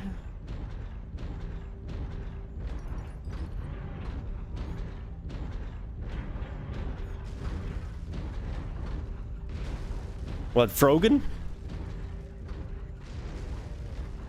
Casey-tron? One of those bitches? Yeah, Casey-tron. The Jew. Jesus Christ, bro. Calm down. Dial back the drunkenness. Uh-oh, I might not make it back in time. The liberal city of Berlin. Think about the migrants in Germany and the rise of the so-called far right. Where are you from? I'm from India. Frogan did it too. No, Got called out. Was it difficult to come to school here? No, of course not. By one of her friends too many immigrants on her stream, and she started crying. What are your thoughts on Because she was begging for subscribers. Very bad for the foreign people. Very bad. Tell me your thoughts. Absolutely hilarious. Really, you feel that they are very racist and they are so radical. For Germany, it's not good. And this is so bad image for Germany. I'm from Thuringia, so... Okay, so that's where they won the election. Yeah, that's right. Were you happy that day or unhappy? No, nobody in my friend circle or family circle was happy about it. And the rise of the populist parties is a big problem, not even in Thuringia, but the whole of Europe, I would say. Too many immigrants here? Yeah. The rise of populist parties is a problem. Even though populist means you try and give the people what they want. How is that sorry. Walk me through why that's a problem. Do you think you're a hypocrite for thinking that? No, I don't think so. Are you the exception?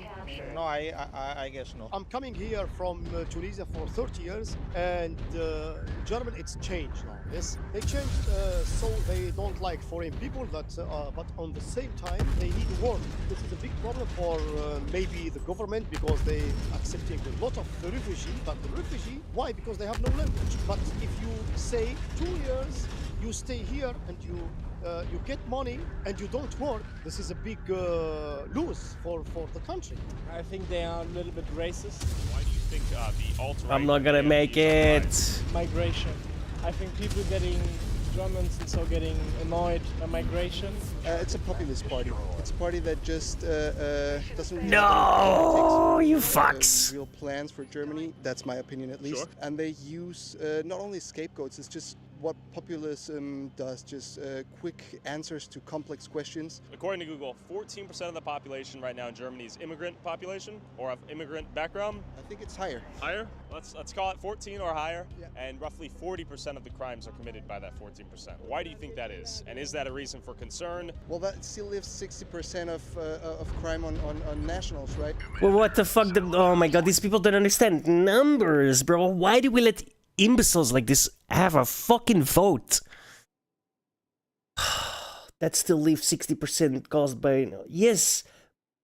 That's not the point, is it, retard? 20% does 40% of the crime, which means 80% does 60% of the crime. You see how those numbers are less? Right?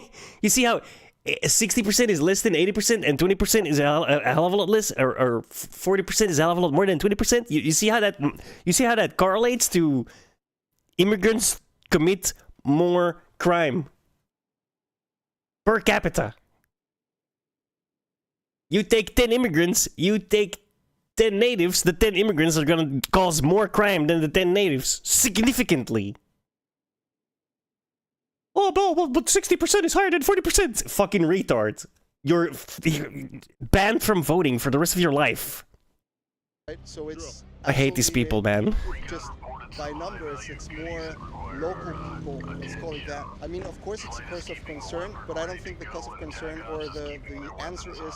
I hate these people so much. They're a populist right-wing party that are trying to destroy democracy. Okay, tell me more. Most importantly, I think they threaten to undermine the trust that people have in other Like, they never got further than 1 + 1 = 2. They never got past that. to especially young people. I'm very concerned about that, especially with the recent studies done on like the Shell-Jugendstudie and stuff, where we see already the very negative effects that populism has had on their outlook on democracy and the future. There 100% needs to be some form of tests before you're allowed to vote. 100%.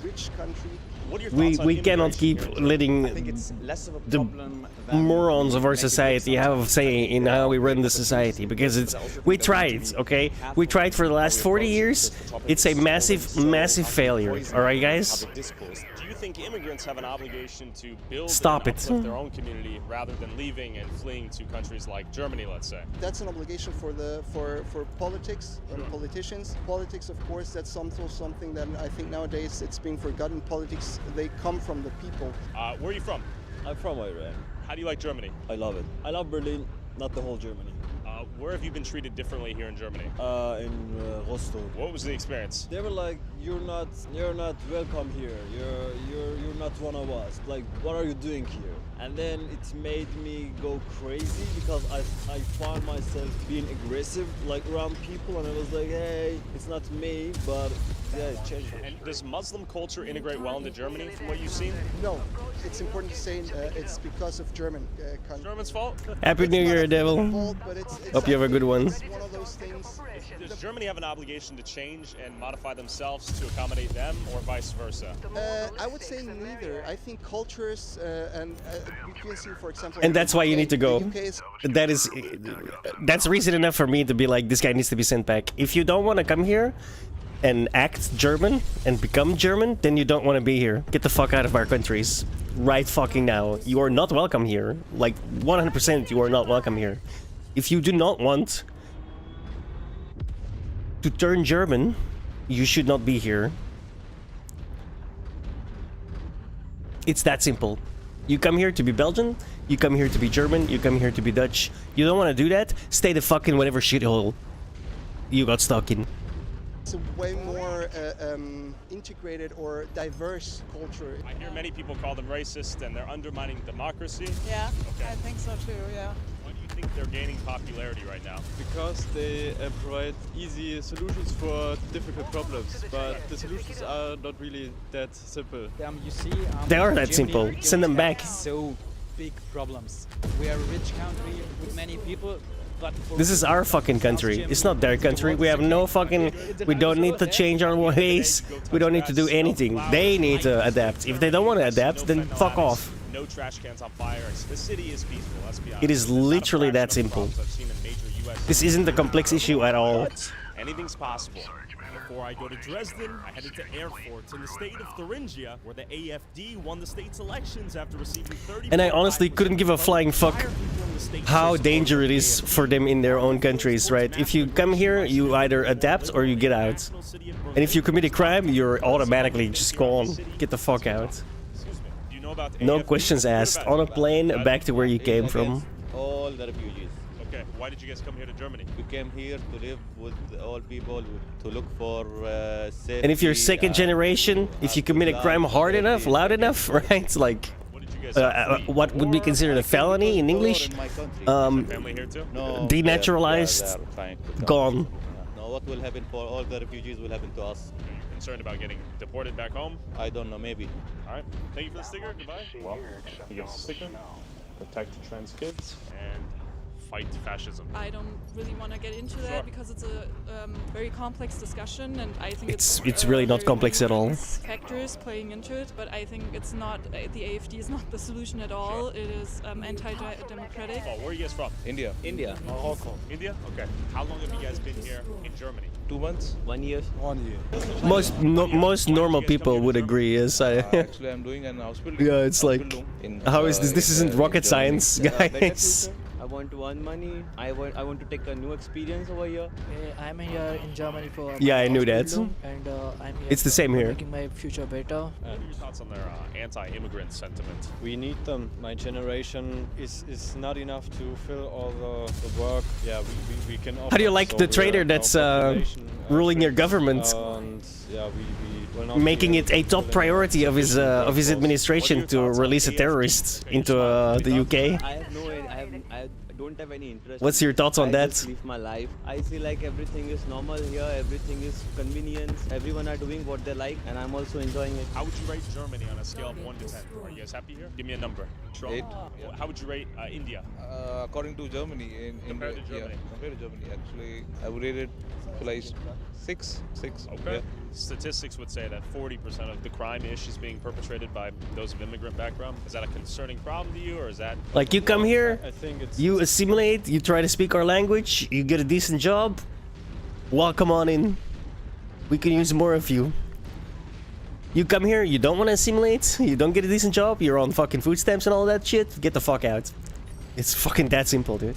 It's a problem with the segregation at hand. If I would have to flee my country out of actual fear of being then put into... It's actually crazy to me that a literal, in my opinion, a literal traitor is running to the UK ideals, is running the UK. Like, how does that even work, man?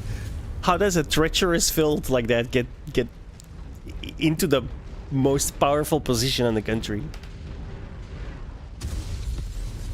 Crazy.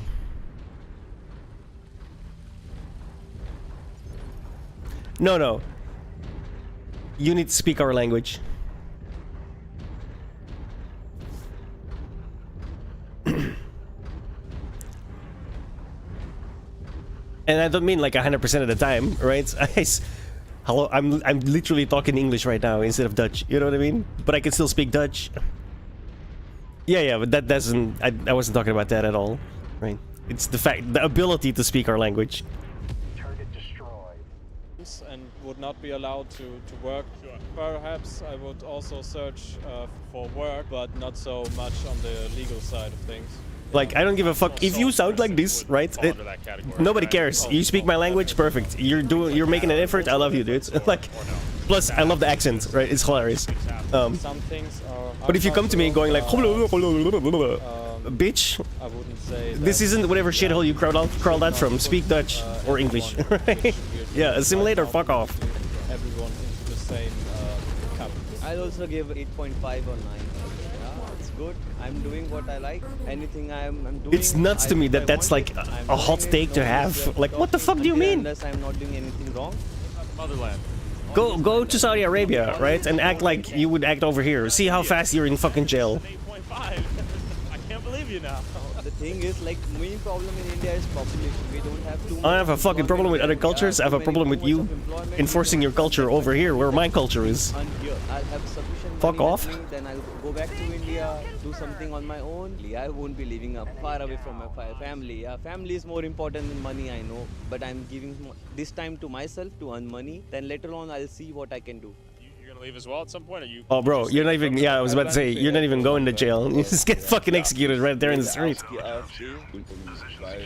Ich habe nichts gegen Ausländer, Gottes Willen. Aber wenn der eigene Deutsche so ausgenutzt wird, ja, und das ist eben das, ja, da muss ich ein bisschen was dran ändern jetzt hier, weil wir müssen doch an uns denken. Weil auf jeden Fall, ich mache meine Sache, ich mache meine Aufgabe. Wir alle Deutsche hier, wir sind gleich, alle Männer sind gleich über alle. Es gibt keine Unterschiede, als du bist Deutscher oder nicht. Problem ist hier, muss man wirklich richtig lernen. Erstmal die Sprache, damit man in dieses Land integrieren kann, weißt du?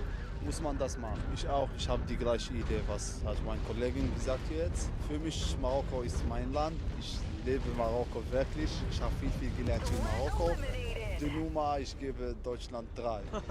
Yeah, then get the fuck out. It's that simple. Are actually just economic migrants using. Go back to Morocco. See how good it really is.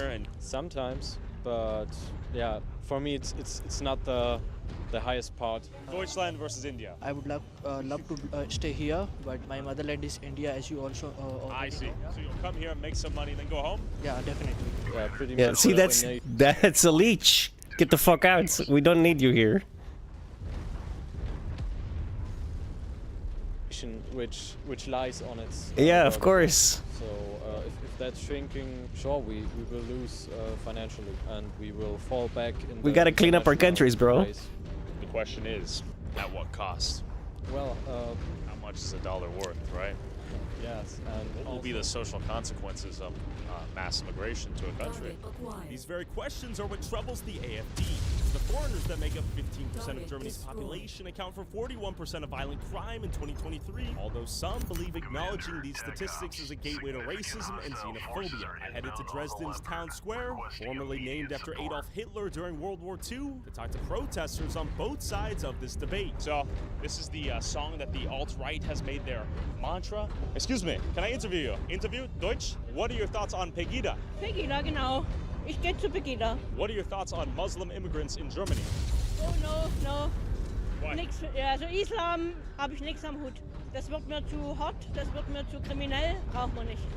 Braucht eigentlich keiner. Wir sind christlich geprägt und so soll es bleiben. Okay. Wir wollen unsere Kultur behalten und nie anders. Okay. Thank you. Thank you. What are your thoughts on the movement and the idea? It's a bad idea. Yeah. You have to have more peace. Sehr schön. I don't like the wars. You have the same problem like in Holland. Yeah. And like France. There are too many. I believe all religions are same and there should be, brotherhood in all of them. That's definitely not true, is there? Is it? You want to live under Christianity or you want to live under Islam? The choice is very easy for 90% of the world. Union and peace? Yeah.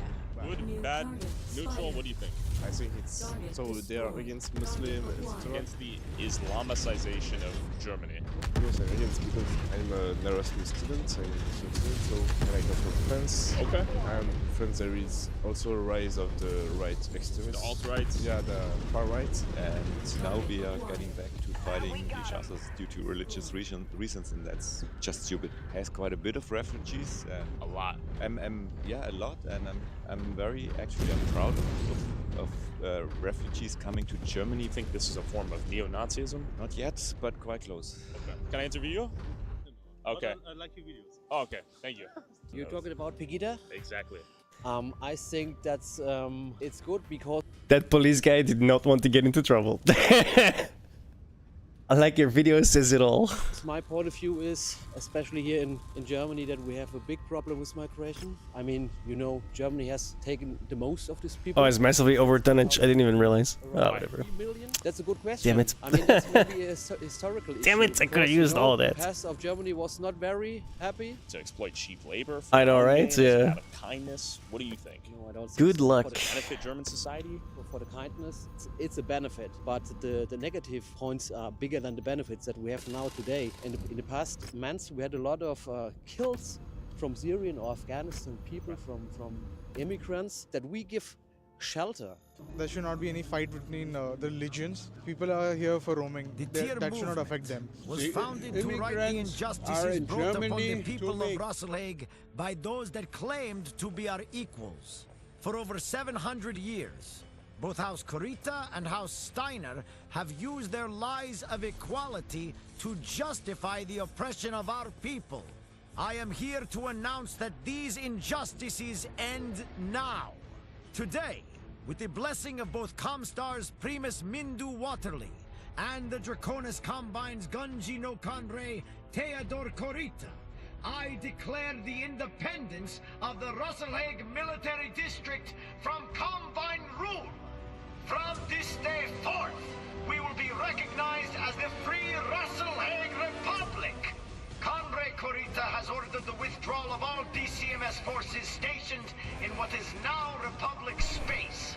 Overseeing this peaceful transition of power will be the loyal forces of our newly formed military, the Kungsarmé. Report! DCMS's 8 Russellhague Wranglers have attacked the Kungsarmé and ISIL convoy, carrying Marcus Kurita. They're attempting to free him from our custody. Damn it! Alert the ISF at the Combine Embassy. I'm greenlighting the full deployment of the first tier's battle mech forces. Alert! Alert! All first tier and supporting mercenary forces prepare for immediate deployment. We are under attack. Repeat! All first tier and supporting mercenary forces prepare for immediate deployment. We are under attack.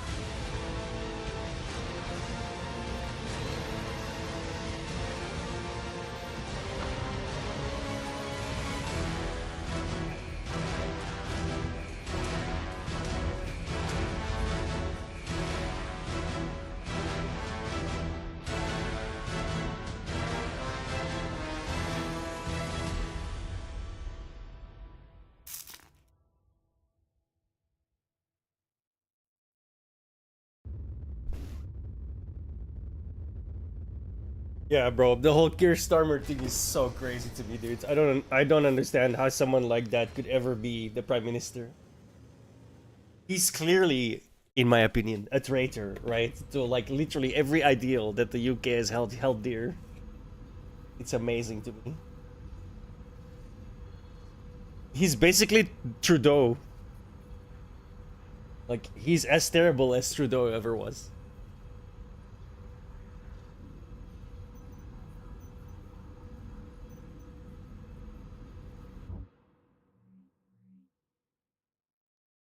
I wonder when my guy stopped training. It was like 4 years, but I don't even remember when I put him in the school. At least a couple of years ago, right? It's 34 game for crying.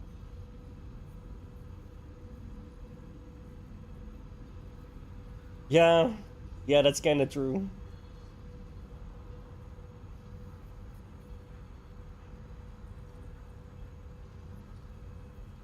And then like, oh well, there were some communication errors. I never saw these things. Blah blah blah. Like, bitch, it's right out there. It's right there on his Twitter.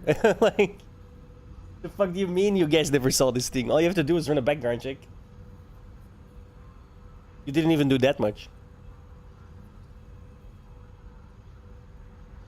Or you did, and there's even more at play than we all already think.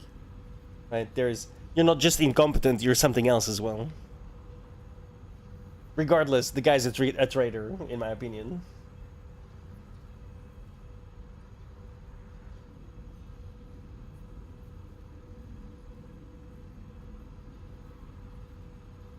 I would say the same for Tim Walz and Ilhan Omar.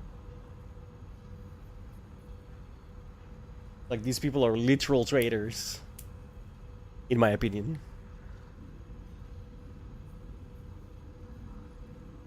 Like, you turn a blind eye to billions and billions of dollars being defrauded from the government, and then a lot of that being sent to Somalia, where it then ends up in the hands of a terrorist organization. Yeah, you are 100%, again, in my opinion, a traitor.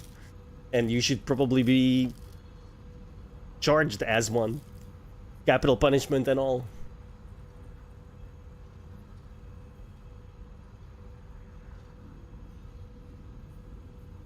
Germany and Islamic State.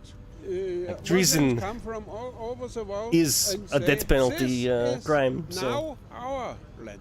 Okay. And it cannot be.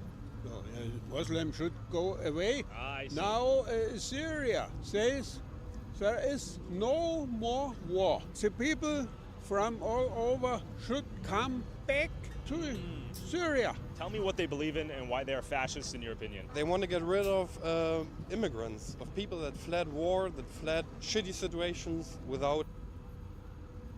there's a million countries in between us in that war. Why exactly are they in this specific country? They didn't flee with the intention of going back. They would have stayed near it then. Send their ass back. They're not welcome here.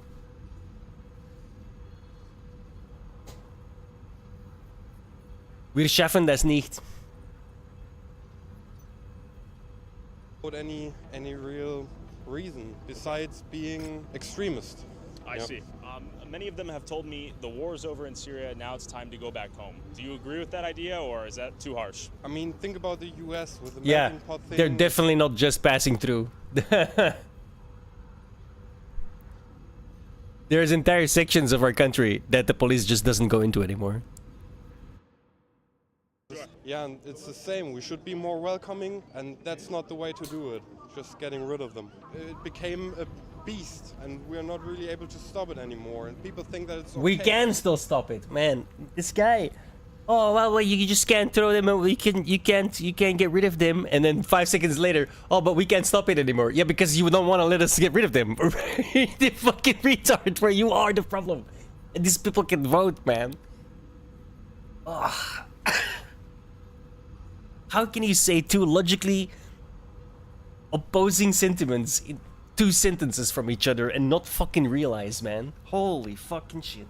But Just think about it, how it all went when fascist Germany rose. Yeah, and I'm afraid that it will happen again. Yeah. Do you think Islam is compatible with German values and German culture? I mean, it's monotheist, so they believe in one God like we do, and it's a welcoming.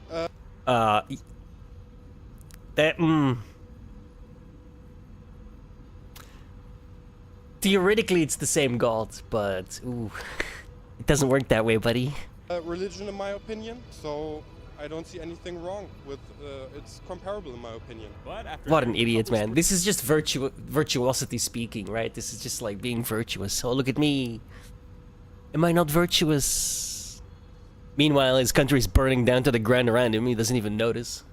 Perspective of Pegida, I met up with the controversial founder himself, Lutz Bachmann. Tell me about your role in Pegida, who you are, backstory. I've been basically the founder of Pegida. I'm one of two founders. We founded 10 years ago. On the day, 10 years ago, on this day, 20th of October 2014, we had our first rally here in Dresden. Okay. It's this kind of demonstration is going to be the last one. What does Pegida mean? I mean, it is welcoming if you convert. If you don't convert, it's not so welcoming, but it's very welcoming to convertees. Movement here. It actually all started over, as the name already tells you, Pegida means Patriotic Europeans Against Islamization of the West. We are fighting 10 years now against Islamization, which is taking over all over Europe. But in the meantime, in these 10 years, they came by more 5 themes tons. and more Fuck themes. off. We are now fighting against these crazy genderism, and as well, we're fighting against, for the freedom of speech and stuff like that. What concerns you about Islam? You just need to look in the world. I think Islam is like mid-age ideology. You see, there's no space between government and Quran. I have a lot of victors, can you tell? Sharia law. Separation of Oh, I need a 9B. Separation. And the problem is, just these maybe 10,000 crazy Islamists they are running around in the world. The problem is, if they behead somebody, the normal Muslim is standing and watching it because he can't do anything because his book, the Quran, tells him it's right, like behead all the unbelievers and stuff like that. So they're actually not allowed to fight themselves against the crazy ones. UK, I always say it's 10 years in front of us. Okay. You see what's happening there. Churches becoming mosques and stuff like that. And every government, they already have their people in the right positions and they obviously take over. You see it all over Europe. And this is what we were fighting from the beginning. We wanted to stop that. Do you think Islam and Western values are compatible? Not at all. Not even I think remotely. The head of the Muslim Council in Germany, it's called Ayman Mazyek, this guy. This is basically the highest Muslim in Germany. Even himself, he says there's only one Islam. It's not like the press and the media telling us there's a moderate Islam and there's one really Islamist. And even the head says, no, there's only one Islam. And this is what is dangerous for Europe. And it's not at all compatible to our values. Not at all. So there's a German politician who has been saying in the 60s or 70s, he says, you don't save Calcutta. If you bring whole Calcutta to your country, then your country becomes Calcutta. You know, I think their culture will replace. I can't really follow when everyone's blasted in my ear. You will need to continue to the spaceport and stop Marcus Kurita's dropship at all costs. We're on our way now. My god, I kill it? Kill him? Blow everything up? German culture? Exactly. They call it integration, but integration for me is a big lie. Because integration, when you see the word, means that you integrate somebody and he brings a bit of his with to your culture. I prefer what we call assimilation. When they come here, they need to assimilate to our culture. Then they are welcome. I don't mind people from Syria, from Afghanistan or wherever. I don't care at all about skin colors. You can't do anything about it. You've been born white or yellow or black or whatever. But they have to assimilate to our culture, to our values. What are your thoughts to some of these counter-protesters who may say you're like racist, neo-Nazi, xenophobic, those sorts of things? I always ask them, give me one proof that I'm racist. I've even got my best man for my wedding is a Turkish guy. He's Muslim. I've got so many friends, black friends from everywhere. And secret question, what's the photo of you as Hitler doctor? Is that Photoshop? Yeah, it was Photoshop. Even the press was maybe 2 months after, one of these journalists, he actually had to prove in court and he lost the case, and there was the picture is real, but the beard was Photoshop has done that. At this current rate, what will Europe look like in 50 years, in your opinion? No, I wish I had like a glass ball to look in. Bro, it'll be a shithole, like the place they came from. There will be, Guaranteed. like, 50 years from now, would fall guaranteed. like If it stays the way it's going today, the normal people would take over. there again. won't be a Europe Any lift. conflict we should predict or what? Just enjoy it. Just one giant enjoy garbage the show. heap. Okay, amazing. Thanks for your time. I'd be like, go on down the road, you fuck. If you want to support our boots on the ground, independent journalism that is not bought and paid for by corporate interests, along with exclusive DLC content that YouTube won't let me upload, and uncensored early access to all my videos before they go up on YouTube, go subscribe at patreon.com/TylerOliveira for less than $5. Oh wow, where did that go? The fuck? That really didn't go where I was aiming, I feel like.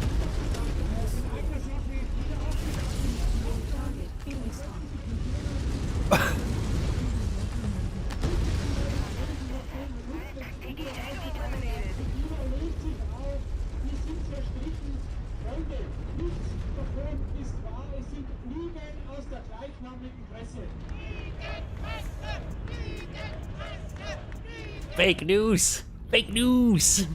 Fake news. Fake news. Wieder los. Wer heute vielleicht zum ersten Mal da ist, weiß noch nicht, was kommt. Es ist meistens rassistisch, eigentlich immer. Ganz oft antisemitisch. Es ist gegen alle Menschen, die den Leuten da drüben nicht ins Bild passen. Es ist einfach nur zum Schämen. Und je lauter seine menschliche Herkunft haben, nicht das pauschal an die Grenzen abweisen oder ihnen nur noch Butterbrot und Seife. Fake News, Pegida wird es weitergehen, aber wir machen ein neues Projekt. So, und damit die erste hier auf der Bühne, Angelika Barbe. Herzlichen Dank und ich danke allen, die hierher gekommen sind. Wir versammeln uns hier heute, weil wir alle zum Grundgesetz stehen und weil sie das Grundgesetz aushebeln. Das akzeptiere ich nicht.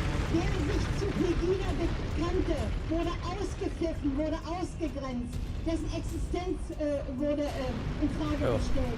I thought this was the dropship. SPD, der Pegida als Pack bezeichnet hat.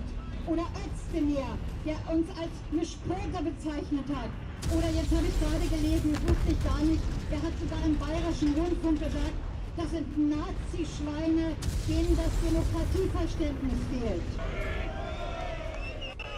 Und ich danke euch wirklich sehr, dass ihr heute hier seid. Macht doch mal richtig laut da hinten, kommt auch gerade die Zubringer-Demo, die werden wir gleich richtig laut begrüßen. Und dann zeigen wir euch noch ein allerletztes Mal, Pegida ist over, Bachmann go home. Das haben dann die Medien weiter zerstört. Sie haben ein Pressebild geliefert als Spalter, als abgehängte dumme Leute, die hier demonstrieren.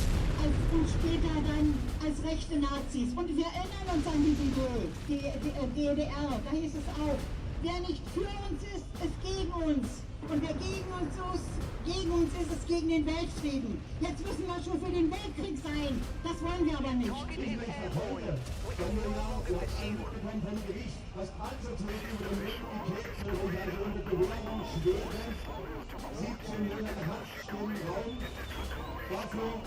Dass ich gar nichts gemacht habe, außer einen Kanal zur Verfügung gestellt, soll ich haben, wo die Wahrheit gesprochen wird. Aber jetzt ist erstmal Zeit für die Gegendemo da hinten. Klatscht doch mal richtig und macht mal richtig laut. Die kommen gerade mit richtig vielen Leuten da hinten reingefahren.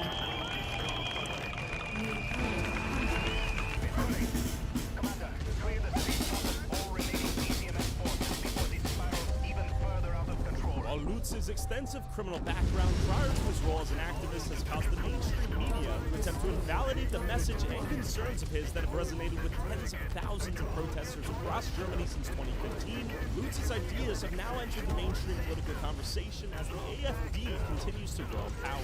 Today, however, it's officially Pegida's final rally, and Antifa was there to counter protest. Alerta! Antifascista! Alerta! Alerta! Antifascista!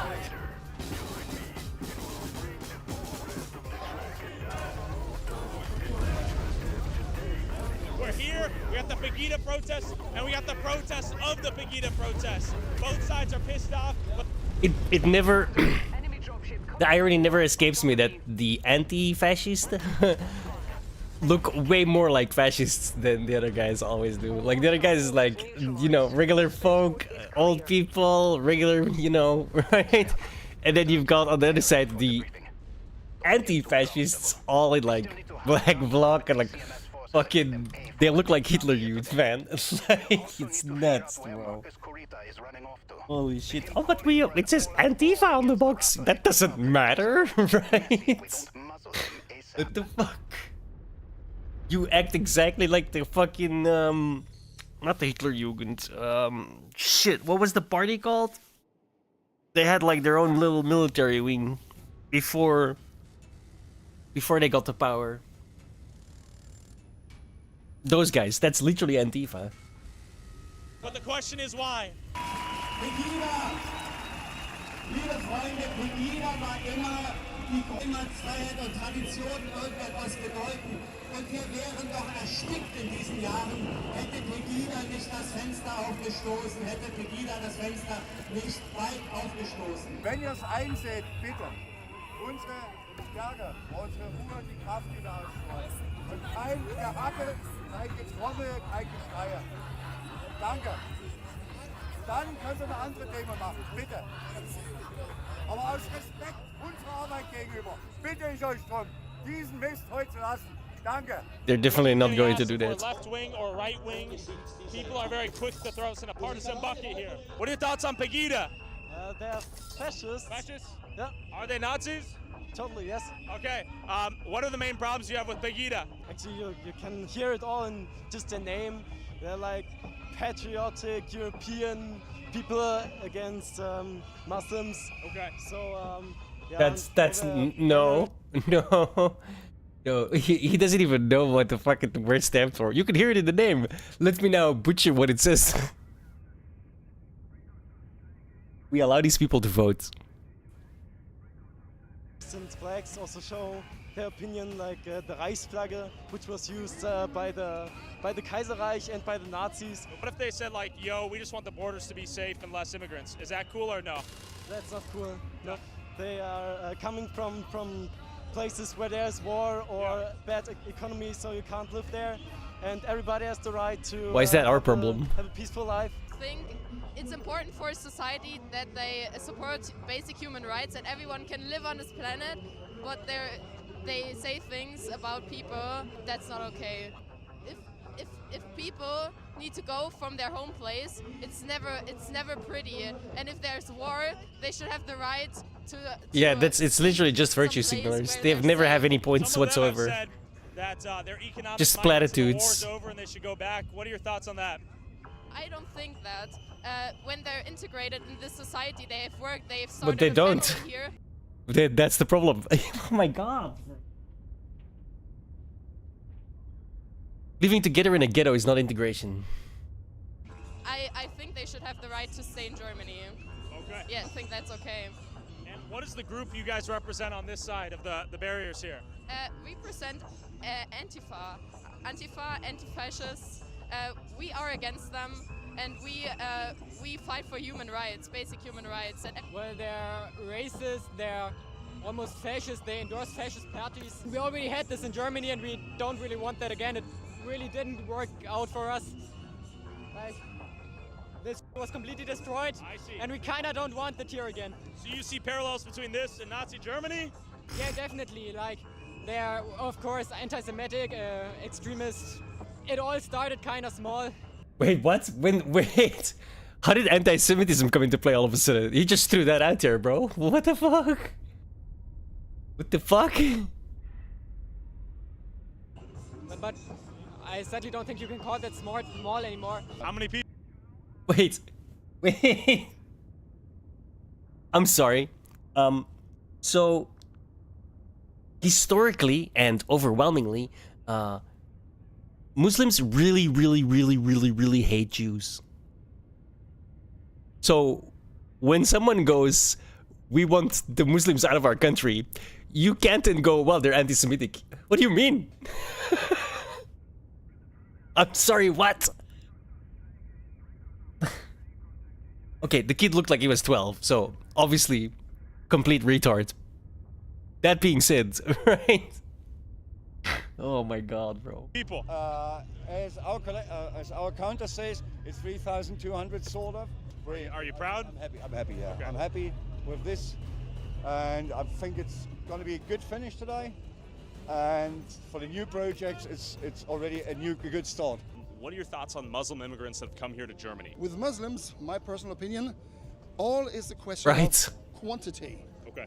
Personally, I know I have Muslim friends. It's like, believe it or not, if we get rid of all of the Muslims today, right? Just today, if we get rid of all of the Muslims, anti-Semitism in our countries would go down significantly. That's just a fact. I'm not saying that's good or bad. I mean, it's obviously good, but that's literally just what's gonna happen. Like, what the fuck? I can't believe that guy said that out loud, dude. No problem. Sure. Holy but shit. It's a different culture, it's a different aspect of life, and especially with Islamization, it's in the quantity, it's becoming a real big problem. Look, I'm German. It used to be that you were German because your ancestors are German, right? So I was born in Belgium, and in Belgium, and already 40 years ago, you could see the transformation of Brussels because of people from Morocco and Algeria. I went to Brussels when I was like 15, and I was walking through there alone, no problem. Met up with some buddies, etc. I hung out. And already back then I thought, like, damn, this is kind of dirty. This city is kind of dirty compared to where I live, right? If I go there now, it's a fucking shithole, dude. Like, it turned into a massive, massive shithole in the last 25 years. It's not even close. Like, it's absolutely disgusting what's going on in Brussels. And you can see the transformation, and it's a different style of life. It's like the videos you were seeing, man. Drug fiends in the streets, criminals hanging around the corners trying to fucking like harass people, but walking by. It's fucking shithole, dude. Want to split Germany into like ethnic Germans and you want an ethno state? Yeah, more or less. You know, they're against Islamization, so it's also about religion, but it's mostly about skin color and heritage. Is nationalism a bad thing? I would say yes. Yeah. She said, if I had closed the border, because all the Secret Service and all the police, state police and so said, yes, we can close the border. She didn't want to have the bad pictures. Soldiers and police at the border with guns pointing at immigrants and saying, you don't come in. I would say the USA, all over the place, would have been, there comes again the Nazis. Why do you think that is? Why have you guys been labeled fascists, neo-Nazis, that sort of thing? Well, the short version is, this is the most easiest way to blame someone, a group of people, political party. Okay. It's, you're a Nazi, you're out. Do you think the German people are trying to compensate for their ancestors and being a Nazi and that sort of thing? That is the core issue. We should think of ourselves not just as Germans, we should think as Europeans. Okay, yeah, especially with like modern problems like climate change, we should think bigger than just national states. The doses Get the fuck out of the way. The poison. It's a question of quantity. As it's done right now, it doesn't work. If it's coming more and more majoritarian, you would have conflicts. Immigration itself is a good thing, I would say. You know, it gives a lot of opportunities to Germany, for example, a lot of different viewpoints, you know, of people. Very much depends on the immigration. And Germans need that. Are they integrating the immigrants and refugees that are coming? It's not like we're saying stop all of it, right? It's like we're saying stop the wholesale. Like right now you need to stop all of it, actually. Like shut it down and then figure out a better system, because bringing them in wholesale is clearly not working, right? You need to get the people that want to integrate and assimilate. Those are the ones you need. The rest, stay the fuck out. Here well right now? You wanna come live here? As unmitigated mass migration, You better open adapt. borders, intrinsic religious differences, cultural differences, formation of a global monoculture seems to be at odds with cultures and national identities across Europe formed by distinct groups of people with shared histories. Well, you need to learn the best way to throw acid on someone, right? How else are you gonna learn that? Destroying them may be. What do you think? It's not really in our culture.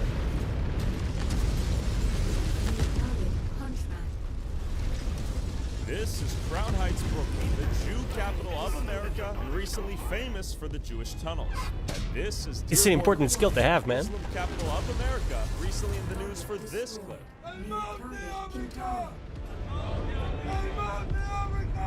Both of these groups have seen a rapid increase in harassment and hate with the ongoing war between the Palestinians and Israel in Gaza. But how different are these two religions? And what do they really stand for? On my way to Brooklyn to meet up with the Hasidic Jews in Crown Heights, I learned of Columbia University students protesting in support of Palestine, setting up a liberated zone on campus, and then this happened. Listen to me now. We're not letting the civil rights and civil rights of the Jewish person be on campus. I have a right as a professor. I am a professor here. I have every right to be everywhere on campus. You cannot let people that support Hamas on campus and me, a professor, not go on campus. Let me in now. Before I infiltrate the university and see their camp, I wanted to hear what some of the protesters had to say.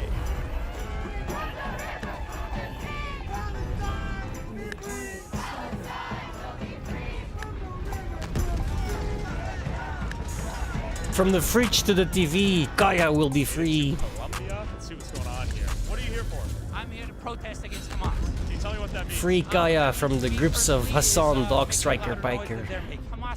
I love that. That's such a good fucking Dog Striker, Piker. And the Arab world, and I hope that Israel defeats them soon. Many people who feel that the Palestinian people are being slaughtered, and they're saying not in our name. My age said it about Vietnam, not in my name, apartheid, not in my name, and all the different mass movements for justice. And that's what's happening here, supporting the students. Some people think that Jewish people have to defend Israel. I come from a long line of Jewish people. My relatives were killed in the Holocaust, but all of whom fought against injustice. And I think that is a tradition of Jewish people, not to continue to defend Israel blindly, no matter what's happening. So they say they stand for Hamas or they're in support of Hamas. What does that mean? From my perspective, and again, I understand that they might not understand what they're saying. Sure. What I see is I support the organization that killed my friend in Gaza 3 months ago. I support the organization that has been raining down rockets on civilians for literally decades. I cannot see a situation in which we will have peace with the organization Hamas. We're here to support the Jewish brothers and sisters from all this anti-Semitic scum that are standing across from us. And release the hostages. Release the hostages is the number one priority. What do you think they're here in support of?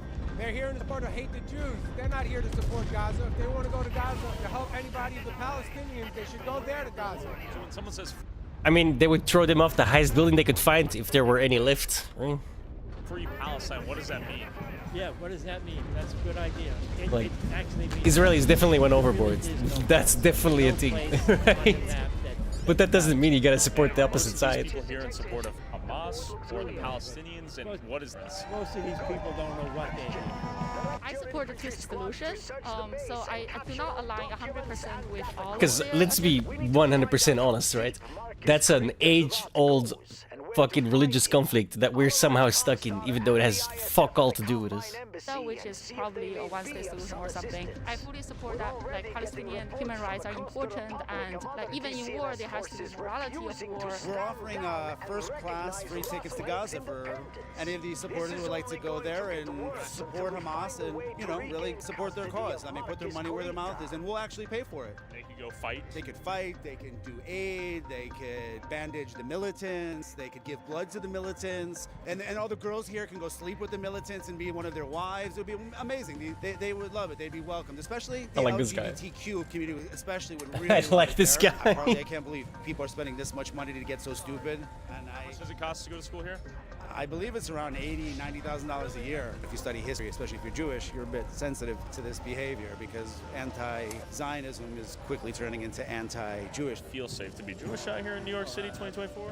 On college campuses, it's kind of terrifying. You get in there and you see people basically holding signs that I saw one that was, you know, the Jews on this campus are Hamas's next targets. It's like, that is unbelievable. I mean, I saw a photo that was literally protesters stopping Jewish students from getting into buildings. And it's like, that's straight up anti-Semitism. I think there are people that are a little more naive in the camp that do have good hearts that want the right thing, which is just to end bloodshed for people that don't deserve it. But you get lumped in with the worst ideologies that are a part of it, which includes wanting all Jews in the region just dead, supporting Hamas. You ask them what they think about Jews. Bro, I'm spending 5 million every tick.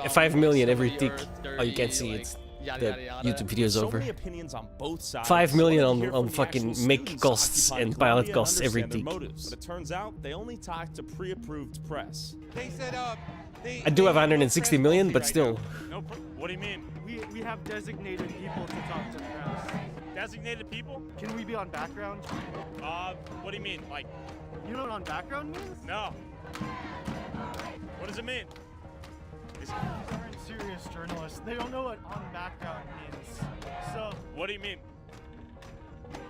They said we're not serious journalists. We don't know what on background means. Given that I am, in fact, just a college dropout with a camera, I began scouting the entirety of the school's perimeter and quickly learned it was near impossible to enter the school without a student ID or without being pre-approved press. This place was crawling with NYPD and security everywhere, so I tried to sneak my way in.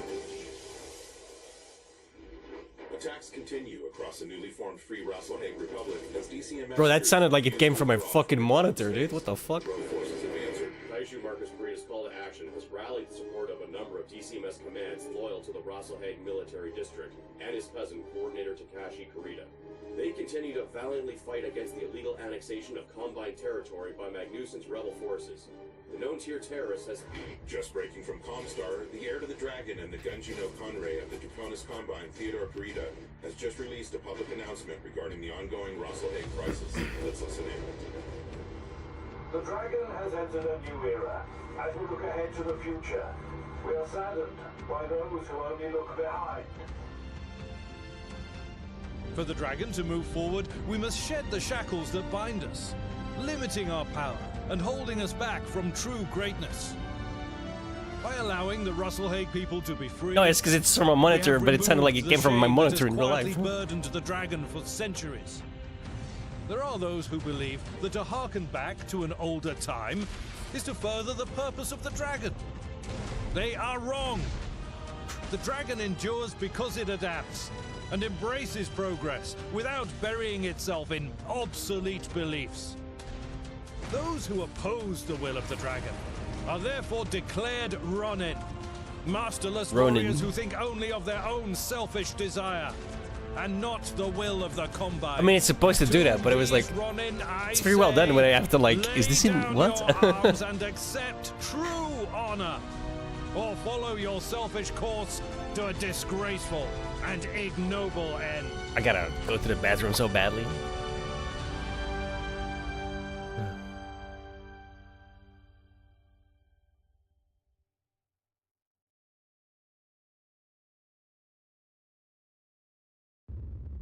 Alright. Oh. Ooh, interesting. Okay, give me, and then we'll go over these. I'm not gonna do that now because I'm gonna read this shit and I really need to go to the bathroom. 10 minutes.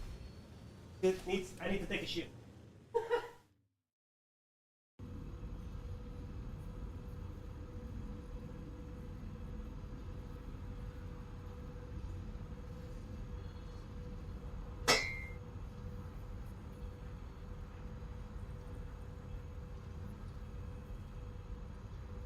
Cat puked on the fucking stairs.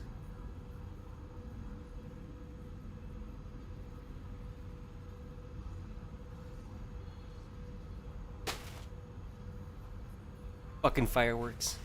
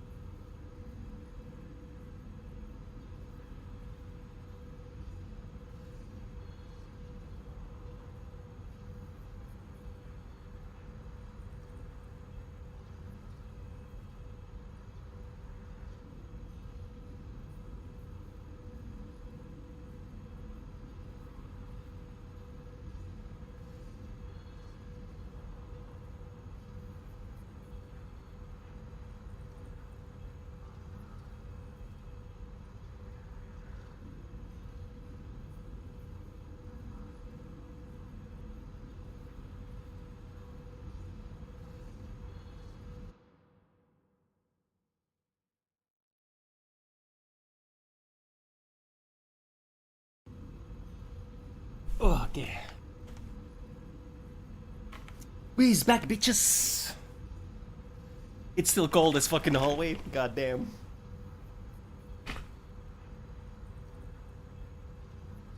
With a group of other Columbia students going to school. Alright, let's see what we got.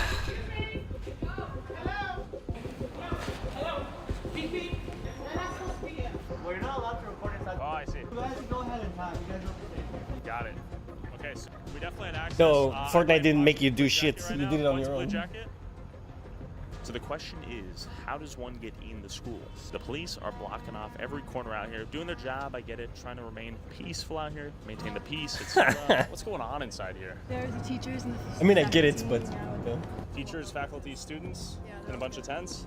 there's students in the tents and the faculty and the teachers are up there. Got it. How many people would you say are in tents right now? Like a couple hundred? Yeah, a couple hundred. And that's been pretty consistent last couple days? Yeah, I think so. Probably an important thing right there. So my next idea was to go undercover as a protester, buy a scarf, put on 2 face masks, and raise the pitch of my voice to sound less threatening. I managed to sneak past the security guard playing a game on his mobile phone, and I had infiltrated Columbia. After The high entering pitched the voices, but- University for Palestine, I learned that everyone here was on high alert if you weren't pre-approved press. Investment in media trained by the Media trained. Oh god. We're improving. Well, we don't want you saying what you actually mean. But we're still working on it. Okay. Thank you. Yeah, you got it. For sure. I focused on observing as much as I could without raising too much suspicion. And luckily enough, I'd arrived just in time for a speech and an interpretive Believe dance. it. Oh, I don't know what to give this guy. We just wanted to like Is he 10 expert? the importance of like telling the ties between Colombia and these companies. So for example, BlackRock, who we all hate, Chevron, Airbnb.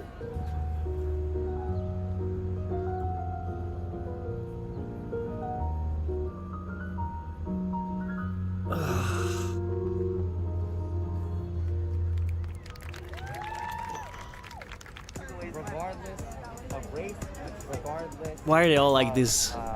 Sexual orientation, no matter what. I ask you, why are they all like this? Consensus is we want to free Palestine, and showing out the numbers really exposes who has the power. Despite the sheer number of protesters out here, they were almost unanimously masked up and uninterested in sharing their thoughts on what this camp stood for. Hi there. Can I see what's inside? With their fine arts nonsense. Are there people there? Oh, I see.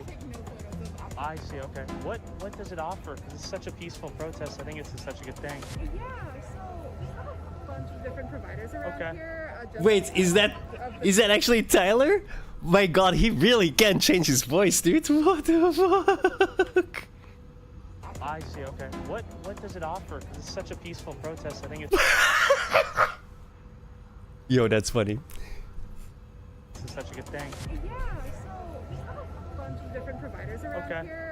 Just of the nature of being a college protest. I'm an EMT. We have some first responders. We have doctors, nurses. We're not operating in any official capacity, but the idea is, even if there aren't necessarily like violent injuries, which thank God there are not. There have been none, right? Yeah, it's Okay. just that originally someone had a seizure when we did not have any tents I up see. because of the heat, and since then we've decided to just like consolidate a bunch of different like medical supplies and medical responders just in Makes case sense. anyone needs some help. Yeah. You good? Yeah, I'm good. Are you Hi recording? there. Yeah. Just Oh, been you're walking around. recording. Oh, yeah. I walked up, just recording. Yeah, we don't want any Oh, I recording see, around okay. the Yeah, sorry, I thought I you were see. just Okay. asking. Just trying to show how peaceful this is. Yeah. Okay. Well, I appreciate your Have a time. good one. Thank Yeah. you. Yet, as I had my headshot taken by this dude, the hypocrisy was obvious. Like the interview? No, thank you. Okay. As lunchtime began, I was No, impressed thank you. with the Why are they all like this, real time bro? as The protesters echoed the Holy lunch shit. options to their comrades. These are all shit.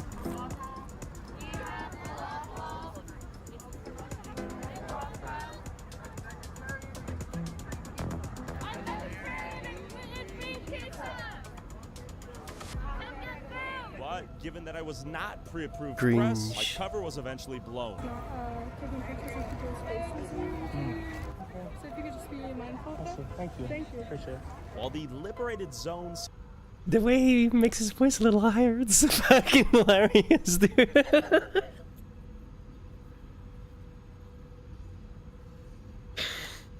That's hilarious. Seemingly voiced unanimous support for Palestine. I found these dudes in the back holding an American flag. You guys are all students at Columbia here? Yes, sir. You guys Jewish? No.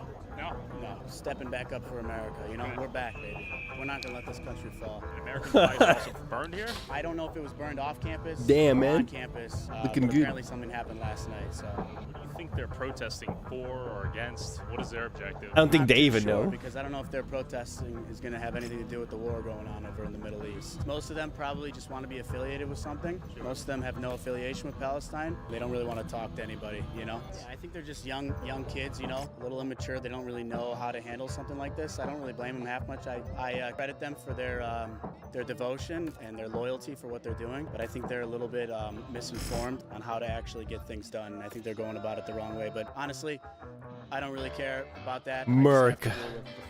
This is a USA rally right here. That's right, yep. Okay. USA rally. Ben Berquam, Real America's Voice News. I think God bless these guys for being up here.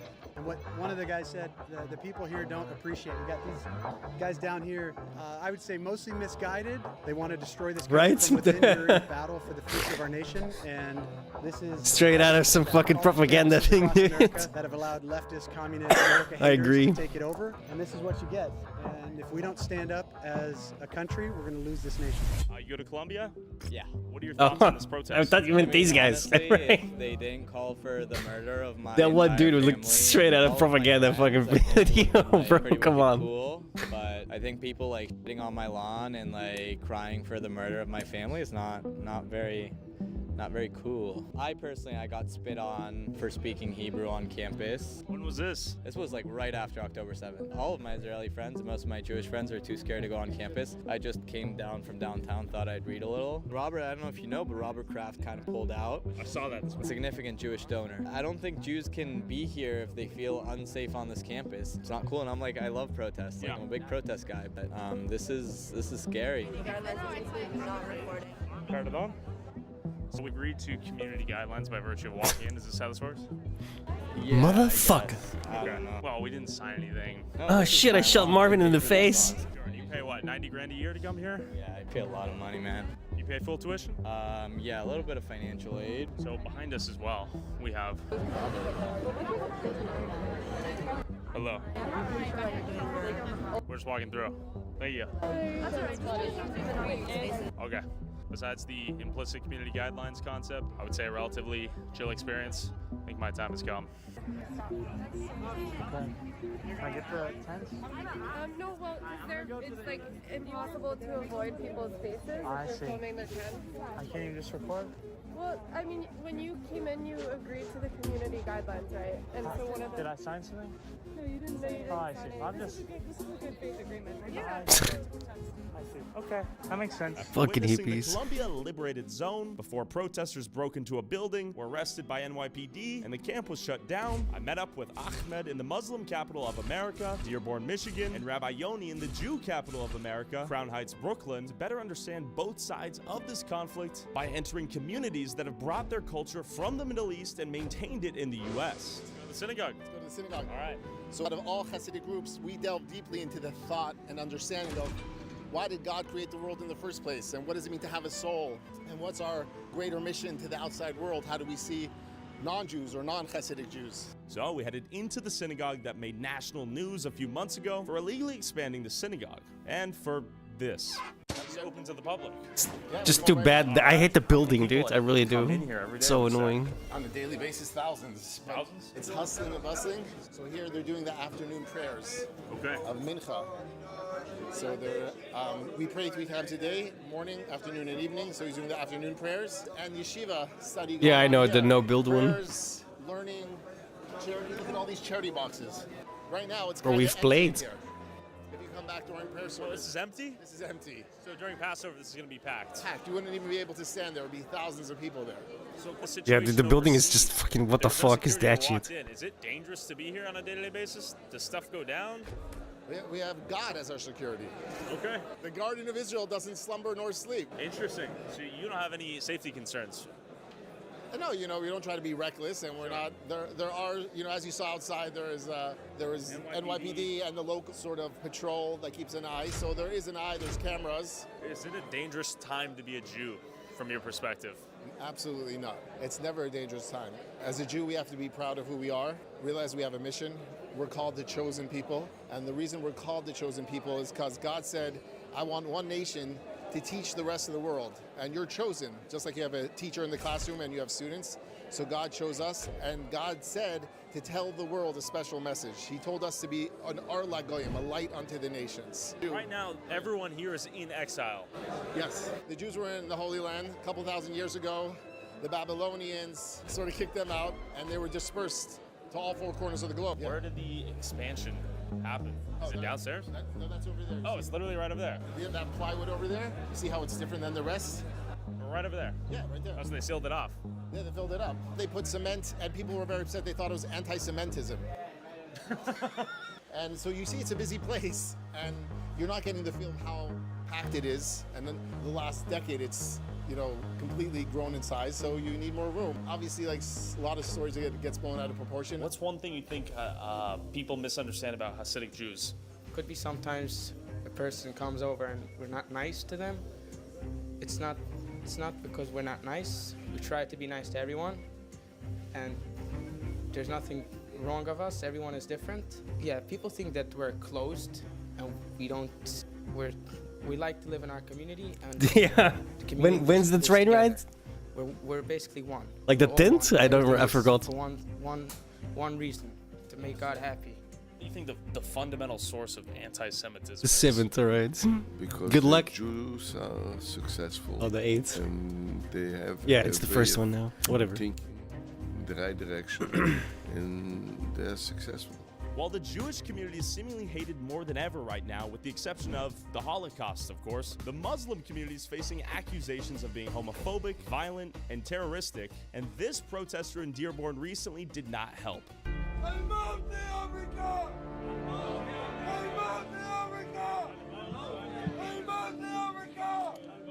Malcolm X said, and I quote, "We live in one of the rottenest countries that has ever existed on this earth. It's not Genocide Joe that has to go. It's the entire system that has to go." Quiet struggle over identity is playing out in Muslim communities nationwide, advocates say.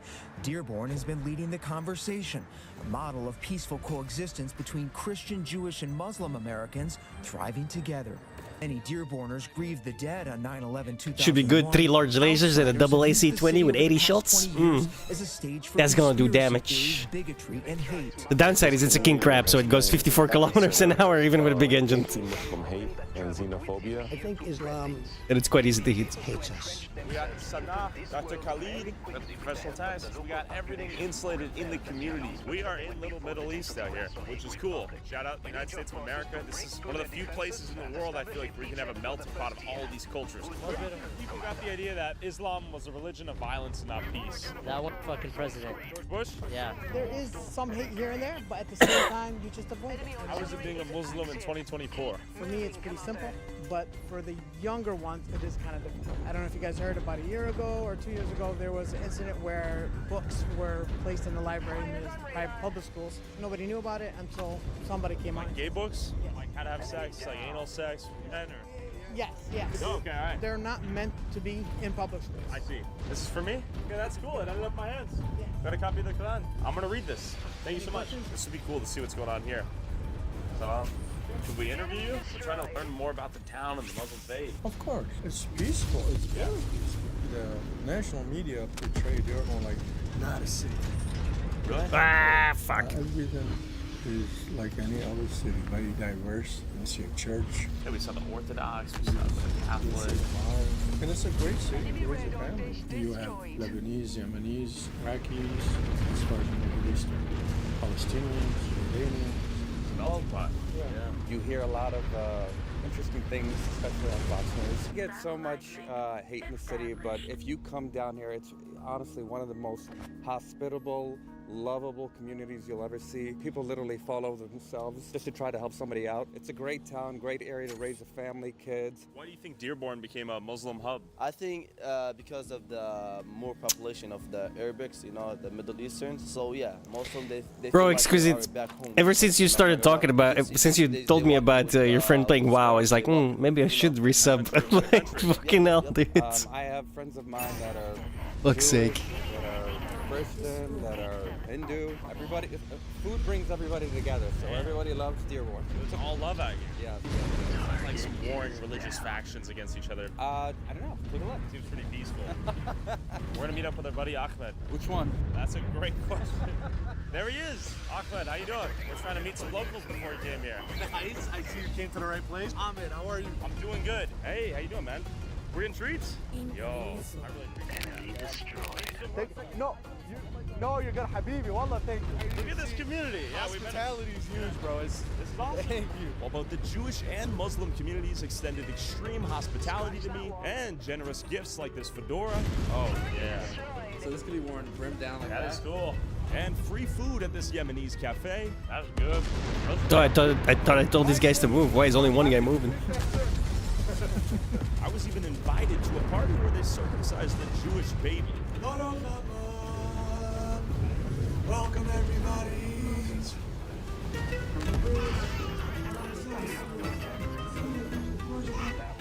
Poor little kids. These were complete strangers who let me come to their family gathering and eat their food. We walked in here, you guys tolerated me even walking into this. I'm kind of amazed. Why would we not tolerate you? Well, I'm not a Jew. So what? God created many things in this world. Non-Jews also. The beautiful thing about the Hasidic community, and specifically this one, is that it's a family. Everyone looks out for each other. You're never left alone, because that's what Judaism is about. Caring for each other, looking out for each other, not just Jewish people, but everyone. Both communities showed me extreme love and kindness despite the fact that I was a complete outsider. There seems to be a little bit of fear of me, a misrepresentation of Dearborn. Why is that? Well, I mean, if you take a look at the news right now, for example, with what's going on with the war between Israel and Palestine, if you say you don't want people to be murdered, what can we do to minimize this or stop this? It's like they're throwing that terrorist label out so quick. And I think that's why a lot of people are really cautious, because it's becoming a very, to label someone as a terrorist is a very serious crime. It's not a joke by any means. That's where a lot of the fear is stemming from. And I think with the amount of stress that people are facing in this economy, there's not much difference between hopefully my life and any of the viewers' life. You're pretty much working to pay bills, trying not to get obese, There's not much time to create terrorist activities. So we're joking about that. Is that a real thing out here? When you see videos where it's like, if you want to support, stop bombing, stop the killing of children, stop, just simmering things down, and then boom, they're labeled as a terrorist. That's kind of crazy, right? That kind of hinders the whole point of free speech. And from my perspective, what you see is, you have certain actions that were committed on both ends between Israel and Palestine. And you have your war initiated. What people are saying is, hey, it's often for countries to have a back and forth militarily between each other, but to continue an onslaught of children and women and families who are not fighting or not in war, that's where a lot of people, including myself, think the line should be drawn. Considering all the different stereotypes, hatred, and confusion, I headed to the local mosque to talk with a sheikh to learn more about what Islam was actually really about and what he thought about the current state of the world as it relates to Muslims and Jews. I believe we have a Catholic church, and then we have an Orthodox church right over there. This is a pretty impressive array of very different religions worshiping in very close proximity. This is optimistic right here. This is indicative of some world peace coming soon. Okay. Allah knew that not all are follow one which is Islam. But Islam means that to submit peacefully to the will of Allah subhanahu wa ta'ala. And Allah subhanahu wa ta'ala, He made things subjected for you. And Allah created this universe to revolve around it. Everything was created to serve this universe. Allah is saying, that, oh my servant, I created everything for you, created you for.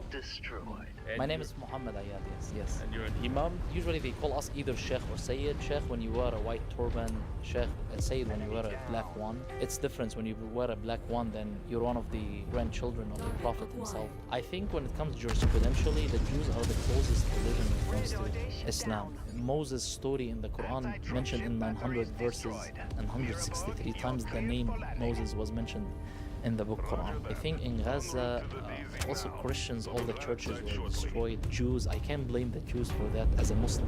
It's more about the fake political Jews plus fake political Christians plus fake political Muslims. So I don't think the war in the Middle East is between Muslims and Jews. It is a completely religious war. But in stark contrast, YouTube's most popular rabbi back in Brooklyn disagreed. Can you explain what's going on in Israel and how that relates to Judaism, Islam, and the differences between those beliefs? Hamas celebrates the success of their raid. We successfully raped and decapitated babies. That shows that God is on our side and we are the good people. How does that make any sense? The religious issue very simply is Israel is an inheritance. God gave it to Abraham as an inheritance. He made it very clear. For you and your children for all time to come. An inheritance you cannot claim. The only way that Israel can belong to you is if you inherit. The Muslims believe that they are the inheritors of this land because Abraham's oldest son is Ishmael, and they are descendants of Ishmael. Corroborated by holy texts, the Torah, the Quran. What confirms that belief? Nothing. Okay. Imam Ali, when he was giving the final will to his sons, Imam Hassan and Hussein, he told them, always stand against the oppressor, and whether they are in Ukraine, Palestinians, Americans that they suffered somewhere, we always stand with these individuals. We are not like aggressive, we are not violent. I expect from the one who has more power to be more wise, to have more strict rules that they abide by and follow. There are no Palestinian people before 1967. There are Muslims who are Arabs, claim to be descendants of Ishmael, and therefore the land belongs to them. And that's why there will be no two-state solution, because as far as they're concerned, the entire country belongs to them. So what does it mean? Israel will give them Gaza?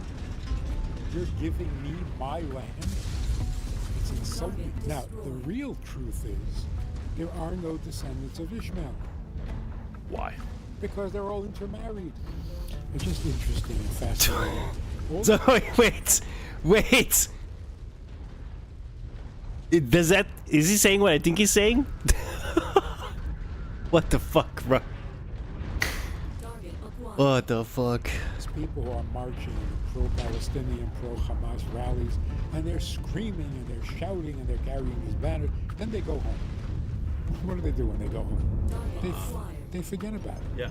They couldn't care less. Do you think many people believe Islam means terrorism? I think it's still in the subconscious of a lot of people out there, since as a Muslim, I was in Lebanon when ISIS came to Syria, and we suffered in our capital Beirut from some explosions there because of ISIS. I was able to experience some of their activities. If I wasn't well-educated Muslim that actually I studied the Quran in depth and the words of Prophet Muhammad in his household, I might get a better image of what Islam is. Because unfortunately, it was shocking to see individuals like actually they believe if they bomb themselves, they will go and eat lunch with the Prophet. Some of them they found spoons in their pockets. It sounds funny, unfortunately, and you might cry at the same time. But look at the level of ignorance. Unfortunately, we read some articles saying that a lot of them, these thoughts were instilled inside their heads when they were 6 years old or 7 years old.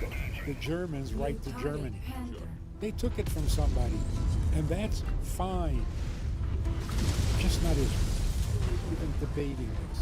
We beat you up in 67 and we took your land. That's it. That's ours now. And if we beat you up, we'll take Gaza. It'll be ours. Like every other country in the world. No, you're an occupier. We're not occupiers, we're conquerors. Look what we're fighting over. Small chunk of land. At least he's coming out. I Right? believe the world now Appreciate the honesty, I suppose.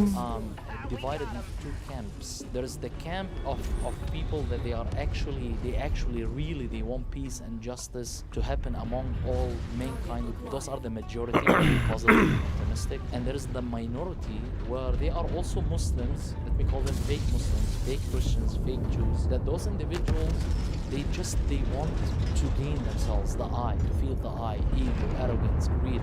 If we had more youth in power, I think things will become more calmer. I hope that the youth of this generation can make a major big difference in the future and not follow the footsteps of the previous generation. I'm talking about the minorities, that they are just seeking power.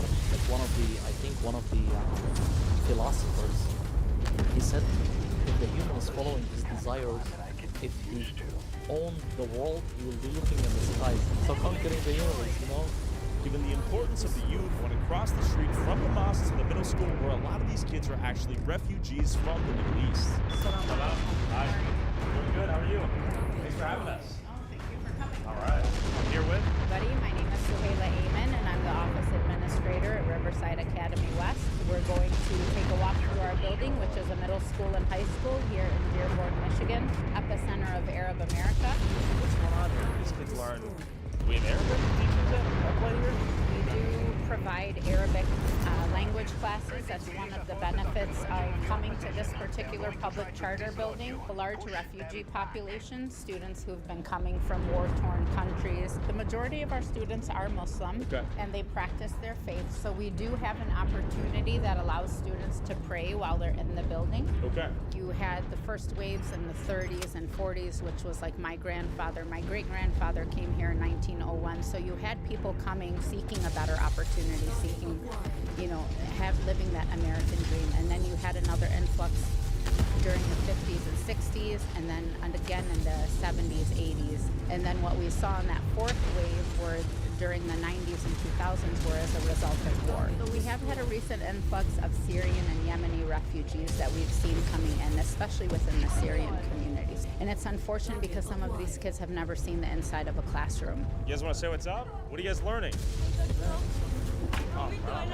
Hey, thanks for watching. What are you guys learning right now? From Arabic. Arabic? Hey. How do you guys like the school? It's nice. It's my first day. Is your first day? It's my first year. Okay. I moved. Where are you from? I'm from Yemen. Yemen? Ooh, get a hand. Where are you guys from?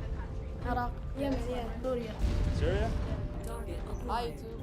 Yeah, say what's up to YouTube. Yeah!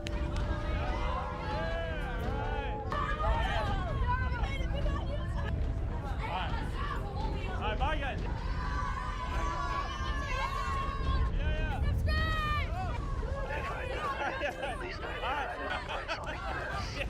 Hey.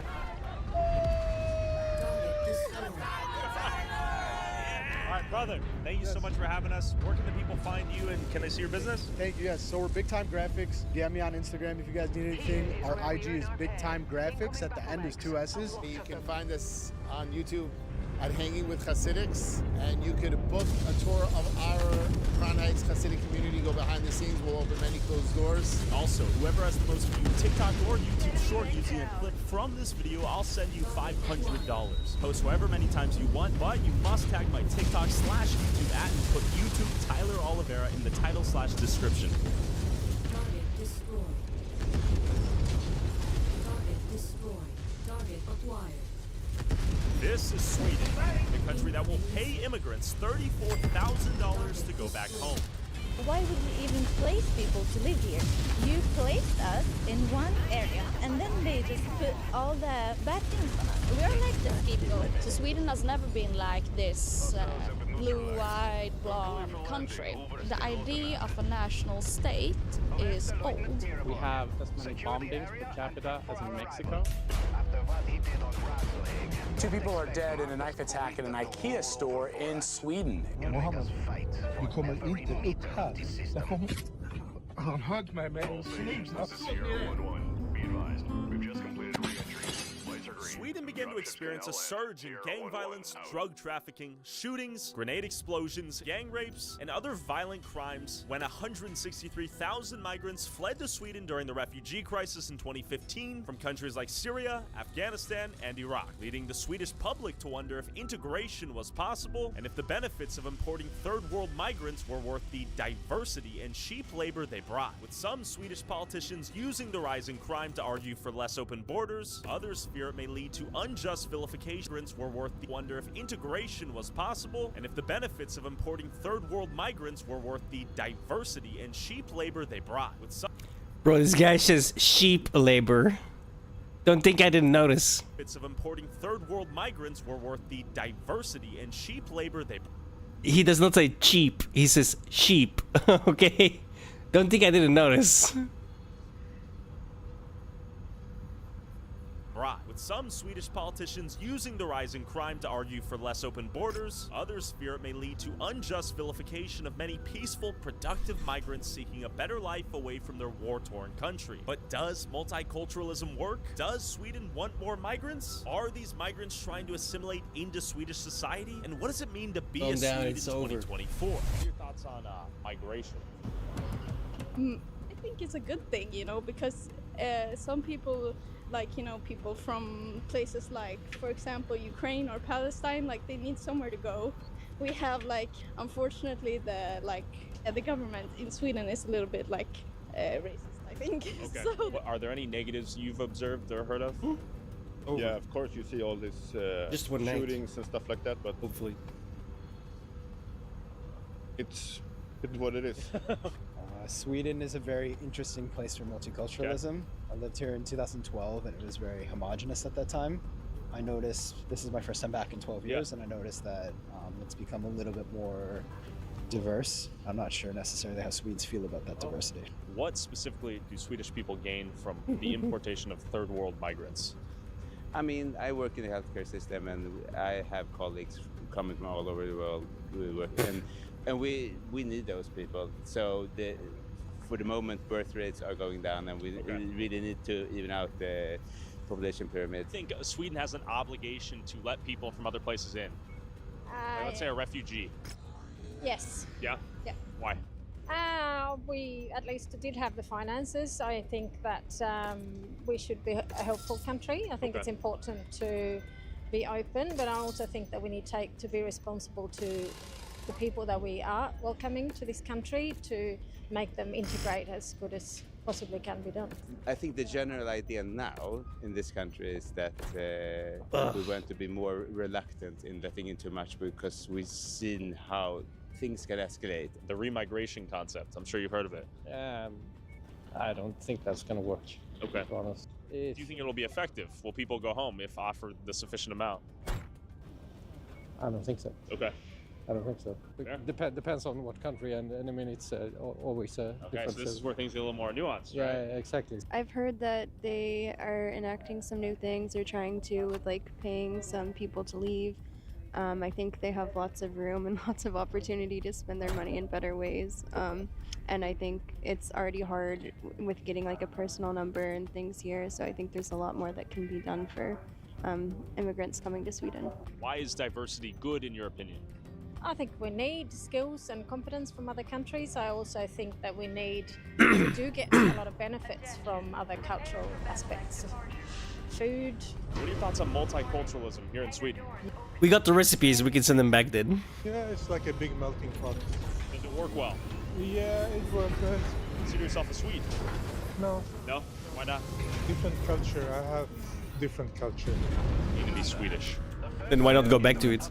In my opinion, Swedish means to be open, to be interested in internationalism. I think that we should be more welcoming and like trying to get them into the society, because now it's more like they get casted out into these like cities outside the city, and they get all like bundled up there. The government are like, oh my god, there's criminality going on. Is there criminality, or is that myth? It's a big problem. Yeah, but I think it's because these people don't get like integrated into society, so they have to do certain things to like survive and get money because the government doesn't help them, I think. You know, there's thousands of them coming.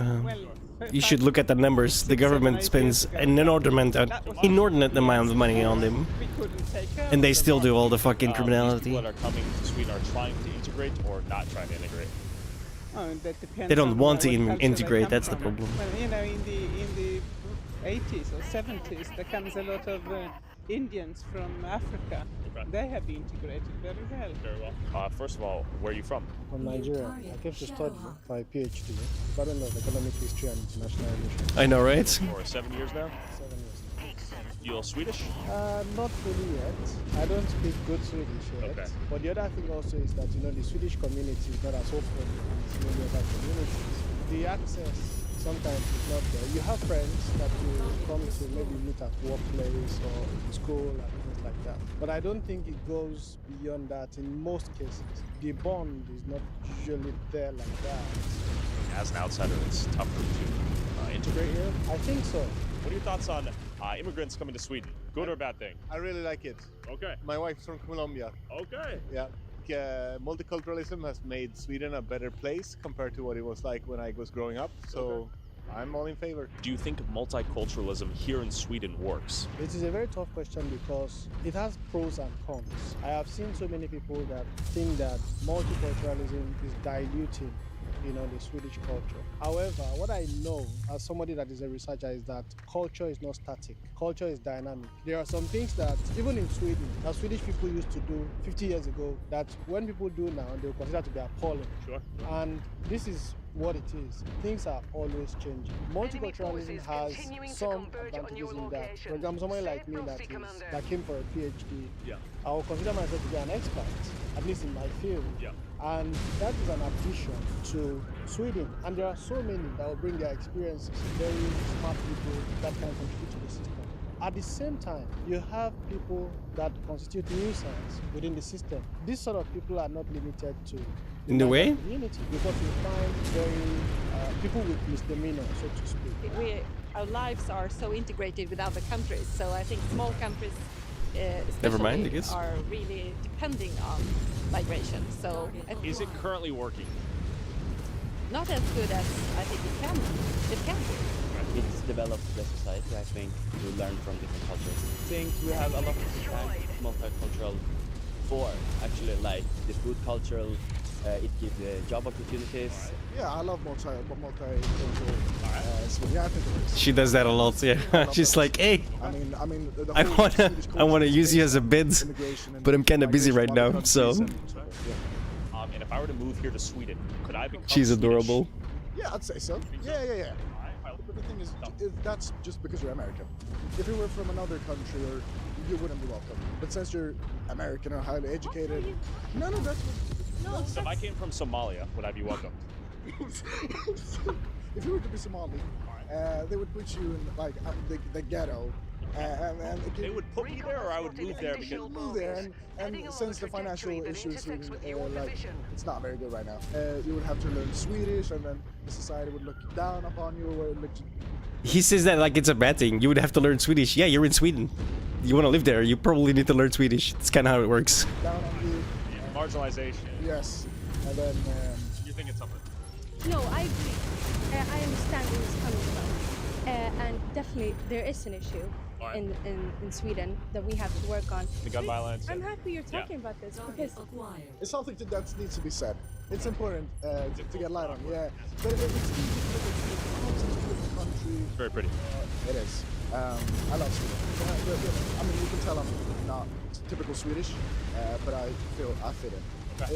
It's about how you grow up. Can we get a dance before we see you guys? There we go. There we go. Wonders of multiculturalism.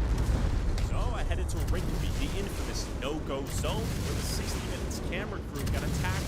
This guy fought back in his wheelchair. With 91% of Rinkeby's population immigrants as of 2018, it's a symbol of the parallel societies in Sweden, where migrants seem to live in an entirely different world than the rest of their Swedish neighbors, and some say it represents the problems that arise when migrants do not properly integrate into Swedish society. But real quick, did you know 2.9 billion records were stolen from national national public data a few months ago? Billion with a B. We're talking names, birthdays, phone numbers, addresses, and most alarmingly, social security numbers. Imagine this. Someone gets a hold of your loved one's social security number, they open credit cards, drain your bank account, and they can take out loans, all while destroying you or your loved one's credit score while stealing their identity. And here's the kicker. These hackers didn't just sell the info, they threw it online for anyone to use for free. They hate you, but don't freak out. Today's video sponsor, Aura, is here to help. Aura monitors your bank account, credit card, even your 401k. Plus, Aura's built-in VPN encrypts your online activity so these hackers can't snoop on you online. And their password manager keeps your passwords safe and organized so you're not reusing passwords across multiple sites. And Oh my god, fucking die! God damn it. you're back with up to $5 million in identity theft insurance. Their US-based 24/7 fraud resolution team is ready to jump in and help you clean up the mess. Go to Aura.com/TylerOliver to try it 14 days free. Now, let's go to Rinkeby. Is it actually dangerous? It is, yes. Okay. What's going on there? You have open drug selling on the streets. You have multiple gangs from Rinkeby. This is where the Swedish gangs are? To some extent, yeah. We talk to some people out here? Excuse me, question for you. Where are you from? Where are you from? Oj, jag vet inte. Jag är ny. You from Sweden? Nej. Where are you from? Oj, jag kan inte. Country? Jag kan inte svenska. Okay. Ja. Okay. We got a shop right here. We're basically in little middle English neither, apparently. All right, so rumor has it we're in a no-go zone. Obviously, we've gone. The question is, will we go back home in one piece? Where are they from? Why did they come here? How is life? Let's go find out. How long have you lived in Rinkeby? For about a year. Okay. Where are you from originally? I'm from Syria, but I have lived in Rissne, which is very close to here. So yeah. Okay, so you're born and raised here in Sweden? No, I came here in 2015. So From Syria? yeah. So how's your experience been in Sweden as a Syrian? Well, it was fine. I grew up here, so it feels like natural being from Sweden. Yeah. I was young, so Okay. I don't really know that. I didn't have that like tough experience or so. But yeah, it's a nice place actually. Before I moved here, I heard that it was like The hood, right? Yeah, exactly. But no, I wouldn't say that. Okay. I like Rinkeby Because actually. they call it a no-go zone. Is that accurate? I mean, we're here, right? Absolutely not. I go to the gym like at 10 o'clock at night. Okay. It's fine. As long as you're not involved in the gangs and so on, you're fine, I would say. Is this a sort of parallel society, as they call it? Different world within a world sort of thing? That's some caveat. So long as you're not involved in the gangs. What gangs? Why are there gangs there? We want you to be involved and be a part of the society. But why would you even place people to live here? You placed us in one like area, and then they just put all the bad things on us. We're like the scapegoat. Basically, we sell the drugs, they buy them. Sure. But if they wouldn't buy, we wouldn't sell. Let me ask you this. Do people have economic opportunity outside of some of this criminality, like the drug selling, or are young men kind of just like, okay, I guess I'll go sell drugs? Well, Sweden have a free education. You can become a doctor and you get money from CSN. Stop talking, I'm already leaving. Studying. I get 4,000 crowns every month. Become a doctor? Yeah, every month. So it's like $400. You get money to study. Exactly. Why are people getting involved in gangs then? Well, I think that they have a different background. People from like war and things like that. Sure. And many kids grow up here with no passion. Schools doesn't have any type of like good education that discipline kids. They don't have that. Why come to Sweden if the Swedens aren't, let's say, welcoming and Because, well, our countries, people are suffering there. As you see now in Gaza, people are dying, basically. That makes sense. I guess my question is why Sweden specifically and not maybe a neighboring like UAE or a Middle Eastern country? I would say because the UAE and so on, they didn't open doors, actually. They are Muslim countries and they are our people somehow, but they didn't open their doors. It was Sweden and Germany. Where are you from originally? I am from Palestine. Palestine? Yeah. Okay. How do you like Sweden? Yeah. Good. Are they welcoming to refugees? Yeah. I drive bus. You drive bus? Yeah. And you've been here for how long? 20 years. 20 years? Yeah. Do you plan on staying in Sweden forever? No, not now. Not this. Not because the new politique. This is the new politics are bad? This is different. How so? Bad? That means they're working. In what ways? Everything. How so? Economy. Immigration? Yeah. How they treat you? Not for me. I have Medbori. I have Okay, pass. so you're in. I'm from Sweden, Serbia, and Peru. Okay, are you born and raised here in Sweden? Yeah. What are your thoughts on Rinkeby? My thoughts in that sense, I don't know, it's a beautiful place in some senses, but I think every place has its problems. Okay. What are some of the good things about this place? What are some of the bad things? I would say like it's very common for people to really get to know each other. It's very family, like we normally accept people from other places. I think many people have bad thoughts about this place. Yes, because it's a place where maybe it's very mixed with the cultures. And I think people normally have the tendency to really give this place a shot, like a really good chance. And I think if people would do that, would get along with people living here. I think people already have racist thoughts about this place. I think that we are involved in the society. Many Syrians educate and go to universities and so on. So I'm not saying that the immigrants is very like not doing bad things. Sure. They are, and they aren't like following the rules and so on. But the government can do better. What's one change you'd like to see in the government? Don't spread propaganda on social media about us immigrants being the people who kill and so on. Because when it's a Swedish man who like commits a rape, they said a man. When it's a black man, they would put his name or something that shows you that he is not from Sweden. So I don't think that we are committing more crimes than Swedes, because they do commit crimes, but the media doesn't show. Why are there so many shootings here? Gang crimes. Yep. Why do people, from your understanding or speculation, get involved in gangs out here? I would say the main reason maybe you cannot pay your bills. I don't think everyone chooses to do these things. And also, I'd be like, go on down the road, you fucking. if you want to support our boots on the ground, independent journalism that is not bought and paid for by corporate interests, along with exclusive DLC content that YouTube won't let me upload, and uncensored early access to all my videos before they go up on YouTube, go subscribe at patreon.com/Tyler Oliveira for less than $5 a month. A lot of heterogeneous cultures here. We got kokab, East African products, Thai, sushi. So we're in Rinkeby, and here we are. This is what the famous spot where the wheelchair guy drove into the dude attacking the boom mic operator. So we're noticing, just do a pan here, every walk of life we're seeing. So we got a cool ethnic market here. We got Palestine Cola. It's truly a melting pot we're witnessing. It reminds me of New York in a lot of ways. And last but not least, the Islamic Cultural Center. We're in front of the police station of Rinkeby. Can you tell me some of the problems and difficulties they face building this place? Yeah, so when they started building this place a couple of years ago, construction workers attacked, and they had a really hard time actually getting the stuff here because of like roadblocks and stuff. They're getting attacked by like local gang members. And didn't want a police station right in the heart of Rinkeby? Yeah. For obvious reasons? Yeah, for obvious reasons. You know. At some point, you perhaps also could understand that from a criminal point of view. You know, having a police station like this also quite big, you could understand that, of course. On this building, you have like fireproof walls from the outside as well to not like be able to throw Molotov cocktails and stuff. Fireproof, bulletproof, drive-proof.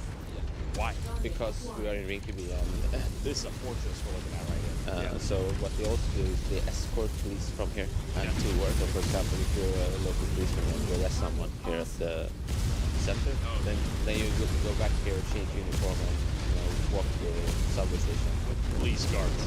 Yeah, exactly. The police themselves are afraid of getting attacked after they do their job and arrest people here. Yeah, that's why they got escort from here. But I wanted to hear from an immigrant who moved to Sweden when she was 20 and became the first black police officer in Sweden. Is integration possible? And why are so many migrant youth turning to a life of crime? And we're in a big police compound. This place is fortified. Why is that? I mean, it starts with like maybe 10 years ago, we have community policing. We have small stations. And then one day someone threw a hand grenade on the building, and then the politicians decided that we should build a huge police station that will be in Rinkeby. I became police officer in 2006, right? So between 2006 and 2015, or 14, everything was cool here. You have more like small crimes like, I don't know, burglary and theft, those small things. After 2015, then we start gang violence in Sweden, and then we have certain groups who start to build kind of gang, what they call themselves. We're having shooting before in Södertälje, where we have immigrants from Middle East, but Christian immigrants from Middle East, who also build up their own, kind of gang. It's more like mafia. I mean, burning cars, like shooting, throwing stone on the police officers. But now, from 2021 up to now, everything's quiet here because we were not like sitting down and watching that. You know what I mean? Start from 2015. Okay. Yeah. During the refugee crisis? Yeah, that's most of the people say that it's because of refugees, but I can say because most of the people who are in the gang violence, most of them born here in Sweden. Okay. And they came to Sweden for many years ago. They are not like the new migrant. So these are second-gen children of immigrants? Of course. Yeah. Those youth, they have to feel that they're part of this society. They are Swedish too. You cannot give a person identity at the same time making the person feeling that you're not a part of this society because you look different. In living in an area when most of them are immigrants, how can you be Another a stalker. part of the society if you don't know the rules, you don't know the culture, you're not learning anything? If I were a kid and if I were to throw a grenade into this room, for instance, what could you do as a police officer, and then how would the court system take me in as, let's say, a 13-year-old? I'm a 13-year-old, I mean, nothing gonna happen. Nothing would happen? No. You would take me into custody and We don't want to take you to custody. We'll take you, and the social will take over the whole investigation. A young man in a kind of, how do you call it, HBV, or is a kind of, it's not really jail, but it's more like a place where they get educated, or even if I were to throw a grenade at a police officer. That's the system in Sweden. I say that they should throw them to jail, and they have to learn. If you throw a hand grenade, you can get 10 years old. If they caught you with the arm, a gun, 10 years old. If you sit down there, you're gonna start to think. At the same time, the government have to prepare. But what's happening in Sweden is like they throw you in the prison, and then after when you get out, you don't have anything to go. Where do you go? You go back to your friends. Sure, and then you throw another hand grenade or shoot someone else. Or because your parents are from another country, you have to learn Swedish too. Why Swedish too? Why don't I study Swedish as my Swedish? Okay. Swedish is taking these young children who are born here to learn Swedish as their second language. Exactly. And they're born in Sweden. Yes. But they're never gonna truly feel Swedish. Exactly. They try to do that with me. My father came to the school and said, hey, what? Can, let's say an immigrant is coming here to Sweden right now. Can Good they father. become Swedish? Can they integrate into society? They can if you make it easy for them. Give them the tools. Make it easy for them. Let their parents to be parents. They have to also to tell us, immigrant coming here, okay, if you come to my country, this is the law. No one is telling you. Everyone is going to the suburb. How do we know about what we have to do? You have to tell me. This is the law. We want you to follow it. Now they are saying that. Even they're still saying that, but they are not telling what to do either. They have to be proud themselves about their own culture before they can introduce that culture to me. If they don't know about the culture themselves, how can they introduce the culture to me as a foreigner? They have to know who they are first before they tell us who we are. Or who they want you to be. Who they want us to be. As the Swedish, what's the Swedish culture? They will say, yeah, openness, standing in a queue. You go to, that's not the culture. They can't define their own culture. The segregation in this country is what you're seeing in many different places like this. We were just visiting central Stockholm the other day, and there you saw a whole other picture. Totally different. Totally different. This is entirely Middle Eastern and African people in Sweden. Yeah. Because you guys let them in and you guys welcome them. Yeah, we had the prime ministers talking on national television to open our hearts and to be accepting. Sure. So, and you did. Yeah, for almost 40 years, perhaps. And now you're paying some of these people $34,000 USD to go back? Is that the idea? Yeah, the current government has imposed an amount of money to return back. It got quite big in Sweden with multiple headlines of a full plane going back to Iraq. After hearing from Risa, I met up with Marcus, the chairman of the Conservative Student Union at University of Stockholm, Bilan Osman, a Muslim activist, journalist, and second-gen Somalian immigrant, and Arvi, a spokesman from a conservative think tank Oikos, to see if they too thought it was the government's fault that migrant youth are struggling to integrate. Sweden has always had minorities. Oikos is Greek yogurt. Sweden portray itself as a, how do you say it, like homogeneous country where everyone is like white and blonde and so on. But there has been minorities in Sweden for like centuries. So Sweden has never been like this blue-eyed, blonde country. But in like the 1930s we had a lot of migration, mainly because of war. The last decades because of the wars. But in the beginning of the 90s, Sweden became a kind of racist country. We founded the Race Biology Institute, where you measured people's heads and even sterilized minorities. Are the people themselves trying to integrate themselves into society? They always have to go so far back, man. Yeah, but like 100 years ago. Fuck off, dude. That's probably righteous to say. But, and the government is trying, but they have for a long time tried to just throw money at these places. But for some reason, they are not being able to integrate anyways. Why is that? Yeah, I don't think they want to integrate. I think that's that. They came to Sweden for the economical incentives. They didn't come here to become Swedes. So I think a lot of people, their own background is quite solid. They want to keep that as well. For example, something obvious these days that we cannot take in infinite number of new people from a different culture, right? You have to have this integration, assimilation process. That was highly controversial in Sweden for like 15 years ago.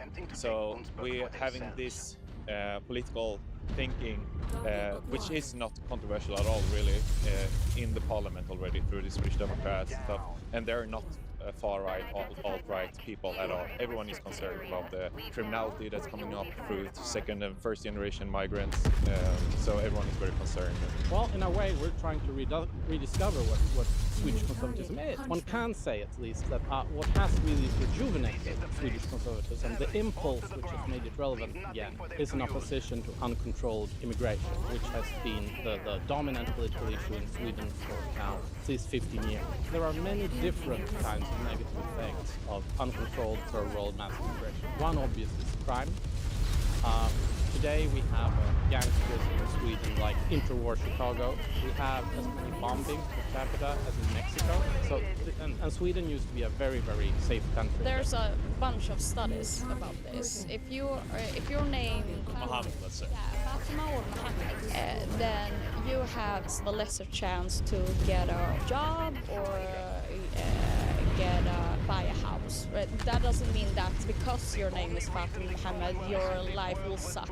But there's been a lot of studies when it comes to the racist culture in Sweden. We have a tendency to not acknowledge that racism exists in Sweden because of, you said that Sweden has always been welcoming toward refugees. That's kind of true in some sense. I think that has also been like an excuse to not acknowledge the racist society that we live in. Swedish media was that if you oppose immigration on any ground, that means you're a racist. Even if you said that there might be some potential downside, you're a racist. Swedish public debate is like a school of fish, right? So everyone changes position at the same time. So now everyone is kind of opposed to it. But up until 2015, this was, and that's why the Sweden Democrats grew so much. They had a monopoly in saying that immigration could possibly be a bad thing. Now you have 5 parties who say that bad or not too good. So there's far more competition. I saw some data from The Economist today. This was not from Sweden, but from Denmark. But it should be pretty much the same. Where they had looked at the fiscal effects of immigration from different parts of the world. But the average effect from an immigrant from the Middle East and North Africa was that they were a fiscal burden throughout, even, and this is important, even in their prime working age. Do you think migrants from Muslim countries are integrating well into Sweden, and is Sweden helping them integrate into Sweden? I'm kind of allergic to the integration. Tell me why. The only way to adapt to a society is that you get the chance to have a job, to have a good education. That for me is like integration. But in the Swedish society, we are more talking about assimilation, that people that are coming to Sweden has to change the way they are. Yes. And that's problematic. People No, don't it's have to not. have one identity. They Problematic. can have, Oh my god, all the buzzwords as well, man. Fuck, I hate these people so It much. was a debate in Sweden between the party leaders and the leader for These the fake ass Christ lefties, Democrats virtue signaling. said that This guy ran himself to death on my leg. Swedish values. What does that mean? I'm a Swedish Muslim. In which way is there a conflict between Islam and Sweden? That's a false narrative, and that's the problem with the society. Do you think some of the laws or precepts in the Quran and the precepts of Islam conflict with Swedish society and Swedish law? First of all, if you look at the world population, 1/4 is Muslims. The way someone sees Islam in Afghanistan or in Somalia or in Iran or in Sweden is obviously different. We have lots of different interpretations of what Islam is. I don't believe in the concept that Islam is one thing that has a conflict with Western values. So Swedes have, I think, a much harder way grappling with and understanding Islam than people would have in the US, in Poland, where people actually still believe in God. For Swedes, Islam is just some superficial thing. It's like, yeah, you know, they don't drink alcohol, but maybe there are Swedes who don't drink alcohol either. The fact that people would actually care deeply about religion is an alien idea to many Swedes. People didn't imagine at all that we would have a large number of mosques in Sweden, or maybe it would be a temporary thing because Muslims should stop being Muslims, because why would they be Muslims? So the expectation was these Muslim migrants would leave their religion behind and become truly Swedish. Yeah, I imagine so. Okay. It's the dumbest shit I've ever heard, if anyone actually thought that.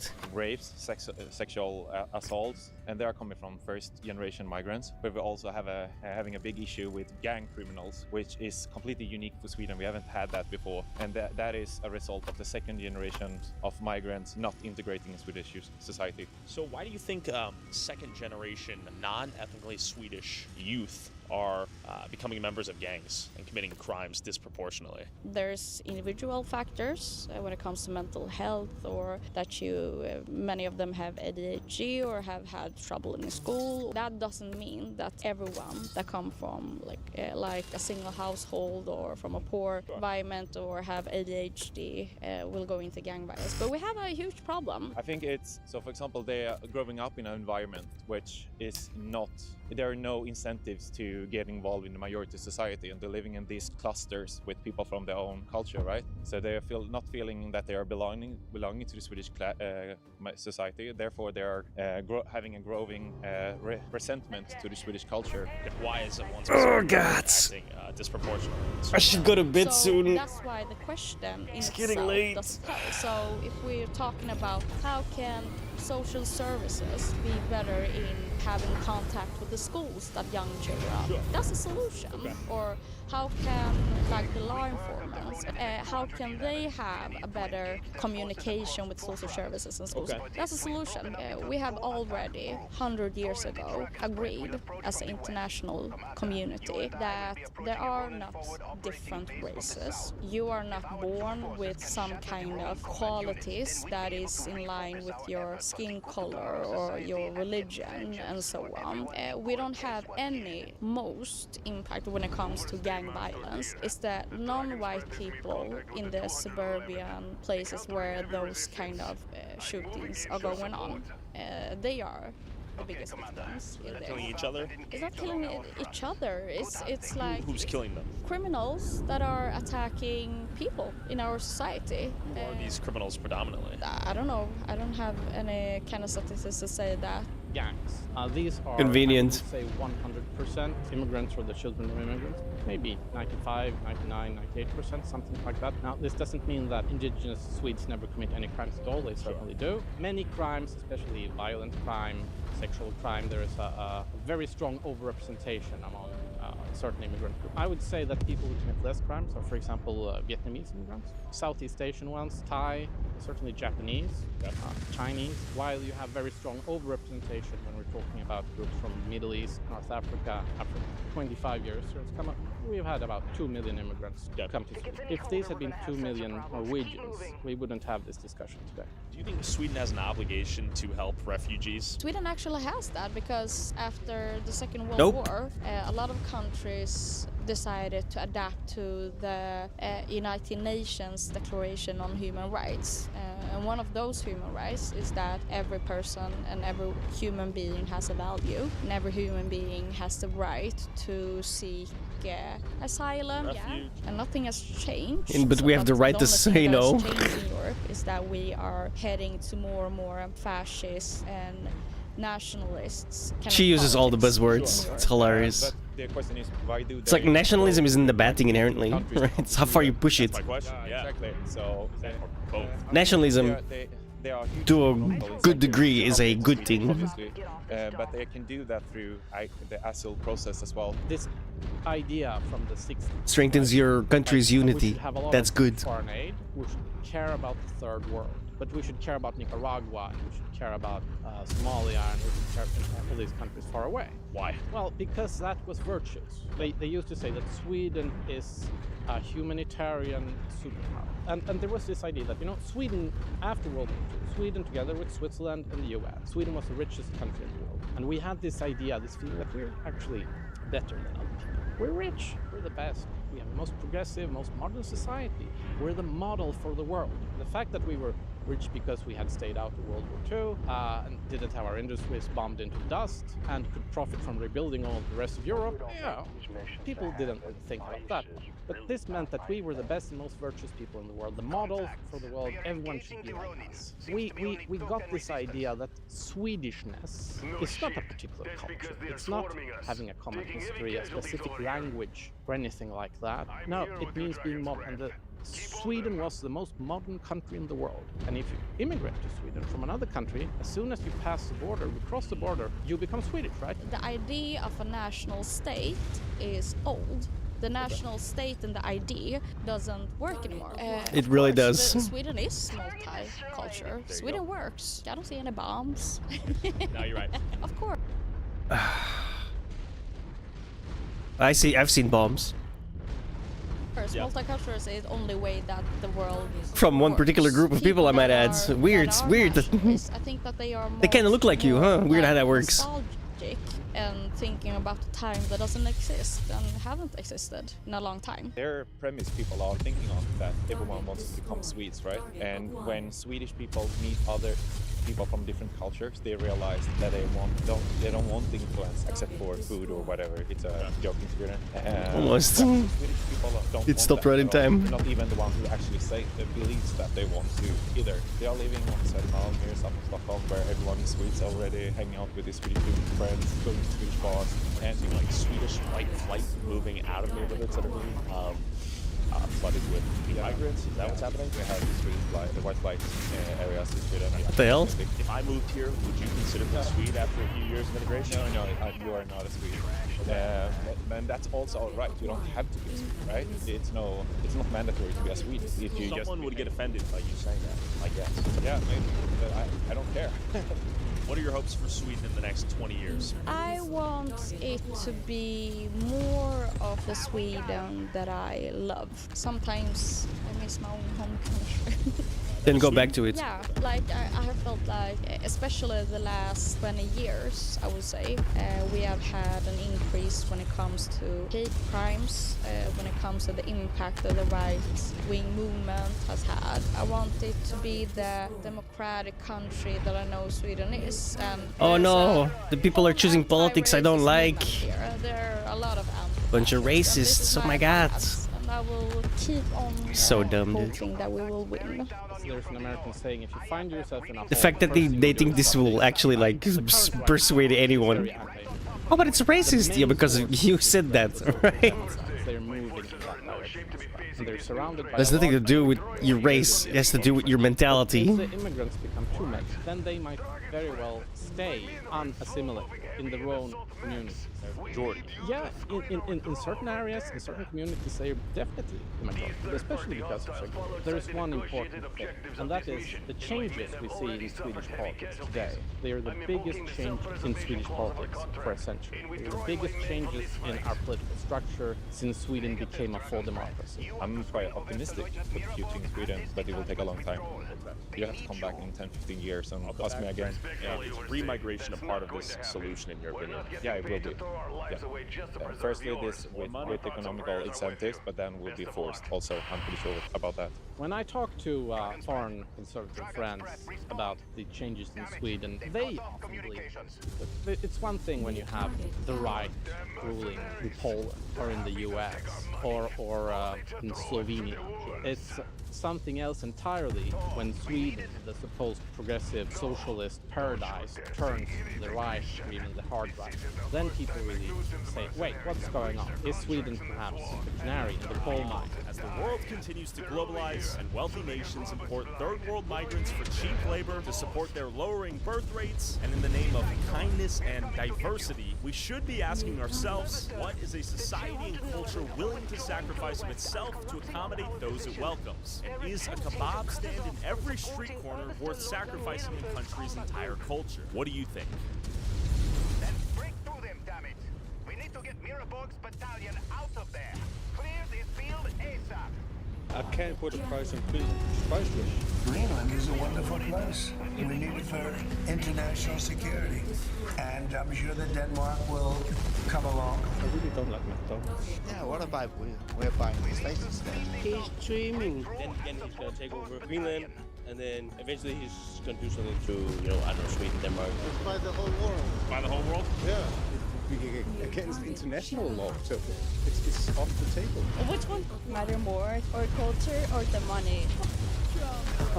I want McDonald's. You want McDonald's? But can Denmark even sell Greenland to the United States? Dear President Trump, listen very carefully. It is not the same. Let me put it in words you might understand. Mr. Trump. It's not for sale. The chairman, the leader of Greenland, has been very clear that they are not for sale. If this is about securing our part of the world, we can find a way forward. But nobody knows if they even have any right, title, or interest. The people are going to probably vote for independence or to come into the United States. But if they did do that, then I would tariff Denmark at a very high level. Before I asked the Greenlanders what they think about Greenland being sold to America, I pulled up to Denmark to see what Danes think about losing a part of their Danish kingdom. What are your thoughts on Trump wanting to buy Greenland? Really? We want to... You're right. It's ridiculous. It's not for sale. And what you people don't even understand, you cannot buy land. Yeah, I'd do anything. It's crazy. Crazy? It's kind of crazy. It's crazy. I think it's a crazy idea. It sounds insane. Okay, tell me. It's perfect. What do you think? Well, I think it's way off. I'm not supportive of the thought of buying Greenland. How can you buy a country? Is it even for sale? Not at all. I'm just coming here to bridge the gap a little bit. Talking about common America. The Greenlanders personally don't own the land they live on. It's collectively owned. So you cannot, even as a Greenlander, you cannot buy land in Greenland. So the whole idea is ridiculous. I wonder how a person such as Trump or anyone would try to buy another country. But then again, Trump is an honest person. The fuck do you mean? You ever hear of Belgium? Right? That's literally bought. This is definitely not unprecedented.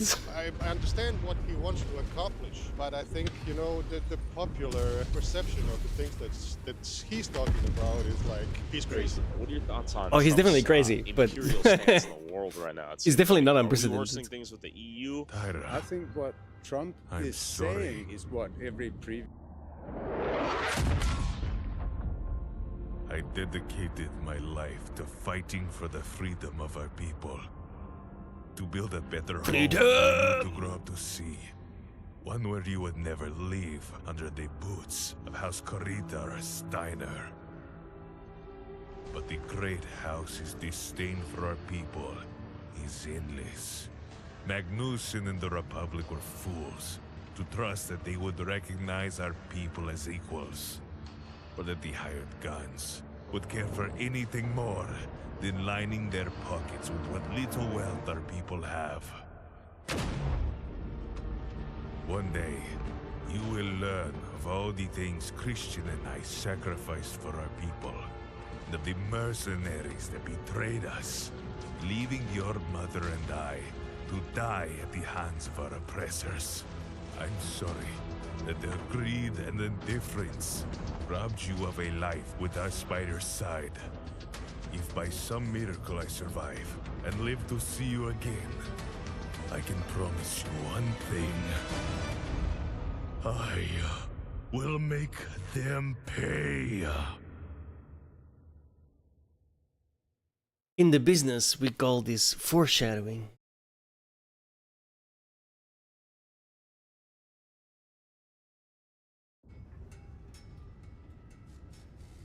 Previous president in the United States just did without telling anyone. Would there be any consequences that are negative of Greenland declaring independence from Denmark? Yeah, it will definitely have consequences. Yeah. Everything has a consequence, but the something in between has to be worked on beforehand, and it will take years, I think. So do you think the Danish Prime Minister would at any point sell it to Trump? How would that be possible? It would be against Danish law. It would be against international law. So it's off the table. You're Dane? Wrong guy. Nah, I'm Serb, but I'm a Dane also. As a new Dane, what would you vote for? I would surely wish independence for Greenlandish people, yeah. Why? Because everyone deserves independence. Colonistic powers, they need to start. Yeah. He wants to basically take over everything, and that you can't really do that just because you're president. But I think it's a bad idea because, you know, Greenland has been a part of Denmark for a very long time. It's kind of the same with like Putin, you know, he elected himself to be president forever, and I have a feeling that Trump is going to do the same. Okay, you think Trump's positioning himself to be some sort of dictator, some authoritarian ruler? Yeah, I do. Then again, he's going to take over Greenland, and then eventually he's going to do something to, you know, I don't know, Sweden, Denmark, or whatever the other countries that are nearby, right? They already have military bases in Greenland, so it wouldn't make any difference. The United States can do whatever they want in Greenland. Given that the United States has already had military presence in Greenland dating all the way back to World War II, and that the Danish Prime Minister said this. Det er vigtigt at holde fast i, at det på den ene side er godt, at der er en stigende amerikansk interesse for, hvad der foregår, også i Nordlanden, også i det arktiske område, fordi nogle af de spændinger, vi ser i andre dele af verden, ja, de begynder også at komme til det arktiske område. Så jeg Bro, it's so weird. Like it sounds like a mix between Dutch and German, and I still can't understand shit. En meget, meget tæt allieret med USA, synes jeg, der er grund til at glæde sig over den stigende amerikanske interesse. Men det bliver nødt til at foregå på en måde, der er respektfuld over for det grønlandske folk. Og vi bliver nødt til at kunne samarbejde på den måde, vi plejer at gøre det, blandt andet i NATO-sammenhæng og i andre internationale fora. Why does Trump want to buy Greenland? And besides national security, what else is there beneath the frozen ice of the world's largest island? A lot of people don't even know why he wants to. He's saying it's for national security, like to be able to detect Russian naval ships in the Arctic, and then eventually as it melts for additional... I believe he still has the resources without Greenland. I don't see why he needs Greenland to do that. What do you think? It's a bad idea. Yes, for the United States because it costs a lot of money, and I don't think you can afford it. Why does Denmark subsidize Greenland so heavily? Because it's part of our country. Do you think it would ever be for sale? No. I think it's a bad idea. Is Trump worsening our relationship with the EU and Denmark? Yes, quite often. Are things tense right now? Yes, it is. It's not good. Not for all of Europe. I think it's pretty stressed, and I get why, obviously, because all this stuff is happening. Because you could even see before when, like Barack Obama, he was president, it was way more chill. You can see whose fault it is, and I still don't get why he got elected, but I guess some people just believe in him. Things are tense right now. A bit, but I don't think it's gonna be really bad. I don't think he's gonna do much. I think it's just empty words. How does Europe view Trump right now? The view of Trump is a madman. Madman? Yeah, I think that's a comment. Is he doing a disservice to the American people right now? Yes, it's bad for every people, also for the American people. He's like every other president. He does some good, he does some bad. But like he is trying to do it anyway, and like our school sometimes teachers talk to us about it, and like they really think that like it's a stupid idea, and they're like trying to calm us down because some kids think there's gonna be a war or something. There's so many people rooting for Trump in the USA, and I think it's kind of confusing for like our perspective. Like there's been this thing where he says this guy sounds way older than he looks. Holy shit! And something like that. From our perspective, we think it's really crazy. A lot of things going on. My dad, he always tells me, He's a very bad guy, and he doesn't like that Elon Musk and all the big guys with a lot of money are rooting for him, and that Elon Musk is hiling, and you know, like it has a lot to do with where you're from and what your parents tell you, what your own opinion is. So is the school, even though they try to be as unbiased as possible. We don't really like him that much, but obviously he's a clever guy since he's gotten where he's gotten, even though I don't believe or stand by his political opinions. Okay. What grade are you guys in? 9th. You guys are smart. Greenland was not attractive for anybody before the climate changes. As the ice continues to melt, Greenland's increasingly more valuable. That's what Trump has figured out. I understand all the politics in it, but I think he should leave it alone. It's a bit difficult to take him serious. You want to buy the gas or Panama. Greenland. I don't think that Greenland will be independent. No countries can be independent. They have to make alliances or what you call it. So if they get free from Denmark, they will be a part of a union. If you guys were Americans, would you have voted for Donald Trump? No. Absolutely not. Okay. They can already now put all the military or whatever they want to put in Greenland. Denmark will allow them to put even more bases if they want it. Why do you think Trump wants to buy Greenland? We want to Panama and Greenland and whatever. We want to make an impression on himself so we don't ever forget him. Is Greenland Denmark's property to sell, though? No. No? No. The Greenlanders would have to decide? Yeah, exactly. Why don't you think Greenland has asked for independence from Denmark? Because they have been supported by Denmark for many years. It's a lot of things. It's education. It's they go here and work. It's a lot of things. It's not only money. No. It's up to them, of course. I think that if Trump gives them enough money, they would believe him and give it to him. I think that it's just political theater, and it's not really going to come to anything. Given that the Danes say that Greenland is not theirs to sell, I pulled up to Nuuk, Greenland, to hear what Greenlanders think about the idea of selling themselves to the United States. But real quick, in this era of infinite information and media bias, it's tough to know what's fake news and what's real news. But luckily, the sponsor of this video, Straight Arrow News, can help you find fact-based reporting from the left, right, and center. Using their media mist tool, you can stay up to date on what the mainstream news outlets don't cover on both the left and the right, like illegal border crossings dropping 90% on track for a 60-year low on the left, and a research study showing an increase in infant mortality in U.S. states with abortion bans and restrictions on the right. As I edited this video, I learned that 200,000 plus federal workers are at risk of getting fired as widespread cuts continue, and I learned that Egypt is pushing a 5-year plan to rebuild Gaza without relocating Palestinians. And if you want to learn more about a given story, their media landscape tool displays the news outlets covering the story and groups them according to their bias. And if you want to find the original coverage from the news outlets that reported it, you can click the outlet's icon and it'll take you directly to their coverage. If you want to stay informed, navigate misinformation, and avoid media bias, go to san.com/Tyler Oliveira for free. Thanks, Straight Arrow News. Back to Greenland. Does Greenland want Trump to buy Greenland? Does Greenland want independence from Denmark? Or do they want to stay a territory of Denmark, remain the status quo? Let's go talk. Question for you, sir. What are your thoughts on Trump wanting to buy Greenland? Put it in the trash. It's crazy. He's crazy. What if each resident here got 100,000 USD in their pockets tomorrow? No way. No. What if you got $1 million in your pocket No. tomorrow? Even if there was a McDonald's here in Greenland. I don't know. I haven't thought about it. Have you had a Whopper before? No. Okay. That's Burger King. $10 million. $100 million. No. No. 100 million a piece. You and your whole gang, 100 million a pop. Which one matter more than our culture or the money? Greenland for sale? No, thanks. You want Greenland to be independent from Denmark? Yeah. Yeah, what about we're buying the States instead? Would you vote yes in a referendum to become part of the United States? I can't put a price on Greenland just because no matter how much they offer, it's still not for sale. It's priceless. I prefer the peace here over the business in other countries.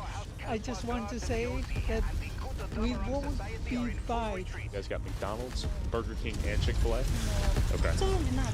I would vote no because I want Greenland to be independent. You got $10,000 in cash. Would you vote to become part of the United States? Yeah, I guess so. Yeah. I would like to be a part of the European Union, and we have like a strong relation with Denmark, and I don't think we should break it. And I like to be in Denmark more than USA. Understood. You guys have McDonald's here? We don't have McDonald's, but I'm just kidding. but I would not like to have McDonald's here either. Military presence from Denmark right here, keeping the people in the water safe. Danish Navy right here, Danish Coast Guard equivalent. Your name? My name is Christopher. Christopher, Tyler. Military presence out here in Greenland, keeping Greenland safe? Yeah, on like Coast Guard. Okay. We also work together with the Greenland government and the people. It's awesome when we get to go into a harbor. We're still kind of in the southwest area right now.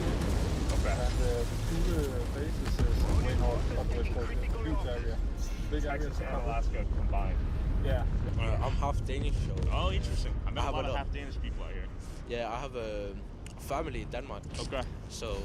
Does Greenland have a good relationship with Denmark? Yeah, I think they have, but you know, some people are not really happy with Denmark, I think. $100,000 in your pocket tomorrow, would you join the United States? No. $1 million? Million? You'd be a millionaire, come on. Of course. If I can move to USA, I will move. I need it. Prefer to get out of here? Yeah, I don't think so. It's for sale. I don't think you can buy that. We will be Greenlandic. Not Danish, not American, but Greenlandic. Do you want independence from Denmark? Yeah. If you look at is it Alaska, where they have a big mining sets, they turn this beautiful nature into kind of wasteland, in my opinion. What's the relationship being a Dane out here, or mixed in Greenland? If you treat others with kindness, they treat you with kindness. I don't mind talking to other Danish people. They don't mention the racism between me and Greenlanders and Danes. Do you guys have a McDonald's here? I really don't like McDonald's. I have tried it, but not my type. Because they're trying to erase Greenlandic people. The IUDs? Yes, they're trying to erase us. Trying to like sterilize the Inuit people here? Why do you think they're trying to erase you? So they can take over the land. What would Greenland do without the money Denmark sends over here? Would it be harder to live, or would things go unchanged? I think it will change. I think it could be harder in the future. I think Greenland wants to be alone. They don't want to be part of Denmark. They don't want to be part of US either. Where are you from? Denmark. What are your thoughts on Greenland? It's a great culture, and I understand the history and why they are not so happy about us. We made some mistakes, which I am very sorry for. Okay, you're apologetic. Yeah, I am. What did you guys do? There was some health issues, and there was some other issues about politics in the past days. Do you think Greenland needs the subsidies to function that you guys give them? What, 500 million USD per year, something like that? Yeah, I think they need it, but I would like them to develop their own businesses to be able to avoid getting payment. I'm a little afraid that Greenland people are not strong enough to set up the barriers or the politics to defend their business. So the risk is that the ability to develop Greenland actually goes away because there will be businesses coming from elsewhere taking over all the business. I don't even know what that is. Like, go on down the road, you fuck. If you want to support our boots on the ground, independent journalism that is not bought and paid for by corporate interests, along with exclusive DLC content that YouTube won't let me upload, and uncensored early access to all my videos before they go up on YouTube, go subscribe at patreon.com/Tyler Oliveira for less than $5. Oh, the Doom to Look version.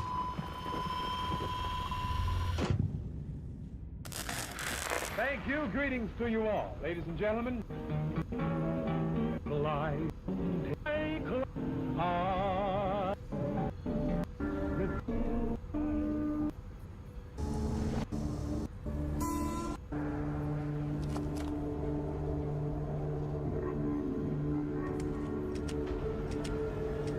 I love the...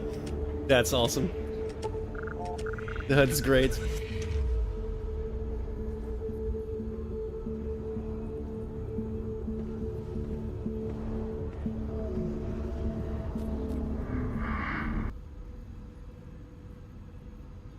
They forgot an entire word here. This lamp looks it is in good working condition. The things I noticed, man.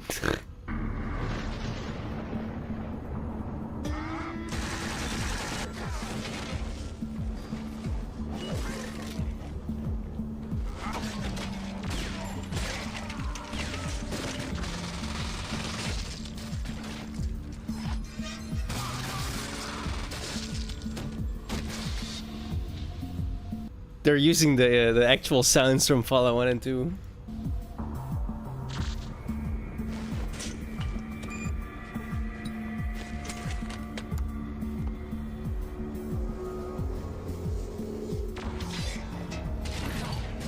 The power fist. Yeah, it's all the sounds from Fallout. Even the one where he pulled it out.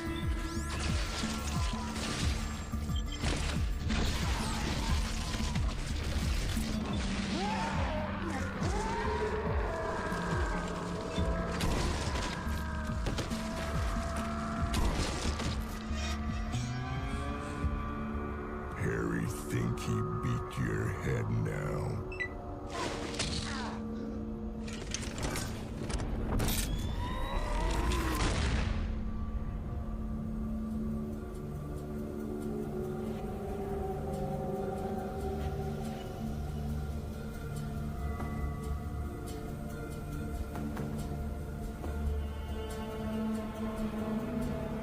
Yeah, I'll definitely play it.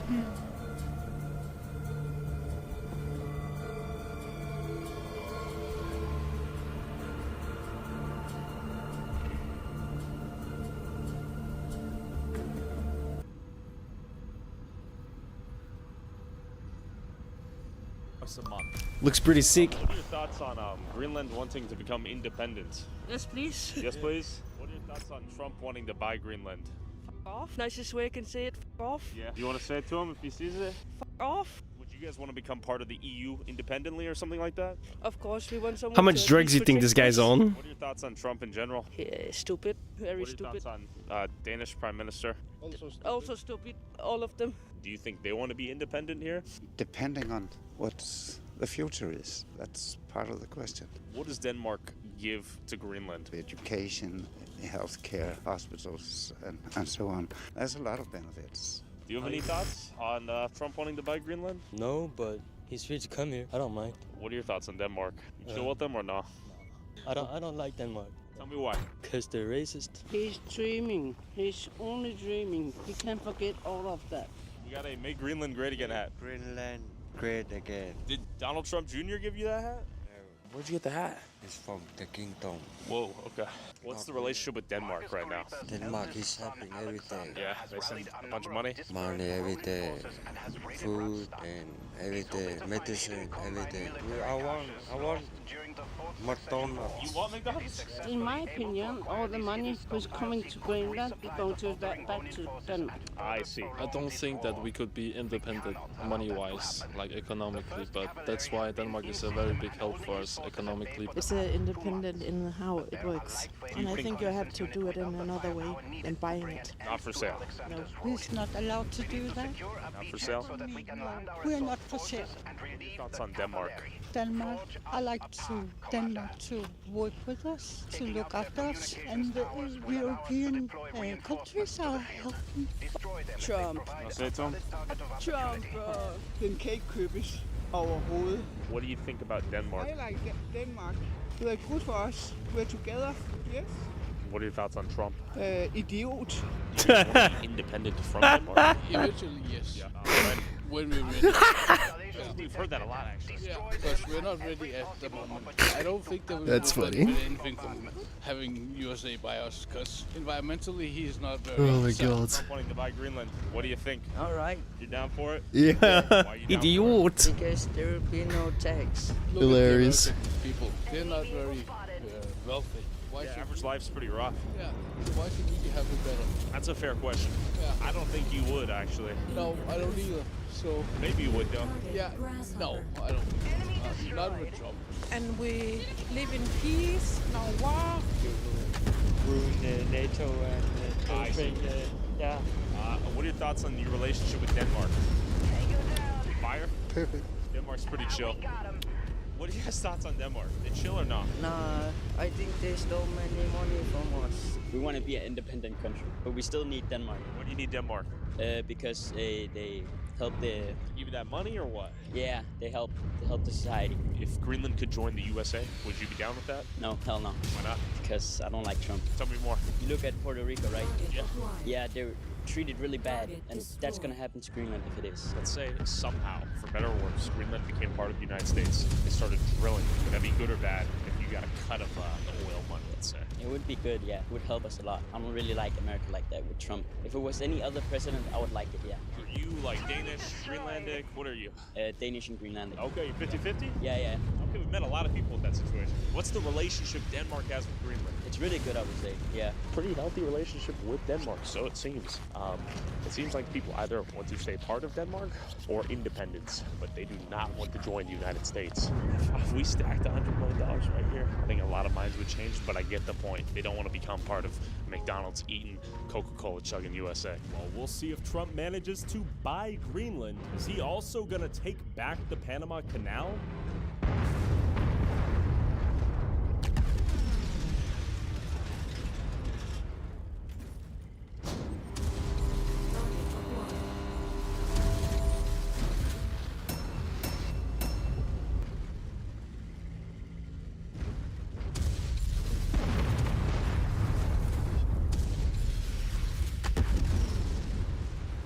Destroyed. You're coming up on our primary objective. Clear out this installation's defenders and secure the facility. Without its defensive position, the Ronin stand no chance of stopping our planet fall.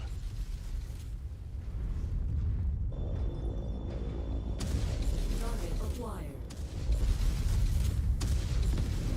Target destroyed. Enemy down. Target destroyed.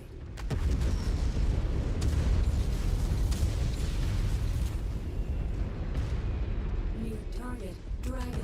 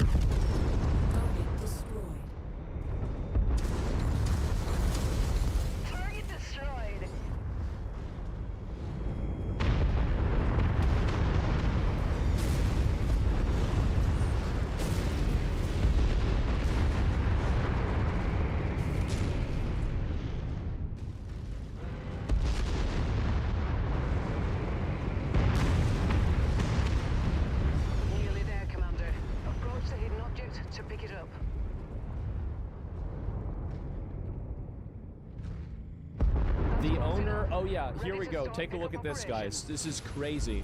The owner of the Somali Nakonis daycare is doubling down, saying someone broke in and stole student enrollment and employee documentation. Convenient. Even though the Minneapolis police say he's lying and nothing was stolen, it's beyond parody at this point. Okay, here we go. And there's a self-hating white woman behind him holding a sign about racism.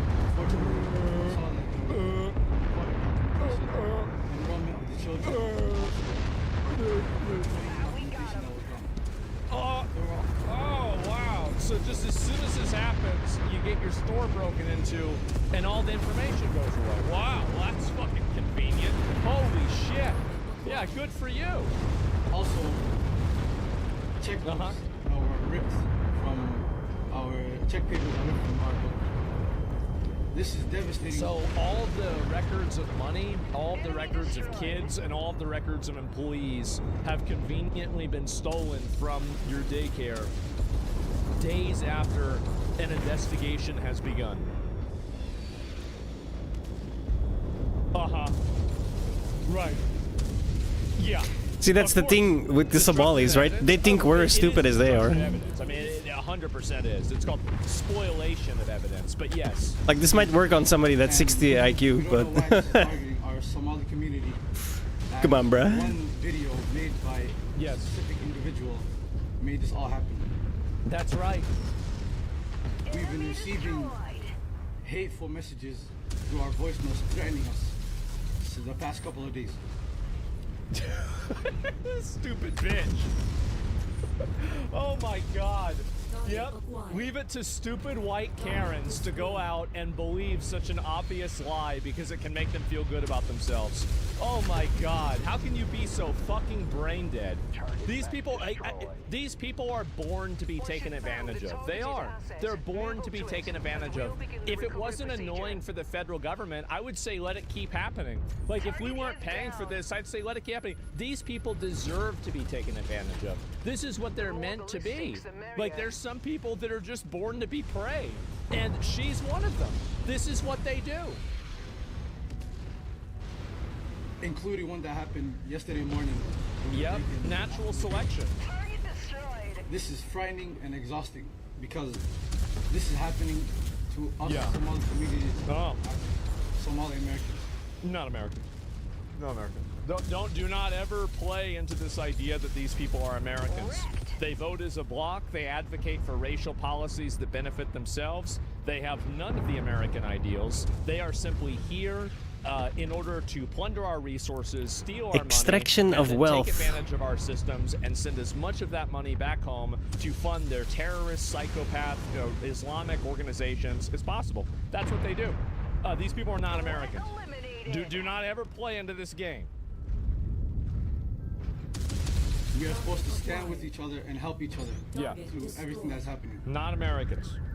This is also sad that a video can cause all of this. Yes. I want to say that there are hundreds of daycares out there, Somali daycares that are out there, and we all help our children and everyone in our community. Exactly. And This is so sad. We weren't supposed to get called out. Into a racial group, and you advocate for, protect, and base all things on the basis of in-group bias. This is a racial group that has been imported into America that acts as a collective to protect itself from any form of accountability, any form of legal repercussions, or anything else. This is it. And also, like, by the way, even if they weren't scams, like, let's imagine a world, they obviously are scams, but let's imagine a world where they're not.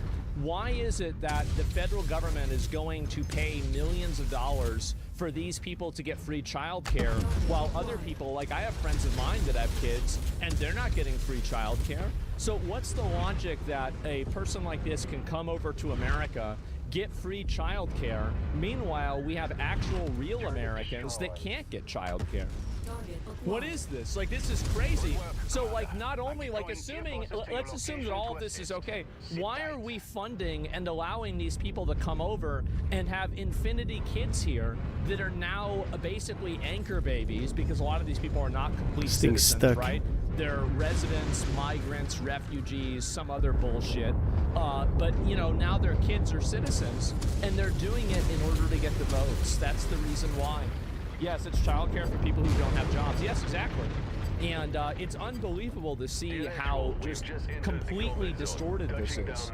You have people that are basically like, you know, childcare is a lot of money. For a lot of people, childcare costs as much as their house does. And these people, not only are they getting the childcare for free, it seems like they're getting the house for free too. It's unreal. I agree with you, but what makes American an American? I'm struggling for a decent definition. Well, one thing that makes you not an American is, number one, if you are advocating for and making all decisions for your racial group that's from another country. So basically, if you're coming to America, you weren't born in America, you know, your family isn't from America, you're born in another country, you come here, and then you start advocating for and pushing for racial segregation, racial biases, and racial advantages for your race. That's not American. That's not how we do things here. So it's really pretty simple, isn't it? Do not come? Yes. We have... Yeah, you're waving around the Somalian flag. You're not an American. You need to go home. High quality daycares, and this is very sad news that one individual who made a false claim about fraud that is happening in daycares engaged everyone else to come and do this to us. This brain dead retard, bro. I can't believe it. So basically, we have people right now. This is crazy. So he says that somebody came in to break into his business, the daycare, to steal all of the records that they could use to figure out whether they were breaking the law or not. Isn't that convenient? That is amazing. What do you think the odds of that are? Wow. After 14 hours, the crew of 10 Somali men at the Quality Learning Center gave up trying to figure out how to remove stickers off a window, so they made their address spelling correction using printer paper.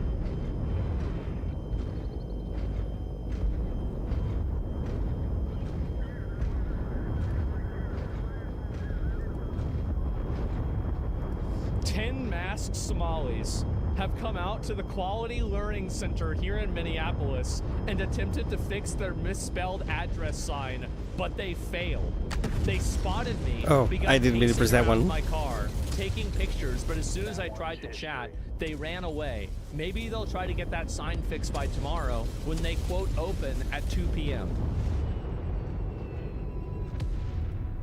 Out here outside the Quality Learning Center on a Tuesday night, got 10 Somalis out here trying to fix their misspelled street name. We'll see how much success they have here. This guy back here, continue pacing around. He's already got several photos of my life. They can't figure out how to change it? Lay down. Didn't quite finish the job, change it. Target acquired. Yeah, somebody broke in and they stole all the records. I don't know why they would do this. You have the sign? There. I'm in a public... How many to change a light bulb? On their property. Yeah.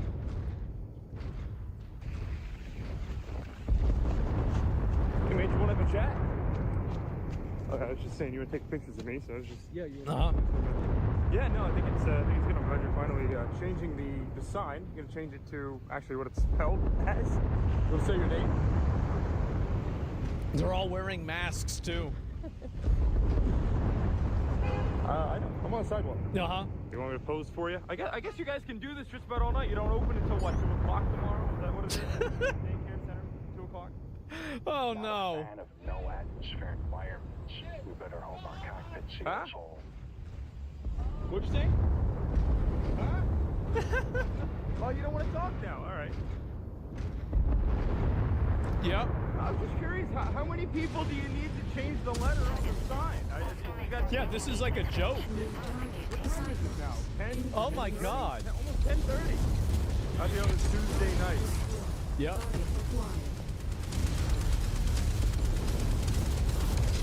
Jesus. You're clear to land, Urvester. Oh my god, bro. Roger that. Look at him.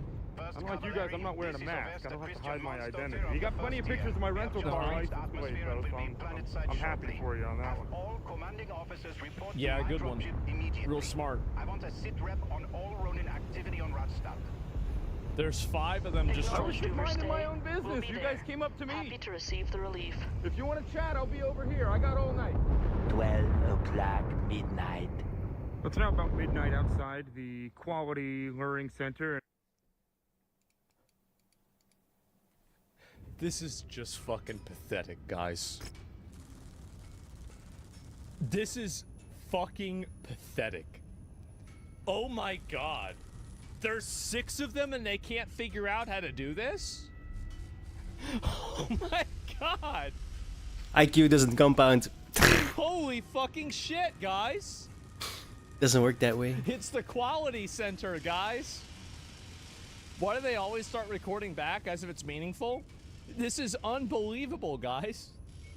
How can you be this stupid? And this is the collective intelligence of like 5 people. It's now about midnight outside. Look at that. They just put a piece of paper over it. The Quality Learning Center, and as you can see, and they can't even spell. So they can't spell that right. They can't spell. They can't spell the street name right either. Oh my god. No luck getting that sign finished. Maybe tomorrow, but they didn't learn how to fix signs. Yes, clearly. Now open because apparently they were closed last week. Yeah. Pretty wild, man. Wow. So apparently now they're back out there today. That's hilarious. Speaking of tomorrow,